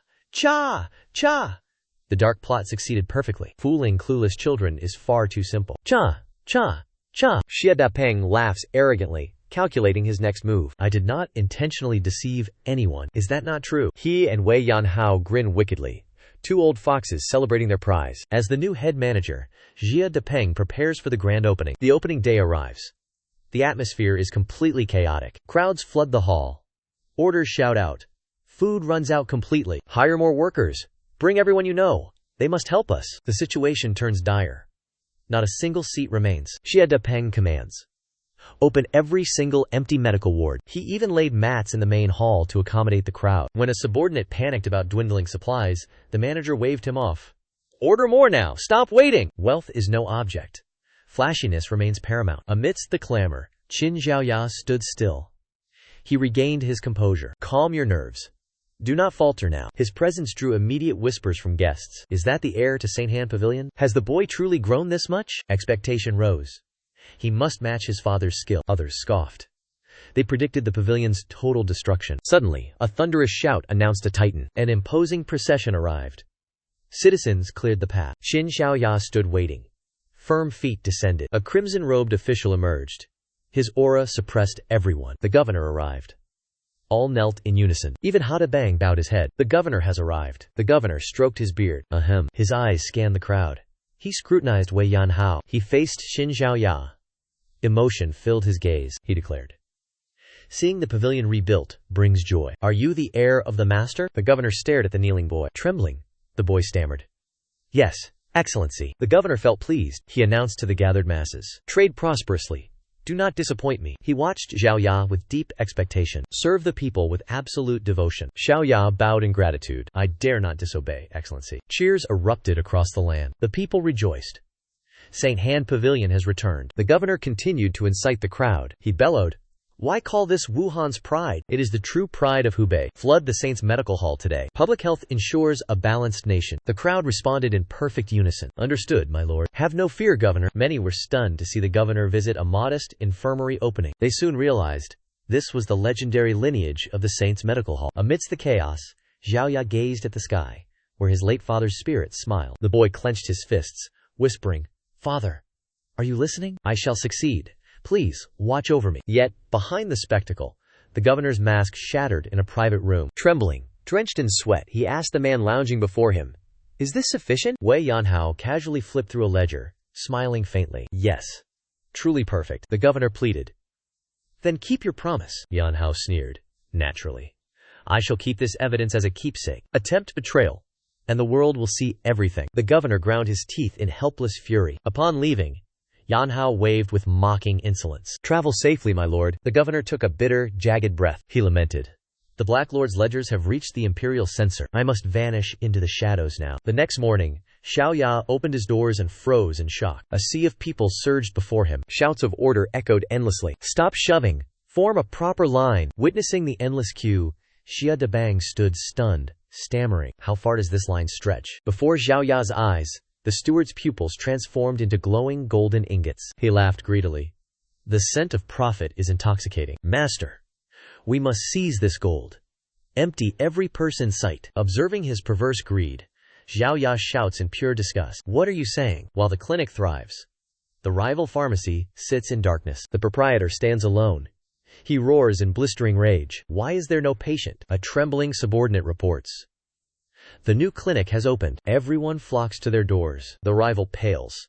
He refuses to believe it. "What? That trash heap dares open? Where did these brats find capital?" The subordinate offers a hasty explanation. "They have established a medical hall." The proprietor questions their source of wealth. How deep was his father's debt? How could they afford this? He recalls his past dirty work. "Since I ruined that bald man, everything was proceeding perfectly." Seeing his master deep in thought, the servant asks, "What must we do now?" The master sneers.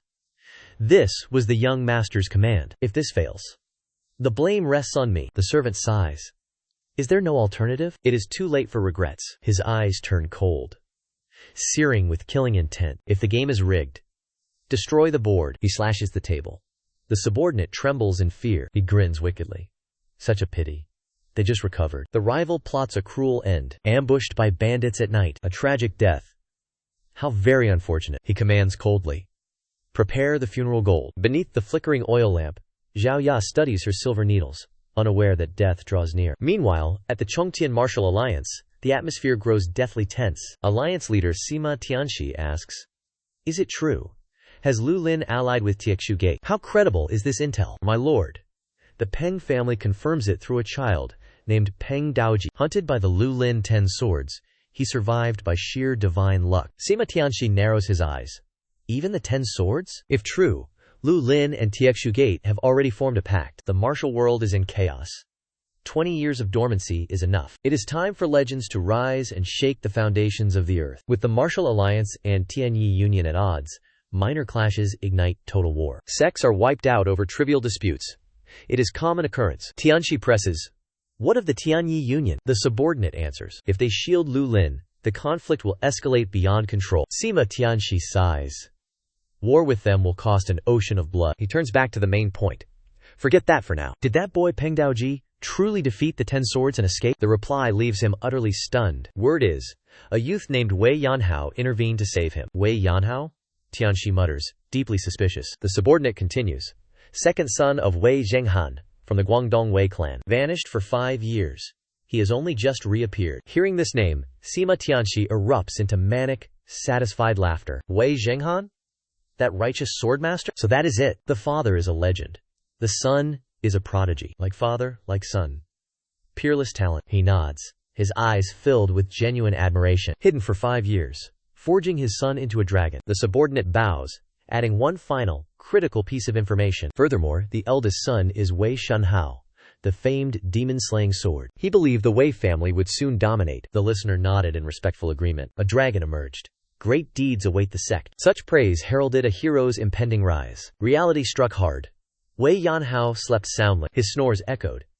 He suddenly jolted awake. Steward Xia peered up. "Young master?" Yanhao replied with heavy lethargy. "A dragon is simply recharging its energy." Steward Xia offered sage advice. "Mind your footing. Falling is dangerous. I have prepared your medicinal tonic." Yanhao's eyes snapped open with sudden clarity. He smirked. "Boss, pay up the bet. It is time to collect our winnings." Steward Xia stood stunned. "Pardon?" Dark shadows lunged. Murderous intent filled the air. Steward Xia signaled to Yanhao. "Witness this? I knew they would come tonight." The elder coughed. "So impatient. Only 3 days? Yanhao caught an object. The elder probed. Prepared for the coming storm, I assume? Yanhao hoisted a broom. Time to clean house. You dare threaten my steady income? Die. He charged into the center of combat. Perish. Frenzied madness. Every assassin was crushed. Under moonlight, Gi Rangrang trembled in terror. The elder's voice boomed with heavy authority. My son is lazy. He avoids contact. How do you know him so well? Cold sweat poured down. She stood paralyzed. Her heart screamed in absolute panic. I have foolishly revealed too much information. Amidst the suffocating killing intent, Wei Zhenghan growled. Answer me properly. A grandmaster's pressure left Gi Rangrang trembling. One mistake meant certain death. Tension peaked. The majestic elder suddenly groaned. It hurts. I said it hurts. How many times must I say it? Stop interfering. Regaining composure, Wei Zhenghan pressed for confirmation. So, is our Yanhao in Hubei? Gi Rangrang gave a slight nod. Yes, that is correct. She quickly shifted the conversation. Could you tell me where the sage villa is? Gi Rangrang froze, mentally connecting all the dots. Wait. The righteous sword Wei Zhenghan? The demon-slaying sword Wei Shanhao? Plus Wei Yanhao? She realized a terrifying truth. An entire family of legends? The title of top family belongs to the Wei clan. It is undisputed. A calculating smile appeared on Gi Rangrang's lips. I will return once prepared. Please, wait a moment. Very well. Be gone. In your opinion, can Yanhao take a wife? Wei Zhenghan answered sharply. No. When he vanished, I stayed silent. Now he returns. Preparations are mandatory. She considered his age. She began scheming. No affection? Force the bond. Frequent meetings breed love. Constant exposure guarantees success. With a sinister gaze, she grew arrogant. Slow and steady wins the race. Lock them together. They will surely fall in love. A ghostly, cackling laughter echoed. Wei Zhenghan shuddered in genuine fear. He silently lamented. Women are terrifying. Truly, they are terrifying. At the estate, an attendant rushed to inform Xiaoya. A woman seeks you. The young master stared back, completely bewildered. Before Xiaoya stood a breathtakingly beautiful woman. Her black hair adorned with exquisite butterfly pins. Her eyes emanated an icy, stern gaze. Recognizing his kin, Xiaoya stammered, Sister. Instead of a warm reunion, she surveyed the clinic. She interrogated him with freezing cold disdain. Explain. Where did this fraud clinic come from? Justify this. Or I racialize this shop. Standing on the stone bridge, she commanded. Stop this immediately. Return with me now. She locked eyes with Xiaoya. Her lecture dripped with bitter arrogance. Physicians exist to save lives, not to chase profit margins. Yet you peddle medicine for coin? Seeing him frozen in place, her fury flared. What are you doing? Pack your things. Now. Xiaoya bowed his head. Sweat poured from his brow under the crushing pressure. He looked up, voice filled with biting resentment. Are physicians not human beings? He screamed in pure anguish. Why must everyone prosper while doctors stay destitute? Reputation requires economic strength, does it not? She gritted her teeth, roaring. Have you forgotten our ancestors' teachings? She offered cold evidence to rebuke him. That ancestor resided in a grand mansion. Did he not earn wealth through medicine? Did he not live in luxury? She hammered every word home. Wealth followed his saving of lives. He did not chase the gold. Why can you not understand? Unable to bear the stifling chains any longer, Xiaoya shouted directly at her face. It is you who lacks understanding. I do not claim my path is righteous. But I am not arrogant or tyrannical. Xiaoya roared with desperate resolve. Following your outdated ideals, our reputation will rot in obscurity. Why do you not see? He cast aside her decaying ancient dogmas. I am not a puppet. I refuse to follow her orders. Walk your own path. Ignore her desperate pleas. Xiaoya charged forward. I will bring glory to Saint Han's man. Watching the family drama, Wei Yanhao stepped from the shadows. He mocked her, retreating back. Trying to rebel against the boss? Seeing her icy glare, he stumbled over his words. What? Why the look? That young hero ruined everything. He is a total nightmare. She glared at him, filled with burning resentment. Under the pale moonlight, a carriage traversed the silent forest. Leave nothing behind. Erase all traces of the manor. The subordinate bowed low. As you command, young master. Yet, he could not hide his hesitation. Abandoning the base in Wuhan? Is that not a massive waste? The woman spoke coldly.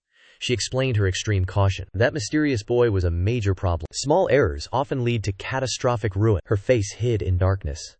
A calculating smirk emerged. Even if I crush him, such power hides a powerful backer. Retreat is safest. Combat draws unwanted attention. Attracting the world's eyes is dangerous. He nodded. I understand your plan perfectly. She continued to analyze the situation. My brother has already earned great merit. My useless younger brother fulfills his duty. Wasting time is our greatest threat. She grew concerned. Report this monster to the master immediately. Their great plan was already crumbling away. Beneath the pale moonlight, wine poured into a porcelain cup. Within the quiet courtyard, the woman sat alone, lost in sorrow. A familiar voice shattered the silence. The peaceful night ended instantly. Drinking alone ruins your stomach. She watched, stunned, as Wei Dianhao stood calmly nearby. He scratched his head. If your anger has faded, may I have a cup? Dianhao gazed at her, waiting for a sincere reply. Seeing her silence, he offered a strange, amusing suggestion. Shall I lie down? Then you won't see me. His playful tone made her smile. A classic Wei move. Suddenly, she collapsed to her knees before him. My apologies, young Master Wei. Her sudden movement startled him into a gasp. Hey! She began to pour out her heart. Dianhao waved his hand. Do not take it to heart. She stared into the void, sighing with heavy sorrow. The Sacred Physician Hall and Xin Zhaoya. Nothing is simple. Dianhao sipped his wine. I fail to see why she worries so much. He recalled his master's lesson. What you desire, you must claim yourself. He surveyed the quiet courtyard. Is the Sacred Physician Hall any different? Ignore the gossip. Digging wells for the world is what matters. She froze. Do you mean I should restore the Sacred Physician Hall? Dianhao looked into her eyes, delivering a heavy question. Is that not what you truly desire? Qin Zhaoya is the heir, but power is built, not inherited. She looked down, voice trembling with inferiority. I am only a woman. Dianhao immediately refuted her claim with absolute certainty. What era is this? Why distinguish between man and woman, sister? He stared deep into her wavering eyes and continued. When saving lives, do such trivial things really matter? His sharp, sincere words touched her very soul. Her heart skipped a beat. She looked up, hope glinting in her eyes. Can I truly do it? No one knows. Being a skilled healer and managing a brand are different. You thought only Qin Zhaoya suffered. That is why you cling to her. If you want a perfect medical hall, you must build it yourself. The woman trembled, her lips parting as she asked, why? Watching his retreating back, she realized. Young Master Wei is truly a strange man. Dianhao offered a faint, indifferent smile. I hear that line constantly. The young woman chuckled, repeating with intent. This man is truly strange. Dianhao sipped wine, his tone darkening. Those who fear progress will achieve nothing. She teased him. Is this self-torture? Dianhao exhaled with deep satisfaction. Moonlight bathed the table. Tension finally vanished. He leaned back, revealing his philosophy. I seek no fame. I desire peace. Dianhao glanced at the young lady. Pursue joy. Find true fulfillment. Family burdens only bring misery. Does his mindset deserve a reward? He sighed. Duty to master overrides desire. She stared, her face flushed with admiration. Your master is truly righteous. Both watched the moon glow in silence. Dianhao whispered. Perhaps so. The scene shifts to a desolate street. Wei Dianhao suddenly appeared outdoors. A mysterious man sat there alone. Dianhao approached. May I join you? The man gasped. How did you know? Dianhao sat down, completely calm. Thought you could hide from me? The man sneered. Are you with Hao men? Dianhao ignored him. This wine tastes bitter. Du Tai grumbled, drinking with the Poison King. Wei Dianhao watched, then struck sharply. Silence fell. Dianhao demanded the truth. Stop the charade. Your skill far exceeds this fake loss. Du Tai closed his eyes. A cryptic smile emerged. How intriguing. Do you imply I intentionally lost that match? Dianhao remained completely unfazed. He exposed his opponent's hidden techniques. With your skill, you could have formed a 66, correct? He stared into Du Tai's eyes, demanding answers. Yet, you chose not to form it. By rights, I should have lost. Why do this? Du Tai pondered. What is a gambler to you? He began theorizing about the world of shadows. Gambling determines the victor. A gambler wagers everything, lives hanging by a thread. He looked into the void. Certainties are now tainted. Plans and schemes. I never lose intentionally. Luck dictates all. A cold smirk appeared. Soon, Kim Hoa Trang will face no more bankruptcies. New dens will emerge. The cycle repeats itself. Until then, must a gambler not keep gambling? Dianhao remained unsatisfied. He countered sharply. People lose everything. Lives are ruined forever. Wealth, fame, and influence. Gone in an instant. Du Tai sipped his wine. To lose is to reset. Retain your core. A glorious comeback is inevitable. Hearing such arrogant sophistry, Dianhao felt skeptical. Observing the Poison King, Dianhao sighed deeply. Poison King Du Tai lives where victory is everything. Yet, a single match means nothing to him, he whispered. Truly a strange philosophy, isn't it? Du Tai looked blank. Strange? In what way? Dean Hao began recounting his recent harrowing experiences. I have met the kindest souls. Yet, I feel nothing. Dian Hao looked at Du Tai with respect. Talking to him felt like enlightenment. Du Tai ignored the gesture. He stared into the distance and sighed deeply. Everyone walks a different path. Do you have the courage? Bet your life on that choice. The cup was filled. Life is just a fleeting, drunken dream. Dawn arrived. A sudden scream shattered the clinic's silence. The manager panicked. He clutched the letter, trembling violently. This is impossible. The young attendant rushed over. What happened here? The manager stammered.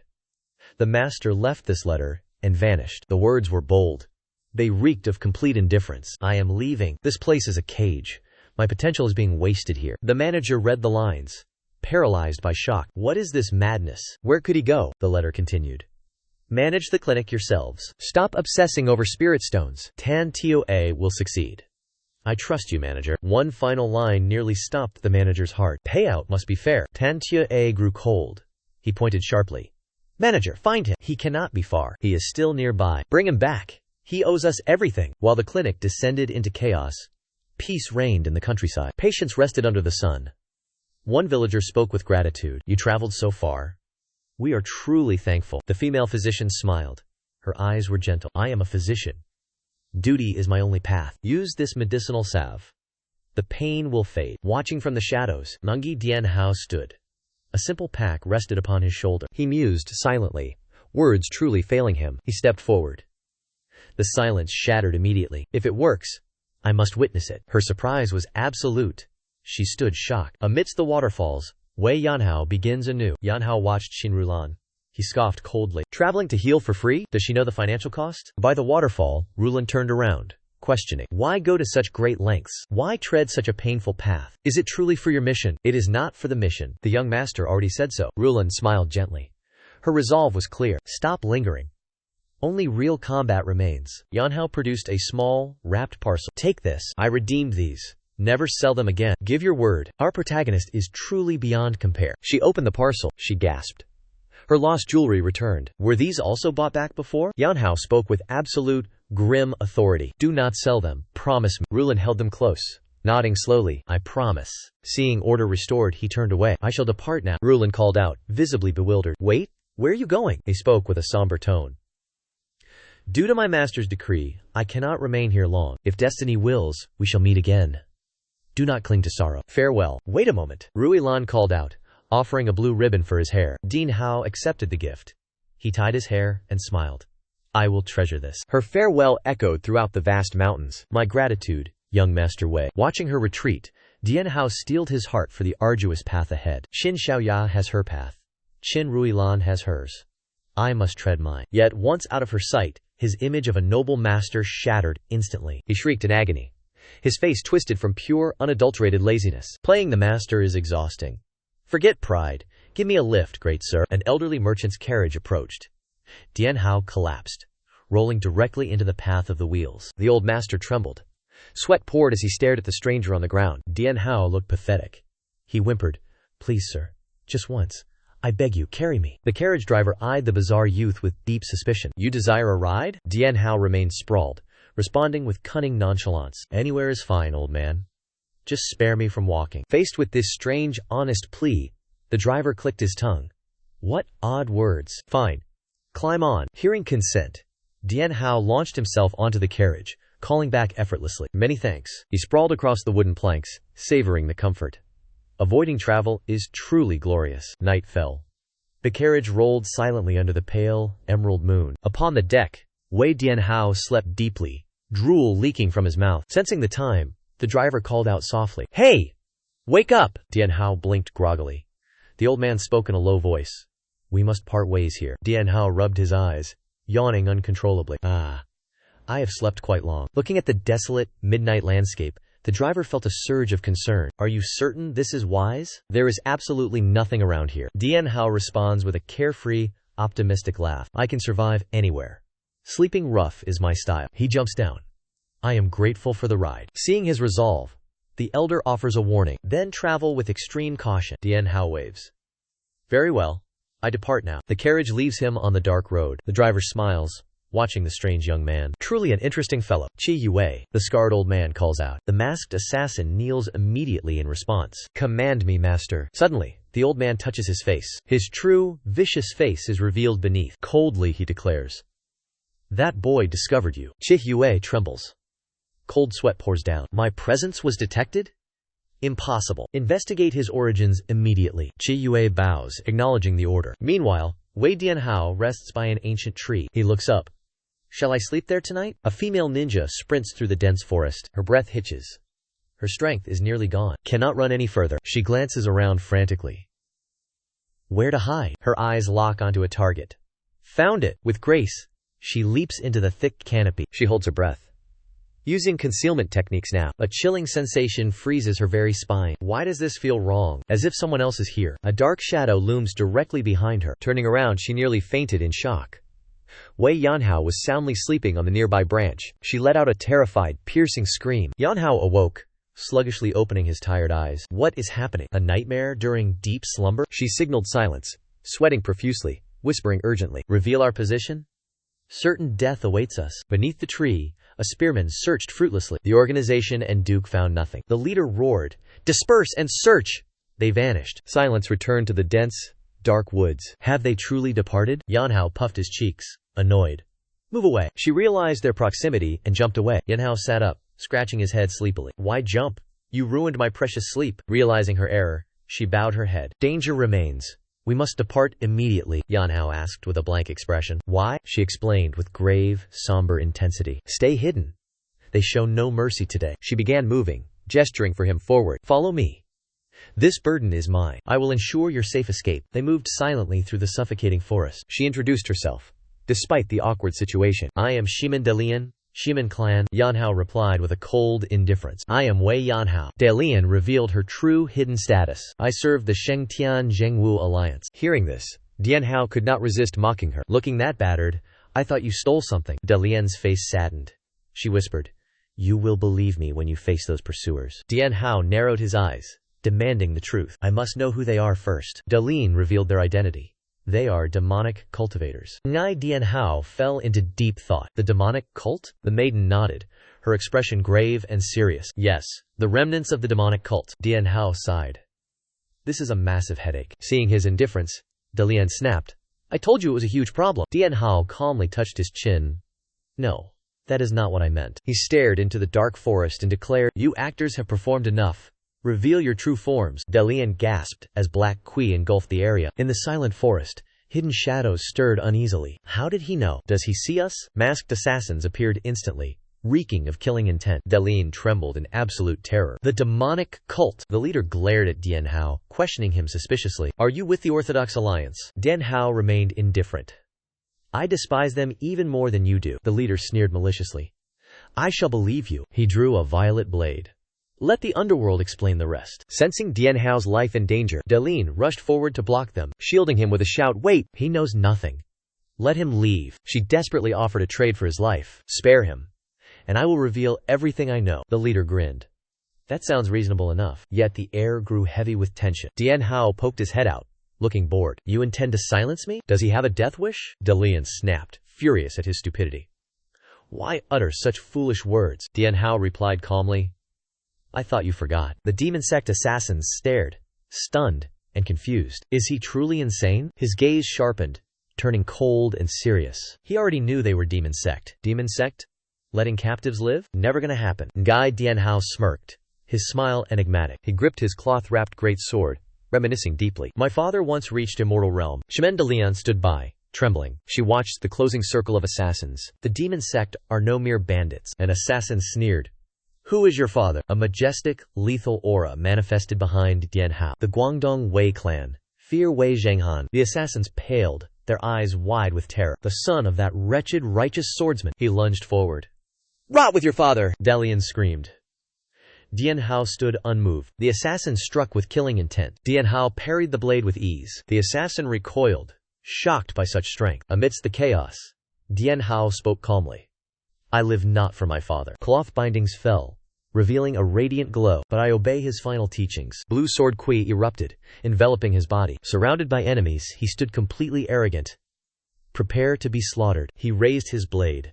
My sword eclipses his. Under the silver moonlight, Thon Guyen narrowed his eyes. Wei Dianhao, the second son of Zheng Shijian. Beside him, a master watched the figure below. Why is he unknown in the martial world? A talent like this should be renowned. Thon Guyen explained his mysterious origin. He vanished, reportedly linked to a lecherous bandit. He found a secret encounter. Such power demands sacrifice. In the dark woods, red eyes watched him. Azure sword energy erupted. The blade hummed powerfully. Stunned, Ximen Dalian gasped in utter disbelief. Hidden master revealed? Wei Dianhao vanished like azure lightning. His sword strikes tore through the assassins. Pure speed. Instant execution. Dianhao moved like a phantom. He swung his heavy sword, carving arcs. Every attack dissolved effortlessly. An assassin screamed as his face shattered. Dianhao stood amidst the ruin. A foe lunged from above, attacking madly. He slammed twin blades into the stone. A violet energy explosion rocked the area. Gone in a blink, wind shrieked from behind. Dianhao closed in with terrifying speed. The foe collapsed, blinded by the blade. Blue sword aura flared brightly. He turned, blocking the spear with precision. A powerful strike repelled the attackers. He deflected their combined onslaught with ease. Without giving his foe any reprieve, Dianhao channeled his strength. A heaven-shaking, earth-shattering roundhouse kick. One fatal blow. Utter destruction. The corpses collapsed. A scene of pure desolation. Dianhao landed softly, standing tall amidst the ruin. He twirled his blade, its azure aura pulsing with chilling bloodlust. Suddenly, the battle turned bizarre. The leader gritted his teeth against agonizing pain. Veins bulged like venomous serpents. He shrieked in agony. Dark, demonic energy bled from his pores. A soul-piercing wail echoed as the demonic mist violently detonated. The fallen assassins rose like reanimated corpses. Is this cheating? Reborn with a purple aura? Witnessing this, Dianhao offered a faint, mocking smile. He looked at the reanimated foes. I severed your tendons. You still stand? The demonic leader was consumed by dark power. He growled back. It seems your father told you everything about our sect. Faced with this threat, Dianhao smiled brightly. Fine. If tendons won't break, I will sever your legs. Less exhausting. Azure blade energy clashed against the dark purple demonic mist. The wisdom of his ancestors flooded his mind. Hesitation brings ruin. Regret follows mercy. In this world, a ruthless heart is survival. Dianhao's eyes turned cold and razor-sharp. He grasped the ultimate truth. In combat, discard all mercy. His heavy sword swung. Decisive, lethal strikes drawing blood. An assassin screamed, "Die!" and lunged downward. Dianhao dodged with effortless grace. Watching the struggling fool, he offered a cold insult. Sword skills as slow as a turtle? You couldn't hit a statue. He let out a sigh of disappointment. He exhaled, realizing he must shift his technique to a new trajectory. Dianhao relaxed, his spirit synchronizing with the rhythm of battle. No mercy. Unleash the final combo. Azure sword energy spiraled around him. A glorious, deadly whirlwind. Dianhao declared, I told you to stop resisting. Just accept your fate. The demonic assassins trembled, caught in an inescapable vortex of energy. Dianhao glided gracefully. With one wave, the sword energy reflects. Power exploded. A massive pillar of light shattered the earth. A mysterious expert watched from the peak. His expression remained cold and detached. Under the crushing pressure, the ground disintegrated. Dust choked the battlefield, where the assassins lay defeated. A dying assassin gasped. Am I the only survivor left? He bit down hard. A suicide pill was prepared for this end. Without my permission? You wish to die? Spit that out. Release the poison immediately. Dianhao inspected the pill. He clicked his tongue. These fanatics are insane. They hide poison in their teeth, he mused. My father's useless teachings. They are actually useful now. Dalian stood frozen. Cold sweat dripped from her brow. Under the moonlight, Dianhao asked, What now? Didn't you claim you would spare them? She answered with haste. Yes, of course. Scene shift. Zhang Yi asked anxiously. They have already departed? A wealthy merchant squinted. He judged the beggar's tattered, wretched appearance. Yes, that is the truth, he pondered. A lowly beggar? His companion looks destitute as well. Zhang Yi forced a hollow laugh. Ha ha. Is that so? The merchant pressed further. And who might you be? You appear to be outsiders here, Zhang Yi announced. We are no villains. I am Zhang Yi, Kaifeng branchmaster. Hearing the beggar sect, the merchant gasped. A branchmaster? For what reason do you target young Master Wei? Zhang Yi stuttered. Ah. That was not me. Wei Shanhao stepped forward. His aura was overwhelming. I am Dianhao's elder brother, Wei Shanhao. The merchant froze. Cold sweat soaked his clothes. My lord, are you truly Wei Dianhao's brother? Wei Shanhao confirmed coldly. Indeed. I am his brother. The merchant panicked. Wait here. I will summon the master. He watched the merchant sprint toward the main hall. Zhang Yi was deeply confused. I only sought my brother. Why such fanfare? Suddenly, a carriage appeared in the distance. Zhang Yi's expression shifted. His eyes widened in horror. Is that the Heo sect? A branch office from Kaifeng, no less? Seeing his reaction, Wei Shanhao raised an eyebrow. You recognize them by their carriage alone? Truly impressive. Zhang Yi quickly explained. The coachman is a rogue from Heo sect. Wei Shanhao studied the approaching carriage. Is that so? Are they hunting us down? Did the sect leader follow us? A woman with a venomous heart, indeed. The carriage stopped abruptly. Dust filled the air. A stern elder with white hair emerged. Wei Shanhao's pupils contracted. Beside his father, a black-cloaked woman smiled. Wei Shanhao? Wei Shanhao gasped. Father? Why are you here? Why would he appear at this moment? Gui Niangyang stood nearby with a sinister smile. The stern Wei Zhenghan demanded an answer. We seek Dian Hao. What of you? I, too, have come for Dian Hao. Wei Zhenghan pressed him impatiently. Is that so? Where is Dian Hao now? Sun Hao lowered his head, hesitating to speak. It is said he departed not long ago. News of his flight shattered the elder's composure. The elder's fury began to boil over. He gritted his teeth.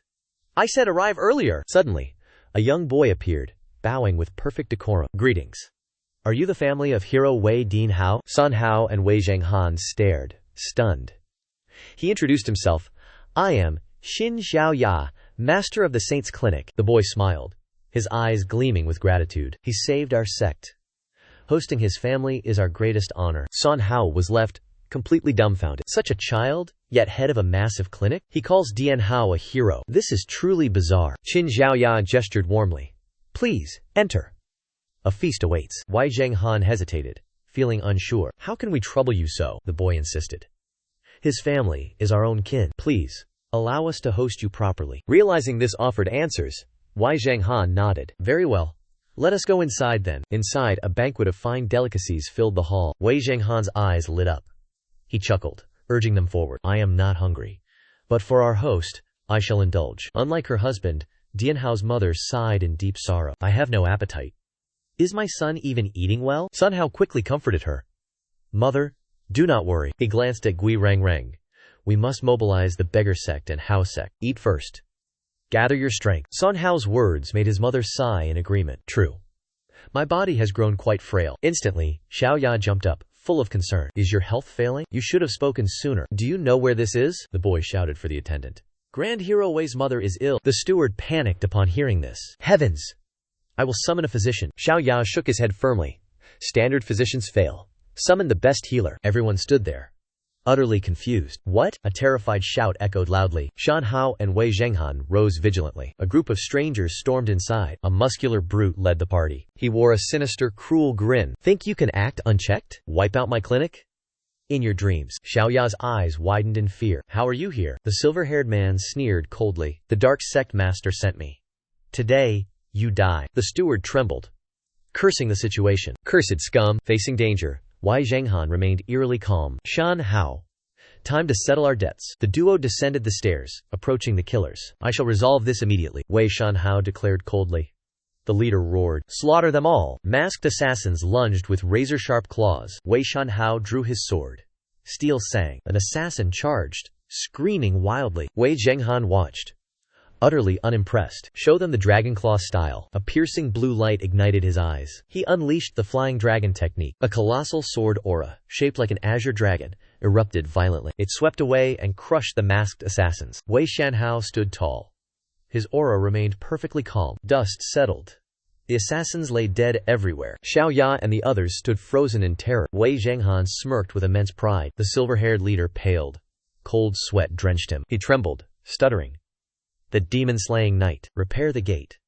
Make it complete. Facing this pressure, the gray-haired man screamed in sheer agony. Yes, sir! Immediately! Meanwhile, at the Shengtian Zhengwu League branch, a guard rushed out in a frantic panic. His face paled seeing Wei Yanhao standing there. He stammered. State your business here. Patrol office. Shengtian Zhengwu League branch. I am Shimen Duolian from the League's secret pavilion. Your shipment has arrived. Authentic demons. Captured alive. Inspect and pay up. The guard gave a look of profound hesitation. Sir, impossible. We lack manpower to assist you. An emergency rumor sent the elders away? All for some manual? They abandoned their posts for a book? Is this truly the Shengtian Zhengwu League? The guard scratched his head. It is the treasure left by Shi Sheng. At that name, Duolian gasped. Shi Sheng? Unlike her shock, Yanhao yawned. Who is Shi Sheng? This foolish question drove Duolian into a rage. She shouted. You don't know the world's greatest swordsman? Yanhao remained indifferent, scratching his head. Who is he? Is he famous? I have never heard his name. Duolian sighed, completely drained of energy. Ha!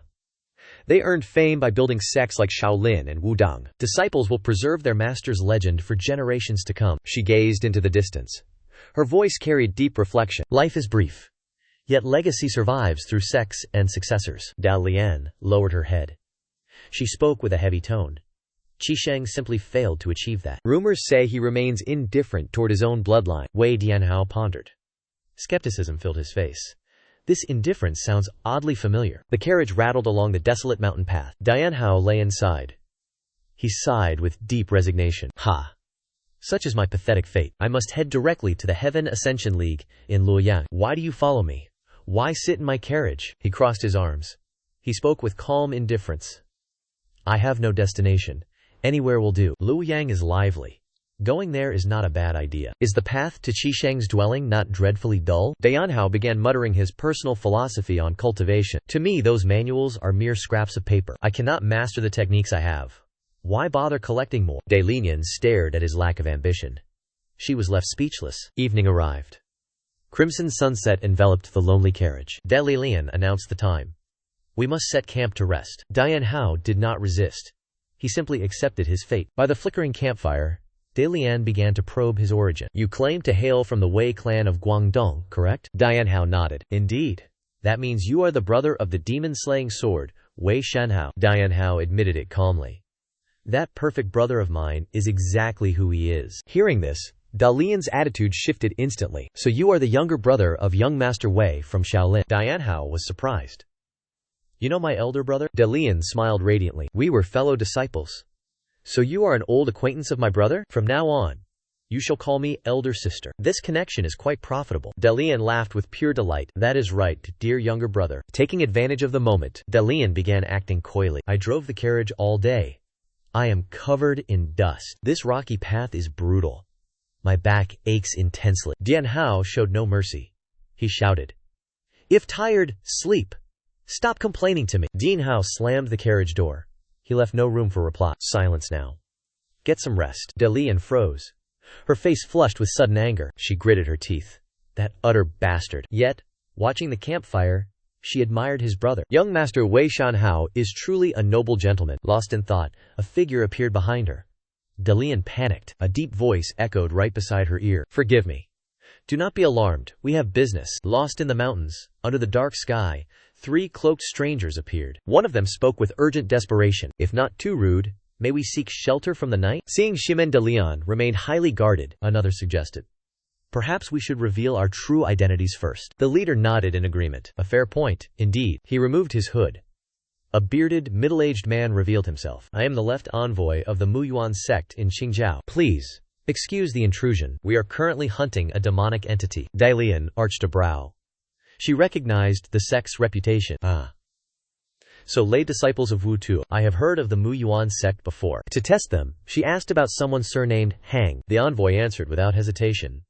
No one named Hang exists in our sect. Certain they were from the righteous path. Dalian finally lowered her guard. So this is authentic Wudang heritage. Such a swift reply. It is certainly genuine. Please, come warm yourself by the fire. By the flickering fire, Ta Xiang curiously asked. Do you often sleep outdoors on nights like this? Or are you also hunting the devil? Dalian shook her head calmly. Neither. I simply lost the daylight while traveling. Ta Xiang warned in a deep voice. The mountains are always dangerous at night. Recalling the earlier mention, Dalian asked, You mentioned a devil just now? Ta Xiang's expression turned somber. A lecherous fiend is currently on the run. Dalian gasped. A lecherous fiend? Such filth still exists in this era? Ta Xiang nodded, revealing the culprit's identity. Perhaps you have heard of him. The infamous lecherous scholar from Asia. Suddenly, a heaven-shaking killing intent erupted, leaving Ta Xiang wide-eyed in terror. Mu Yuan sect disciples drew swords. They braced against the crushing pressure. A low, frigid voice emerged from behind, causing everyone to tremble. Who did you say? Wei Dianhao appeared with a sinister smile. Dark hair veiled half his face. He growled. Repeat that name again. Merely hearing the name invited death. That name ignited memories of buried pain. In his mind, corpses lay beneath withered trees. A red flower scar marked the chest of the dead. Murderous aura exploded. Hellish orange flames enveloped Wei Dianhao. His eyes turned blood red. Fury distorted his face. Dianhao roared into the night. Pure, bone-chilling hatred. Lecherous scholar. Young Dianhao wept in the ruins of the massacre. Killing intent surged. Hellfire consumed his entire being. His eyes glowed crimson. Rage consumed his spirit. Dianhao screamed into the darkness. Hatred pierced the sky. Lecherous scholar. 5 years have passed. The memory remains unforgiven. He gnashed his teeth. His trembling fists tightened. Were it not for him, everything would remain intact. Dianhao glared directly at Ta Huang, his face twisted with absolute, pure rage. Find that bastard's location right now. I will test how long he lasts. Ta Huang stuttered under the crushing pressure. I do not know. He headed toward Ha Tower. He is nearby. Dianhao wasted no time. He commanded, move out. Immediately, he walked away, leaving everyone in shock. Delin scrambled to block his path. Young master, it is currently nightfall. Dianhao continued walking. So what? The night stops for no one, Delin warned. Night travel is lethal. He cracked his knuckles. A chilling growl. I am more lethal than this forest. Step aside. Or face death. In the shadows, the villain gasped, wounded. He clutched his bleeding torso. Damnation! He wondered. Where did it all fail? Memories of luxury, wine, and gold surfaced. He traded peace for a chaotic life. He sold the demonic manual for wealth. It was a perfect, profitable transaction. He was arrogant. Everything was perfect then. Now, his bloodied hands revealed his doom. The Sword Emperor's legacy drew endless predators. He gripped the scroll, eyes burning hate. Dreaming of power? You pathetic fools. Face reality. Your karmic retribution arrives. He smirked. Then, a cold voice shattered silence. You still possess the courage to laugh? Amid falling petals, a woman in white stood. I am the second disciple of Huashan, Li Shuihua. She narrowed her eyes. Her sword emitted cold light. I tell you my name. You deserve to know your executioner. Hearing of death, the degenerate feigned ignorance. He asked calmly. The underworld? Me? What crimes have I committed? His shameless attitude poured oil on fire. Li Shuihua snarled. Silence! Your sins demand 100 deaths. She lunged forward. Today, I deliver your judgment. The degenerate kept his sinister expression. He sneered. Another Huashan brat. Beware his dirty, treacherous tricks. Instantly, she unleashed the plum blossom sword technique. Radiant sword energy erupted. Plum blossoms filled the air. He showed no fear. He roared, mocking her. Such weak, incomplete petals? I will end you now. He channeled evil arts. His hands glowed demonic green. Your fragile blossoms will wither away. He unleashed relentless attacks. He shattered her energy petals. Explosions echoed through the forest. Overwhelmed by force, she lost control. Blown away, she fell. Blood gushed out. Agony surged through her body. Her organs shifted. A brat dares defy me? He approached slowly. His eyes dripped malice. Tonight, you learn true suffering. She clutched her chest. The tainted mark paralyzed her. Desperate, she remained immobile. She silently begged, Master. As his filth reached her chin, a bizarre laughter echoed. It shattered the silence. Shi Juyu froze. He stared at the powerful newcomer. Yan Hao ignored the killing intent. He tilted his head. Are you the degenerate scholar? You are Shi Juyue, correct? The lecherous demon clicked his tongue. He recognized his pursuer, yet remained arrogant. A green brat like you. Blinded by greed? Courting death? Yes, I am Shi Juyue. What will you do? In response to the challenge, Dianhao laughed maniacally. Ha ha! His body bent from intense laughter. Without hesitation, Dianhao surged forward. Blinding speed. Faint light trails. Shi Juyue gasped in shock. After images! The opponent vanished, then reappeared right beside him. I am here. Surprised? Panicked, the demon gathered purple demonic energy. He roared, Die! Shuihua gasped for air. She looked at Dianhao, filled with deep worry. This is bad. Another innocent soul meets his end. Think he is innocent? Watch his power. Dianhao was shrouded in brilliant green sword Kia. Shi Juyue's eyes widened in terror. A thunderous punch landed. The demon's face shattered instantly. Shi Juyue flew backward. He smashed through ancient trees, collapsing hard. Shuihua stared in disbelief. The young man's power was absolute. Across the clearing, Shi Juyu struggled to stand, coughing up fresh blood. Cough. Blood spills. Dianhao stood tall. He laughed with pure arrogance. Ha ha! Get up! Show me more! Weakling. Already reaching your limit? Dian Hao's eyes surged with killing intent. My hatred. This is merely the beginning. His aura flared violently. Like a raging wildfire, he roared in agony. Everything! Everything is your fault. Seeing the god of death approaching, Shi Juyue begged in vain. Wait! I do not even know who you are. The only response was Dian Hao's furious roar. Silence your useless screams. He struck down. A fatal, crushing blow. A massive explosion erupted. Shi Juyu flew away, lying motionless in the rubble. Dian Hao stared at his hands. He whispered, not enough. Something is still missing. He surveyed the forest with a sharp gaze. This cannot end so meaninglessly. Suddenly, his eyes gleamed with malice. Found him. Throughout the past year, Wei Yanhao had felt one truth deeply, a truth impossible to realize, without experiencing it firsthand. Fists grow weary. Using enchanted stones is efficient. With a crazed grin, he gripped the stones. Pure, nightmare fuel. Brutal, dry strikes echoed through the deep woods. Shimen Dalian and the Muxia Yuan disciples rushed forward. She gasped in shock. What is happening here? Surrounded, Yanhao savagely struck Shi Juyue with the stones. Dalian lunged to restrain him from behind. She screamed out, Young Master Wei, stop this! You will commit murder at this rate. Massacre mode activated. Get out or die. Remembering his suffering, he desired only total carnage. Dalian held him tight. Wait, is he the lecherous scholar? It is him. Beneath his feet, Shi Juyu's face was unrecognizable pulp. Witnessing this horror, everyone shuddered in terror. See the face? The stones prove their worth. Zhuo Xiang hurried to intervene. Take him to the martial alliance first. Any more, he dies. Yanhao clicked his tongue, stifling his killing intent. Fine. Do as you wish. Night fell. The campfire flickered. Shock hung heavy. One disciple sighed. To crush him so thoroughly. Terrifying. Suddenly, Li Shuihua collapsed. Her face grew pale. Dalian rushed over anxiously. My lady, are you injured? Your complexion looks truly dire. Yanhao approached silently. His eyes grew profound and cold. He glared at Shuihua. Show me your wrist. She struggled to decline the offer. There is no need. I am fine, Yanhao barked. Stop acting coy. Give me your hand. Dianhao gripped Li Shuihua's wrist tightly. She struggled, but he would not budge. He barked sharply. Hand it over. You are far from fine. He observed her pale, sickly complexion. He warned gravely. Stabilize your energy now.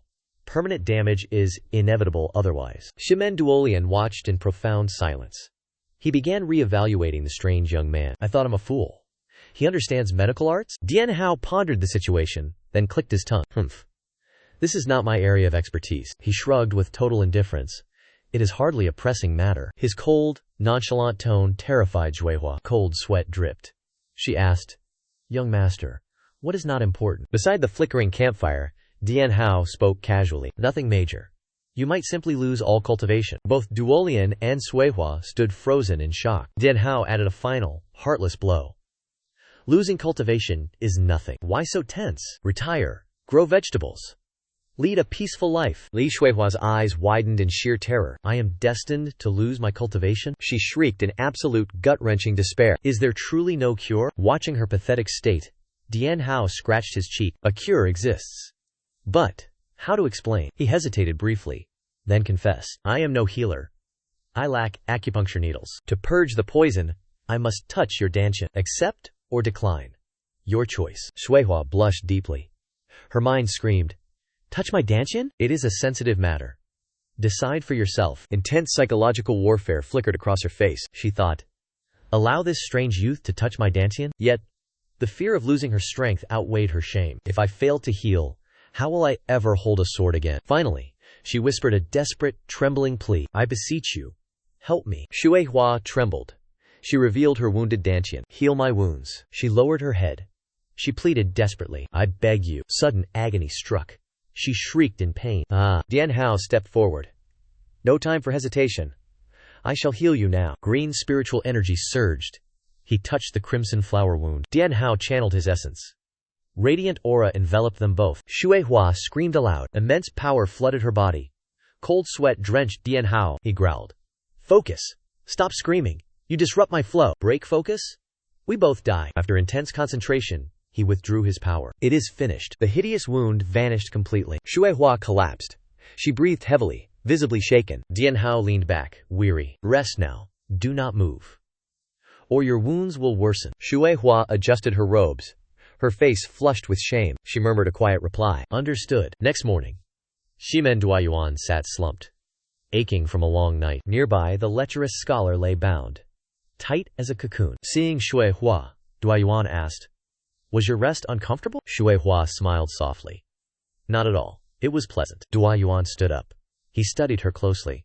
"Have you recovered?" Shui Hua nodded. "I am fine," Duoyuan warned her. "Your injuries remain. Be careful." Suddenly, a deep voice thundered behind them. "Still complaining of pain? How will you grow stronger? You lack the cultivation to be my disciple." A man in vibrant robes approached with a smirk. "Is that so?" Li Shuihua and Shimen Duoyuan bowed before their master. Duoyuan wondered, "Is this the master of Huashan's second generation?" The plum blossom sword ghost, Gong Yuchen. Duoyuan spoke. "Greetings, senior. I am Shimen Duoyuan." Gong Yuchen squinted. "Shimen Duoyuan? How are you related to Shimen Tianti?" She bowed respectfully. "He is my father, senior." He smiled thinly. "Did you save my pathetic disciple?" Duoyuan denied it immediately. "It was not me, senior." Gong Yuchen's voice grew deep. "Then who saved that useless disciple?" Elsewhere, a youth burst into the room. "Found him! Faster than the Xiaowu Gate intelligence." Wei Shanhao sipped tea. "Cease your frantic display," the subordinate scoffed.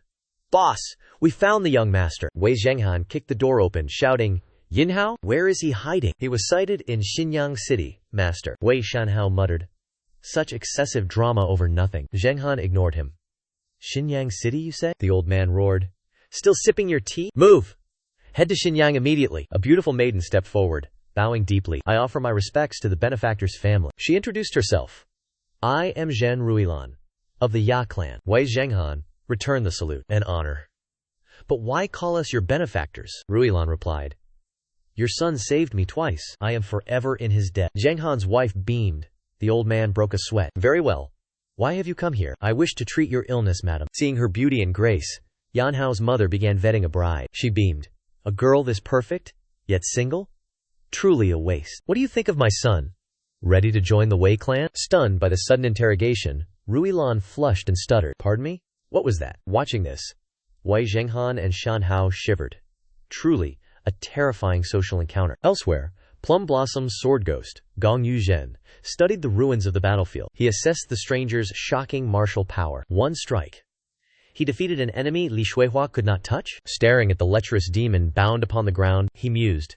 The evidence was undeniable, no matter how unbelievable. One single strike. Gong Yuzhen turned to his disciple, sternly asking, "Was your guard down?" Li Shuihua bowed, admitting the brutal reality. "No, I was alert.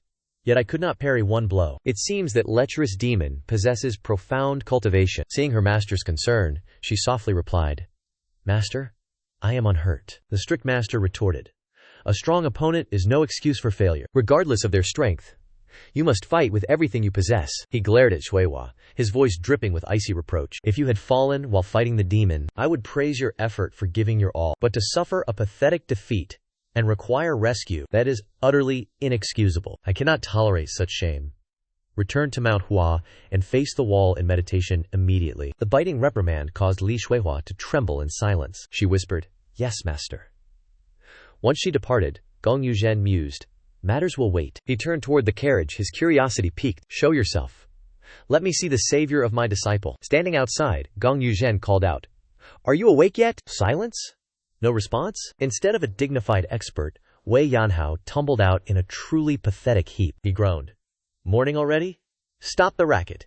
Can a man not sleep?" Watching Yanhao scratch his leg, Gong Yuzhen struggled to suppress his surging fury. A fresh awakening brings a foul temper. This is natural. He did save my precious disciple. I must remain patient for now. Veins bulged upon his forehead. He feigned calm. "Young hero, you saved my disciple." Dianhao blinked. "Who did I save?" Gong Wuzhen pointed toward the kneeling figure. "My student, Li Shuihua, that maiden standing over there. I come to offer my gratitude." "So, you mean that woman?" "Understood. Now, leave me to sleep. Be gone." He slammed the carriage door shut. An absolute, cold dismissal. Such arrogance. The elder's face turned crimson. Fury boiled over. He gritted his teeth. "Listen here, boy." A terrifying, heaven-shaking pressure erupted instantly. Trees shattered. Others struggled to remain standing. "I offer thanks. Show some respect." Dianhao's nap? Clearly over now. Despite the immense pressure, he appeared, yawning. "Fine. The thanks are finished. Speak fast. I need sleep. Exhaustion is overwhelming me." Gong Wuzhen stood tall. Your deeds saved her. May I ask your master's name? Dian Hao tied his messy hair. He answered indifferently. Even if I told you, you wouldn't know. Gong Wuzhen scoffed, prideful. My knowledge is vast, boy. Dian Hao sat motionless, eyes heavy. Even so, you remain ignorant. The Huashan elder lost patience. Will you truly not reveal it? Dian Hao sighed. I told you. You wouldn't understand. Why do you elders lack faith in the youth? Scorned by a junior, Gong Yuzhen's face hardened. His eyes dripped with defiance. I shall use these eyes to judge your martial prowess. Confident in your own techniques, are you? Dare you exchange a few blows with me? Seeing her master lose control, Li Shuihua rushed forward in terror. Master, such actions are beyond disrespectful. You dare lecture me on etiquette? Li Shuihua collapsed in fear, yet still attempted to intervene. Please, forgive your disciple. To challenge this warrior without cause violates our sect's sacred moral code. Gong Yuzhen stood tall. Plum blossom spiritual energy enveloped his form. He roared. A reason to fight? I carry the reputation of the Huashan sect upon my shoulders. Which weighs more? Your personal gratitude or my sect's honor? The old man glared at Yanhao with pure contempt. Flaunt your sect if you wish. But insult my master? You court death. The Huashan elder's fury reached its zenith. He bellowed. To be scorned by a country bumpkin hiding his origins is a grave humiliation to the Huashan sect. Silence your insolent tongue. Li Shuihua paled. My master never yields. This is disastrous. Master Wei is doomed. Seeing her tremble, Zimen Duoyuan stepped forward to comfort her. Fear not. Even if your master seeks conflict, he cannot force a fight if the other party refuses. Threatening one's benefactor is an impossible act of dishonor. She smiled, confidently declaring, do not worry for Master Wei. He is far too lazy for such troublesome duels. Yet, Duoyuan was mistaken. Within Wei Yanhao's mind, his master's voice echoed, Master, I tolerate insults, but slander against you invites immediate execution. Yanhao stood slowly. He gripped his blade. Azure sword key exploded violently. A majestic azure dragon materialized behind Yanhao, alongside his master's lingering soul. Yanhao glared at Gong Yuzhen, his eyes burning with lethal intent. Remember my master's final lesson. Show them our true, terrifying power. Recalling their past conversation, the elder berated his lazy disciple. Are you even listening to me? He replied with a lethargic, indifferent expression. I am not really sure, honestly. Why should I duel that predecessor's blade? Simply declining makes life much easier. This evasive response ignited the master's fury. He roared at Wei Yanhao, releasing threatening violet energy. Seeing his master's rage, Wei Yanhao changed immediately. He began begging for forgiveness frantically. Then repeat what I just told you. Wei Yanhao scratched his head. Follow your own heart. However, for me, anyone daring to challenge my blade, anyone provoking me, will learn true pain. Is that sufficient, master? Back in reality, Wei Yanhao smirked with malice. I am lazy, but I follow orders perfectly. Sensing the youth's rising aura, Gong Yuzhen scoffed coldly. HMPH. Such bold, empty words. Are you seeking a death match? Standing tall, Wei Yanhao declared, exactly that. Gong Yuzhen laughed, drawing his blade. Another challenge? Unbelievable. Still dueling juniors at my age. I accept your challenge right here. State your name, boy. Wei Yanhao stepped forward calmly. Wei family of Guangdong. I am Wei Yanhao. Hearing the location, Gong Yuzhen's eyes flashed with shock. The Wei family of Guangdong? You are the heir to Benevolent Sword? The elder began calculating his next move. I intended to defeat Benevolent Sword eventually. Defeating you will lure him out easily. Prepare yourself, little brat. Wei Yanhao raised 2 fingers, remaining utterly unbothered. I am always prepared. However, elder, you harbor 2 misconceptions. Firstly, I do not utilize the Wei family sword technique. Victory offers you no leverage over the Wei reputation. Secondly, if I fail, my master merely mocks me. Vengeance is irrelevant. Dean Hao stepped forward. A cold smirk appeared. Oh. There is one more thing. Gong Yuzhen replied coldly. Speak. I am listening. Dian Hao gazed at his blade, emitting a cyan radiance. He spoke lowly. Countless swords exist beneath the heavens, regardless of how many blades appear. Light is sovereign. Only light holds true, absolute truth. He glared with sharp eyes. I may seem weak. Proceed with extreme caution. I may be lazy, but my blade craves blood. Beware your life. Waste no more time. Gong Yuzhen roared. Then this challenger strikes first. Clashing blades ignited. Violent shockwaves shredded the night. Gong Yuzhen moved. Extreme speed vanished into motion. Image-shifting arts? Mere pathetic illusions? Too slow.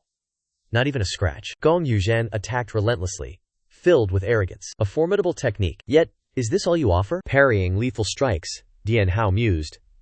How deep is my master's true power? Cryan's sword energy erupted. It forcibly repelled Gong Yuzhen backward. The elder wiped sweat, nodding. Impressive. You should be proud. At your age, such talent is rarely seen, Dian Hao replied calmly. You are quite capable too. The comment stung the pride of the Huashan elder. Gong Yuzhen bellowed with thunderous rage. I praise you. Why such hostility? I sought sleep. Yet you insist on this tedious display. I shall teach you that you are merely a frog in a well. A crimson surge of force erupted, engulfing Gong Wuzhen. He charged like a whirlwind. Blades swirled with lethal, flowery killing intent. Zemen Dalian and Li Shuihua stared, eyes wide in absolute terror. Dalian gasped. A brilliant crimson orb radiated a crushing, suffocating pressure. It blanketed the entire mountain forest. Gong Wuzhen focused.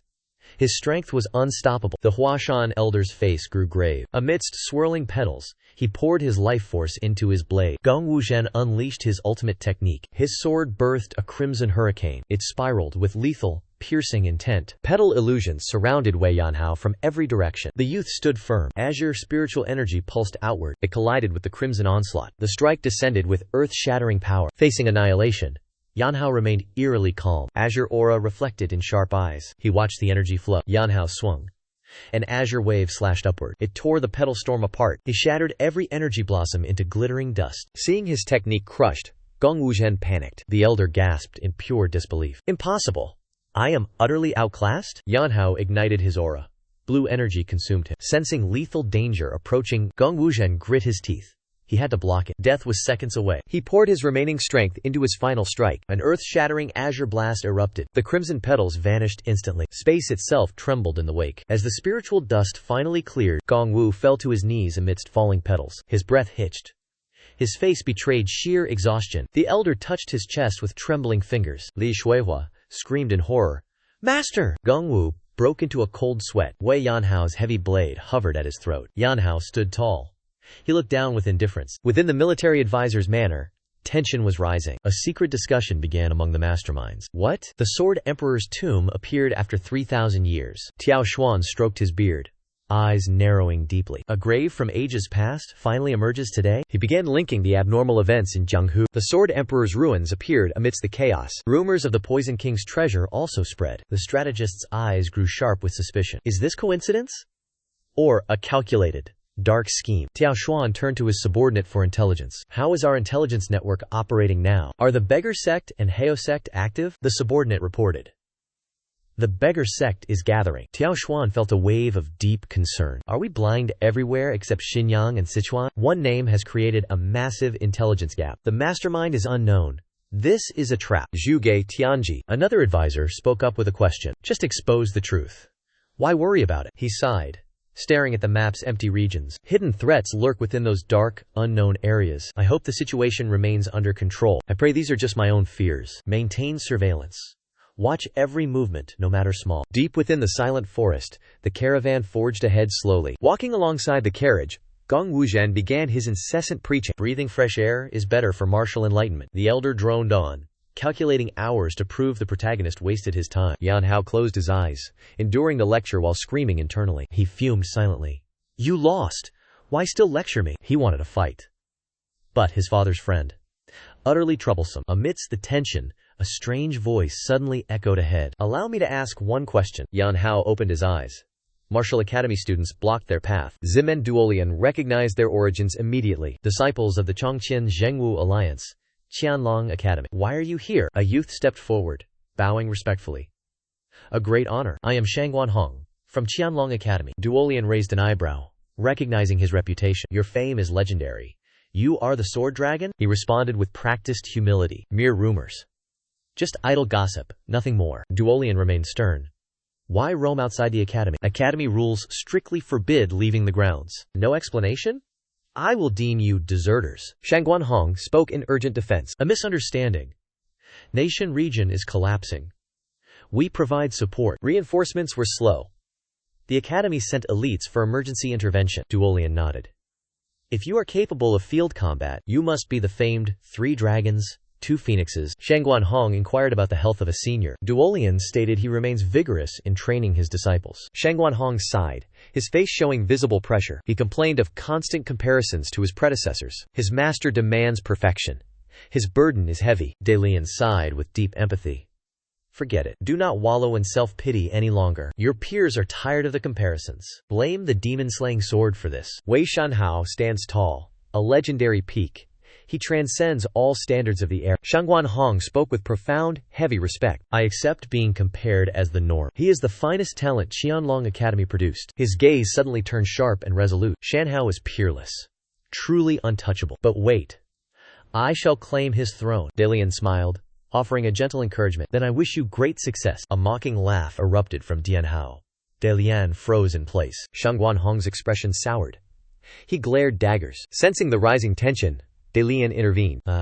Young hero Shangguan Hong. She pivoted, inquiring about his elder's health. Shangguan Hong asked, You know my grandfather? Dalian nodded, confirming her past respect. I have met him. A legendary figure. Dalian studied the five prodigies. Such fascinating youths. Dao Long, Qianlong, Van Hu, Qianlong, Shangguan Hong. Also, Nam Huanghu, and Vo Feng Trung Maile. Their strength dwarfs hers. She felt intimidated. She felt strange approaching them so boldly. She reflected. Everything changed because of him. The group sat down to share food. The elder laughed with genuine, booming delight. Haha. Watching the future's martial legends. A youth waved his hand with modesty. These rumors are hollow. We are ordinary. As they enjoyed the shared meal, a youth glanced at the nearby carriage. Should he not awaken to eat? Hearing this, the elder Gong Yuzhen laughed and intervened. Do not dare wake him.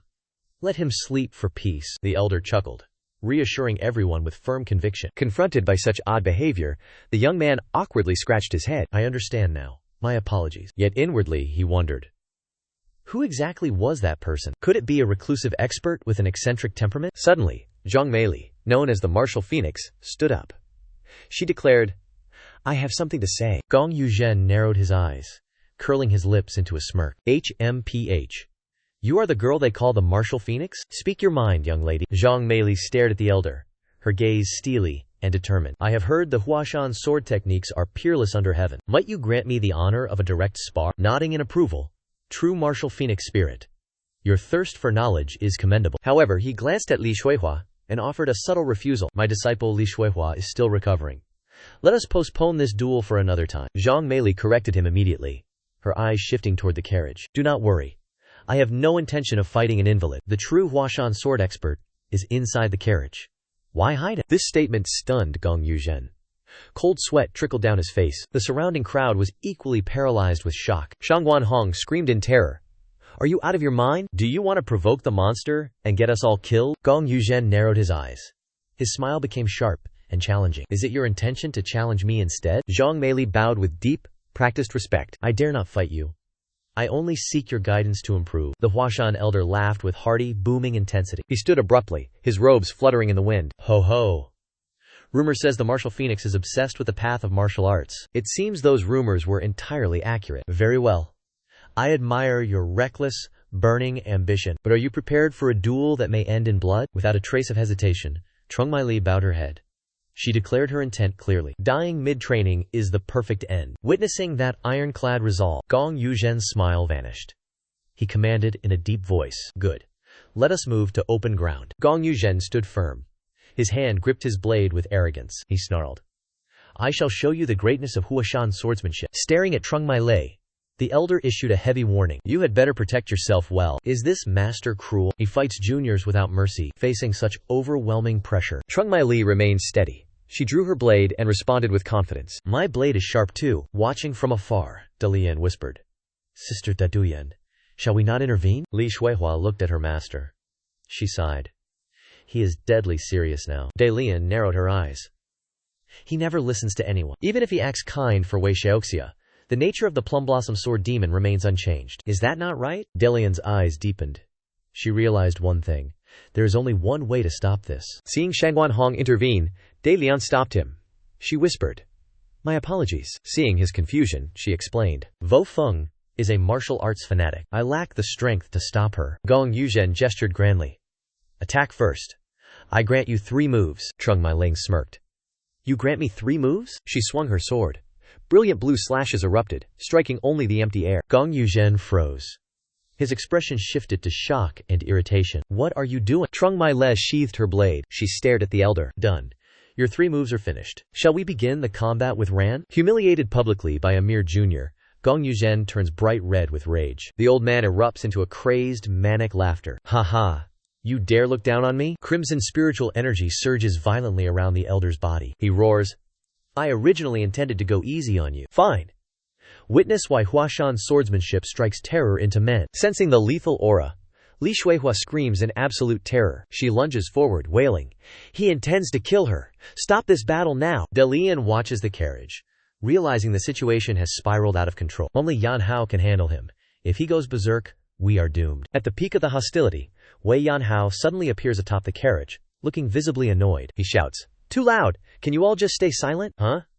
He sits up, glaring at the stunned crowd. Stop the noise! Let me sleep! Plum Blossom Sword Demon, Gong Yuzhen, instantly retracts his killing intent. He forces a smile, stammering, cough!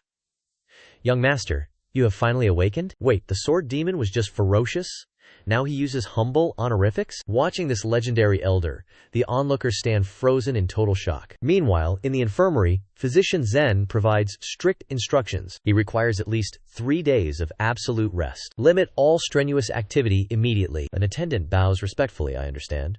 Physician Chen. After delivering the orders, the physician gives a slight nod. In that case, I shall take my leave. Wei Zhenghan's wife leans in to whisper to her husband, Dearest, that young lady is truly adorable, is she not? Zheng Han offers a flattering, soft smile. In my eyes, no woman is more beautiful than you.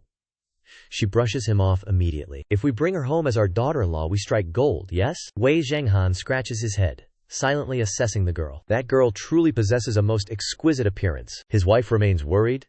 A beautiful lady wandering alone in this poverty-stricken region? It is deeply troubling. I understand your concern, my dear, yet I remain deeply concerned about this. Zheng Han reassured her. Do not worry, my dear. Guards were present, so I investigated. The Huashan sect is protecting her. The master revealed startling news.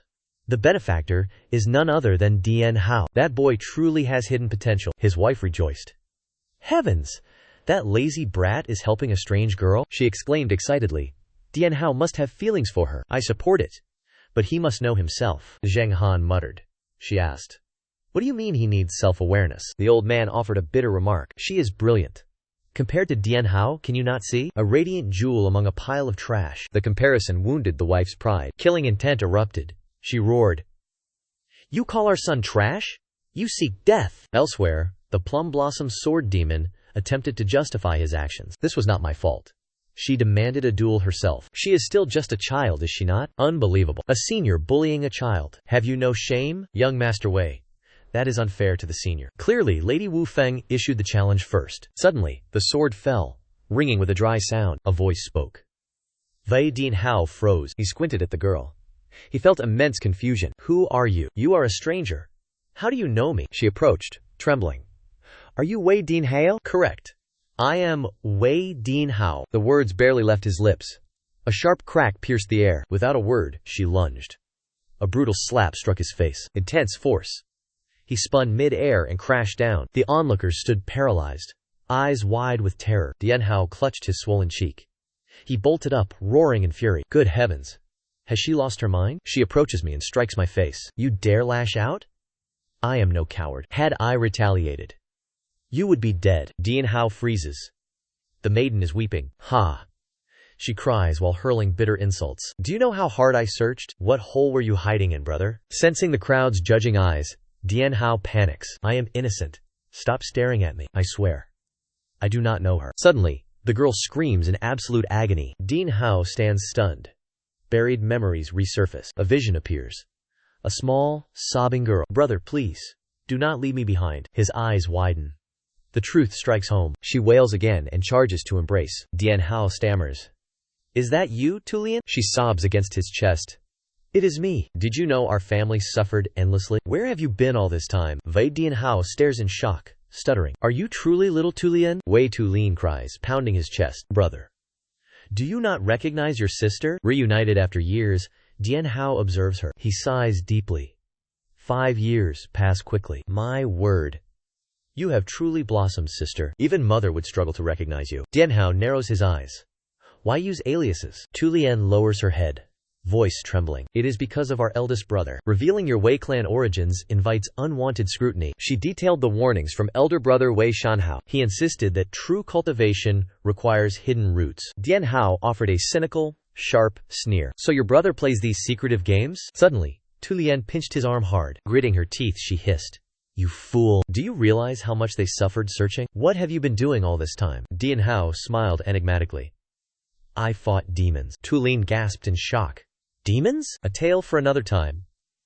Let us enter." Shangguan Hong and the disciples stood frozen, paralyzed. Behold the hypocrisy of the martial pavilion. Cold one moment, sobbing like a child now. The whispers began to erupt. Is she truly the Wei Tulin? Could she be the sibling of Wei Shanhao? Her young strength finally made perfect sense. Such bloodline explains her immense, peerless power. Every gaze shifted toward Dian Hao with suspicion. Is this man also Wei Shanhao's brother? I have never heard of such kin. The banquet atmosphere grew tense and suffocating. Tu Lian piled food into his bowl. Eat this fish, elder brother. And this one too.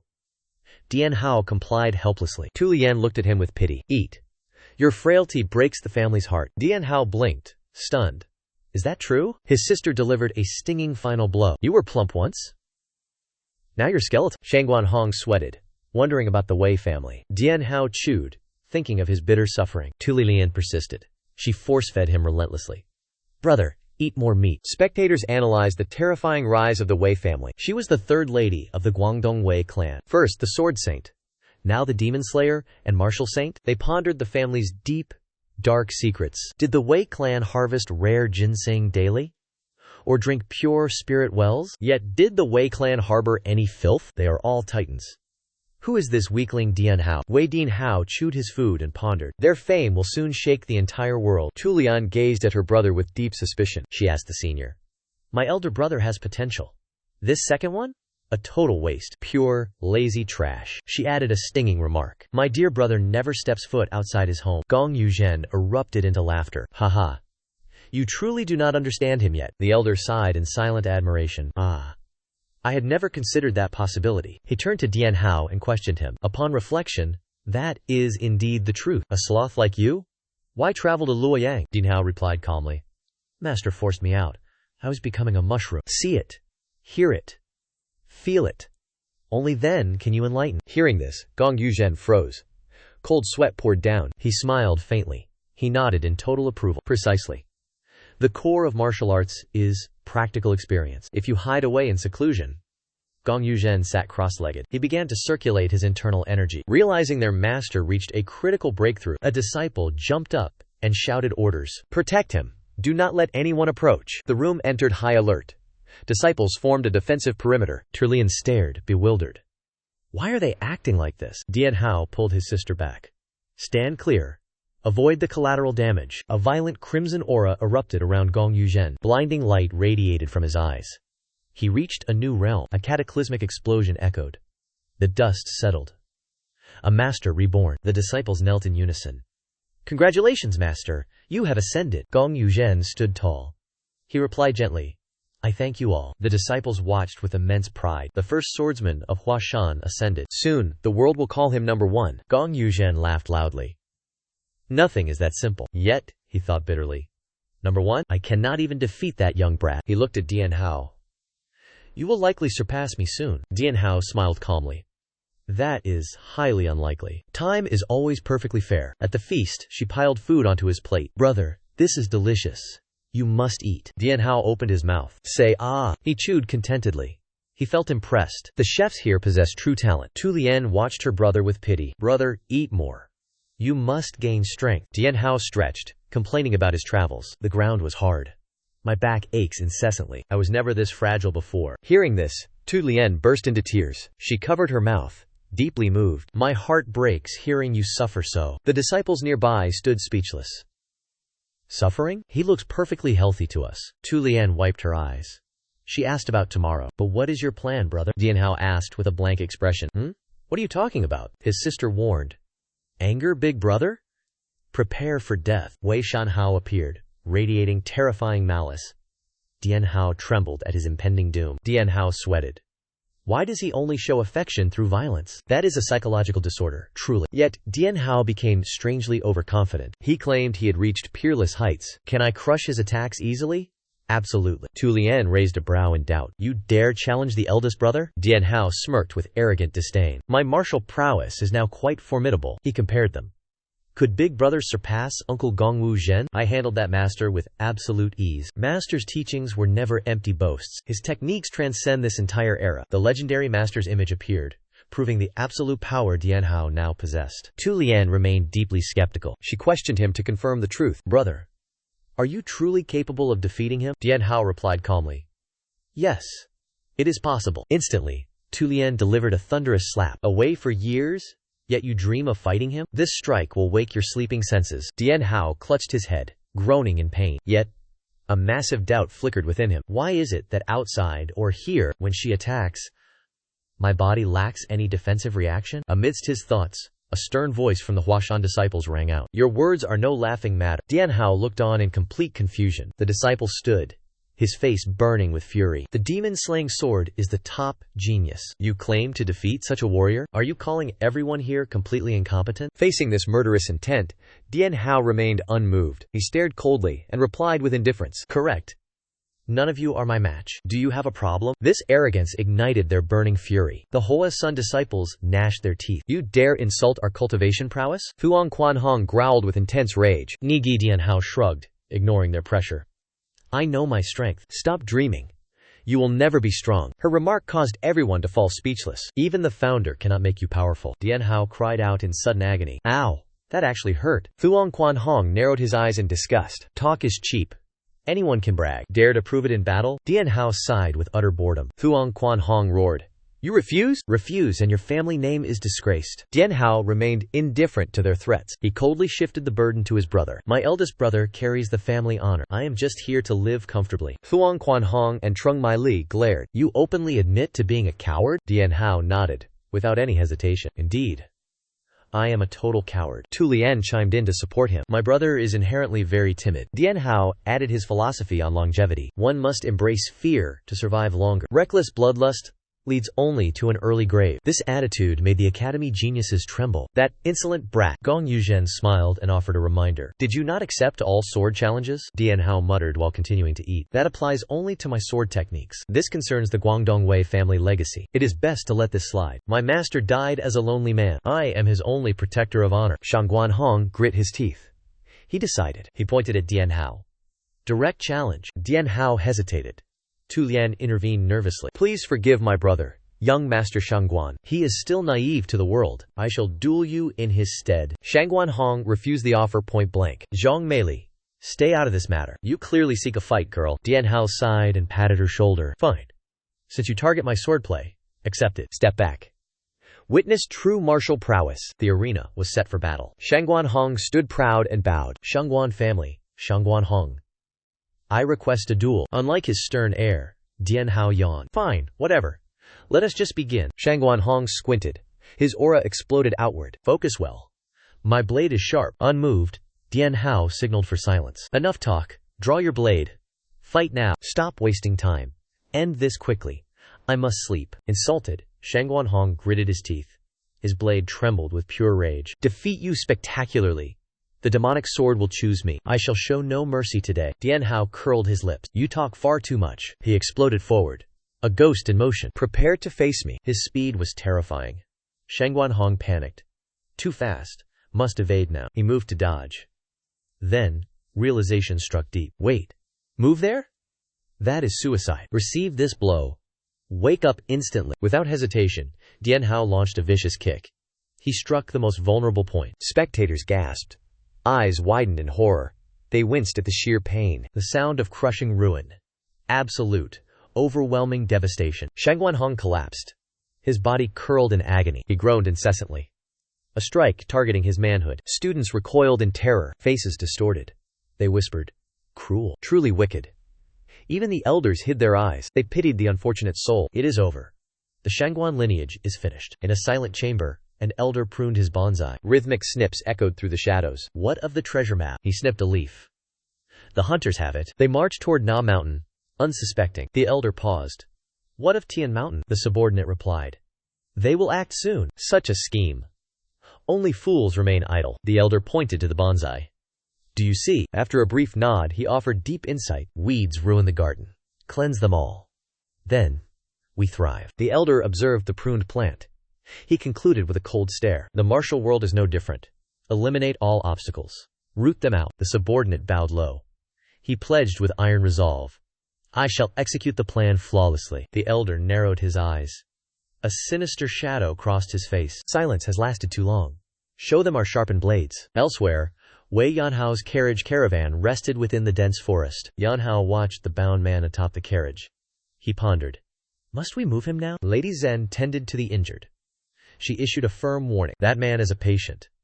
He cannot walk alone. Yanhao surveyed the chaotic scene. He let out a weary sigh. No other choice. Suddenly, Shui Hua lunged forward. She gripped a thick white blanket. Without mercy, she kicked. The pervert flew off. Shui Hua threw the blanket. It landed perfectly atop the carriage. She finished the task. She offered Wei Yanhao a smile. Young master, come rest here. Everything is perfectly prepared for you. Yanhao gasped in surprise. He scrambled up to enjoy the comfort. He curled into the warm blankets. He sighed contentedly. Leaving this bed invites disaster. Staying here is true bliss. Gong Yuzhen watched his disciple dote on Yanhao. He felt deeply slighted. The old man pouted. He asked, deeply hurt, Shui Hua, what about your master? His disciple offered only cold silence. Gong Yuzhen gritted his teeth. His face twisted in resentment. He cursed internally. Feeding a traitorous wolf, she saves the best for strangers. Leaving her master to catch the wind, night descended. The caravan crawled through the dark, haunted woods. Gong Yuzhen rode his horse. His legendary aura vanished. He mocked himself. The great Gong Yuzhen. Reduced to a simple gardener? Suddenly, he froze. Under the moon, two strangers approached slowly. An invisible pressure mounted. The old man sweated. His soul trembled violently. This aura belongs to a master. Two elders walked calmly under the moonlight. Gong Wuzhen watched, his eyes calculating keenly. He smiled. He was remarkably lucky tonight. He eyed the carriage where Wei Yanhao slept. A perfect pawn for his plans. I am not alone, despite the danger. He looked back at the carriage, nearly collapsing. Wei Yanhao remained fast asleep. Steady snoring filled the air. Wu Zhen sighed in total defeat. What composure. He is truly a master. Air thickened. Sweat broke. Grip tightened. Two mysterious elders emerged beneath the moonlight, one tall and purple, one short and crimson. Both exuded immense, peerless power. The scarred elder narrowed his eyes. He coughed. Cough. Disciples of Manhua? Gong Wuzhen bowed with deep, practiced respect. You have spoken the absolute truth. May I ask your esteemed names? The elder curled his lip. Names? How truly absurd. He waved his hand, turning to leave. How interesting. I shall spare you today. We shall meet again. Safe travels on your journey. Watching them go, Wu Zhen mused. Not villains. Yet deep unease remains. Just as they stepped away, a lazy voice pierced the air. Wei Yanhao sat atop the carriage, watching them with piercing eyes. May I ask? Did something happen there? The two elders froze in disbelief. Dian Hao asked directly. What is happening ahead? In the direction you both just arrived from. The tall elder calmly replied. Nothing at all. Just a simple farmhouse, empty of people. Only wild beasts remain. Dian Hao raised his brow. He leapt down. Farmhouse without a single soul? The elder remained expressionless. Indeed. Any issue with that? Dian Hao sneered. A house without people? Your sleeves are stained with blood. Did you slaughter beasts for the villagers? The elder startled. He looked at his sleeves and muttered. He immediately burst into a sinister laugh. Ha ha. Too long in hiding. I made a novice mistake. Rusty blades. Weakened from long silence, Dian Hao turned cold. I knew it. A house with no people? You slaughtered those innocent villagers. Gong Yuzhen took a stance. Dark green demonic energy gathered in his palm. The scarred elder released his green aura and declared his name. My name is Kong Zi. The world calls me the Ghostly Blade. The Ghostly Blade, you cold-blooded murderers. Why show your faces? Seeing their fear, Kong Jihi revealed his goal. The Sword Emperor's ruins brought us here. I am a greedy man. He licked his lips. He treated life like grass. He wiped out the village. Filled with righteous fury, the hero roared. Heavenly punishment awaits you. Kong Ji smirked in mockery. Heavenly punishment? Let us see if you pathetic weaklings can judge me. Despite the overwhelming enemy, the disciples drew their swords in unison. We cannot ignore such evil acts. A true hero never retreats. A disciple rallied the others. Combined strength could endure this onslaught. Righteousness still flickers in the dark. Contrary to their burning spirit, Wei Yanhao stood yawning. He complained with utter lethargy. Seriously? Still using righteousness to boost morale? Kong Zihi struck immediately. His hand transformed into a ghastly green claw. Lightning strike. Earth shattered. The pink-clad hero countered. Plum blossom technique unleashed, raining lethal petals. Kong Jihe sneered with contempt. He lunged, sinister malice dripping from his lips. Dark energy tore the night. The slaughter began. Powerful claw strikes overwhelmed. Gong Yuzhen retreated in terror, sweating profusely. Death drew near. Righteous disciples roared in unison. Back away! Faced with their joint assault, Kong Zihe revealed his twisted, evil face. He licked his lips. He declared clearly, "You righteous fools are a delicious feast. Let me devour you one by one." Gong Yuzhen gnashed his teeth. Helplessness tightened his heart. Disaster.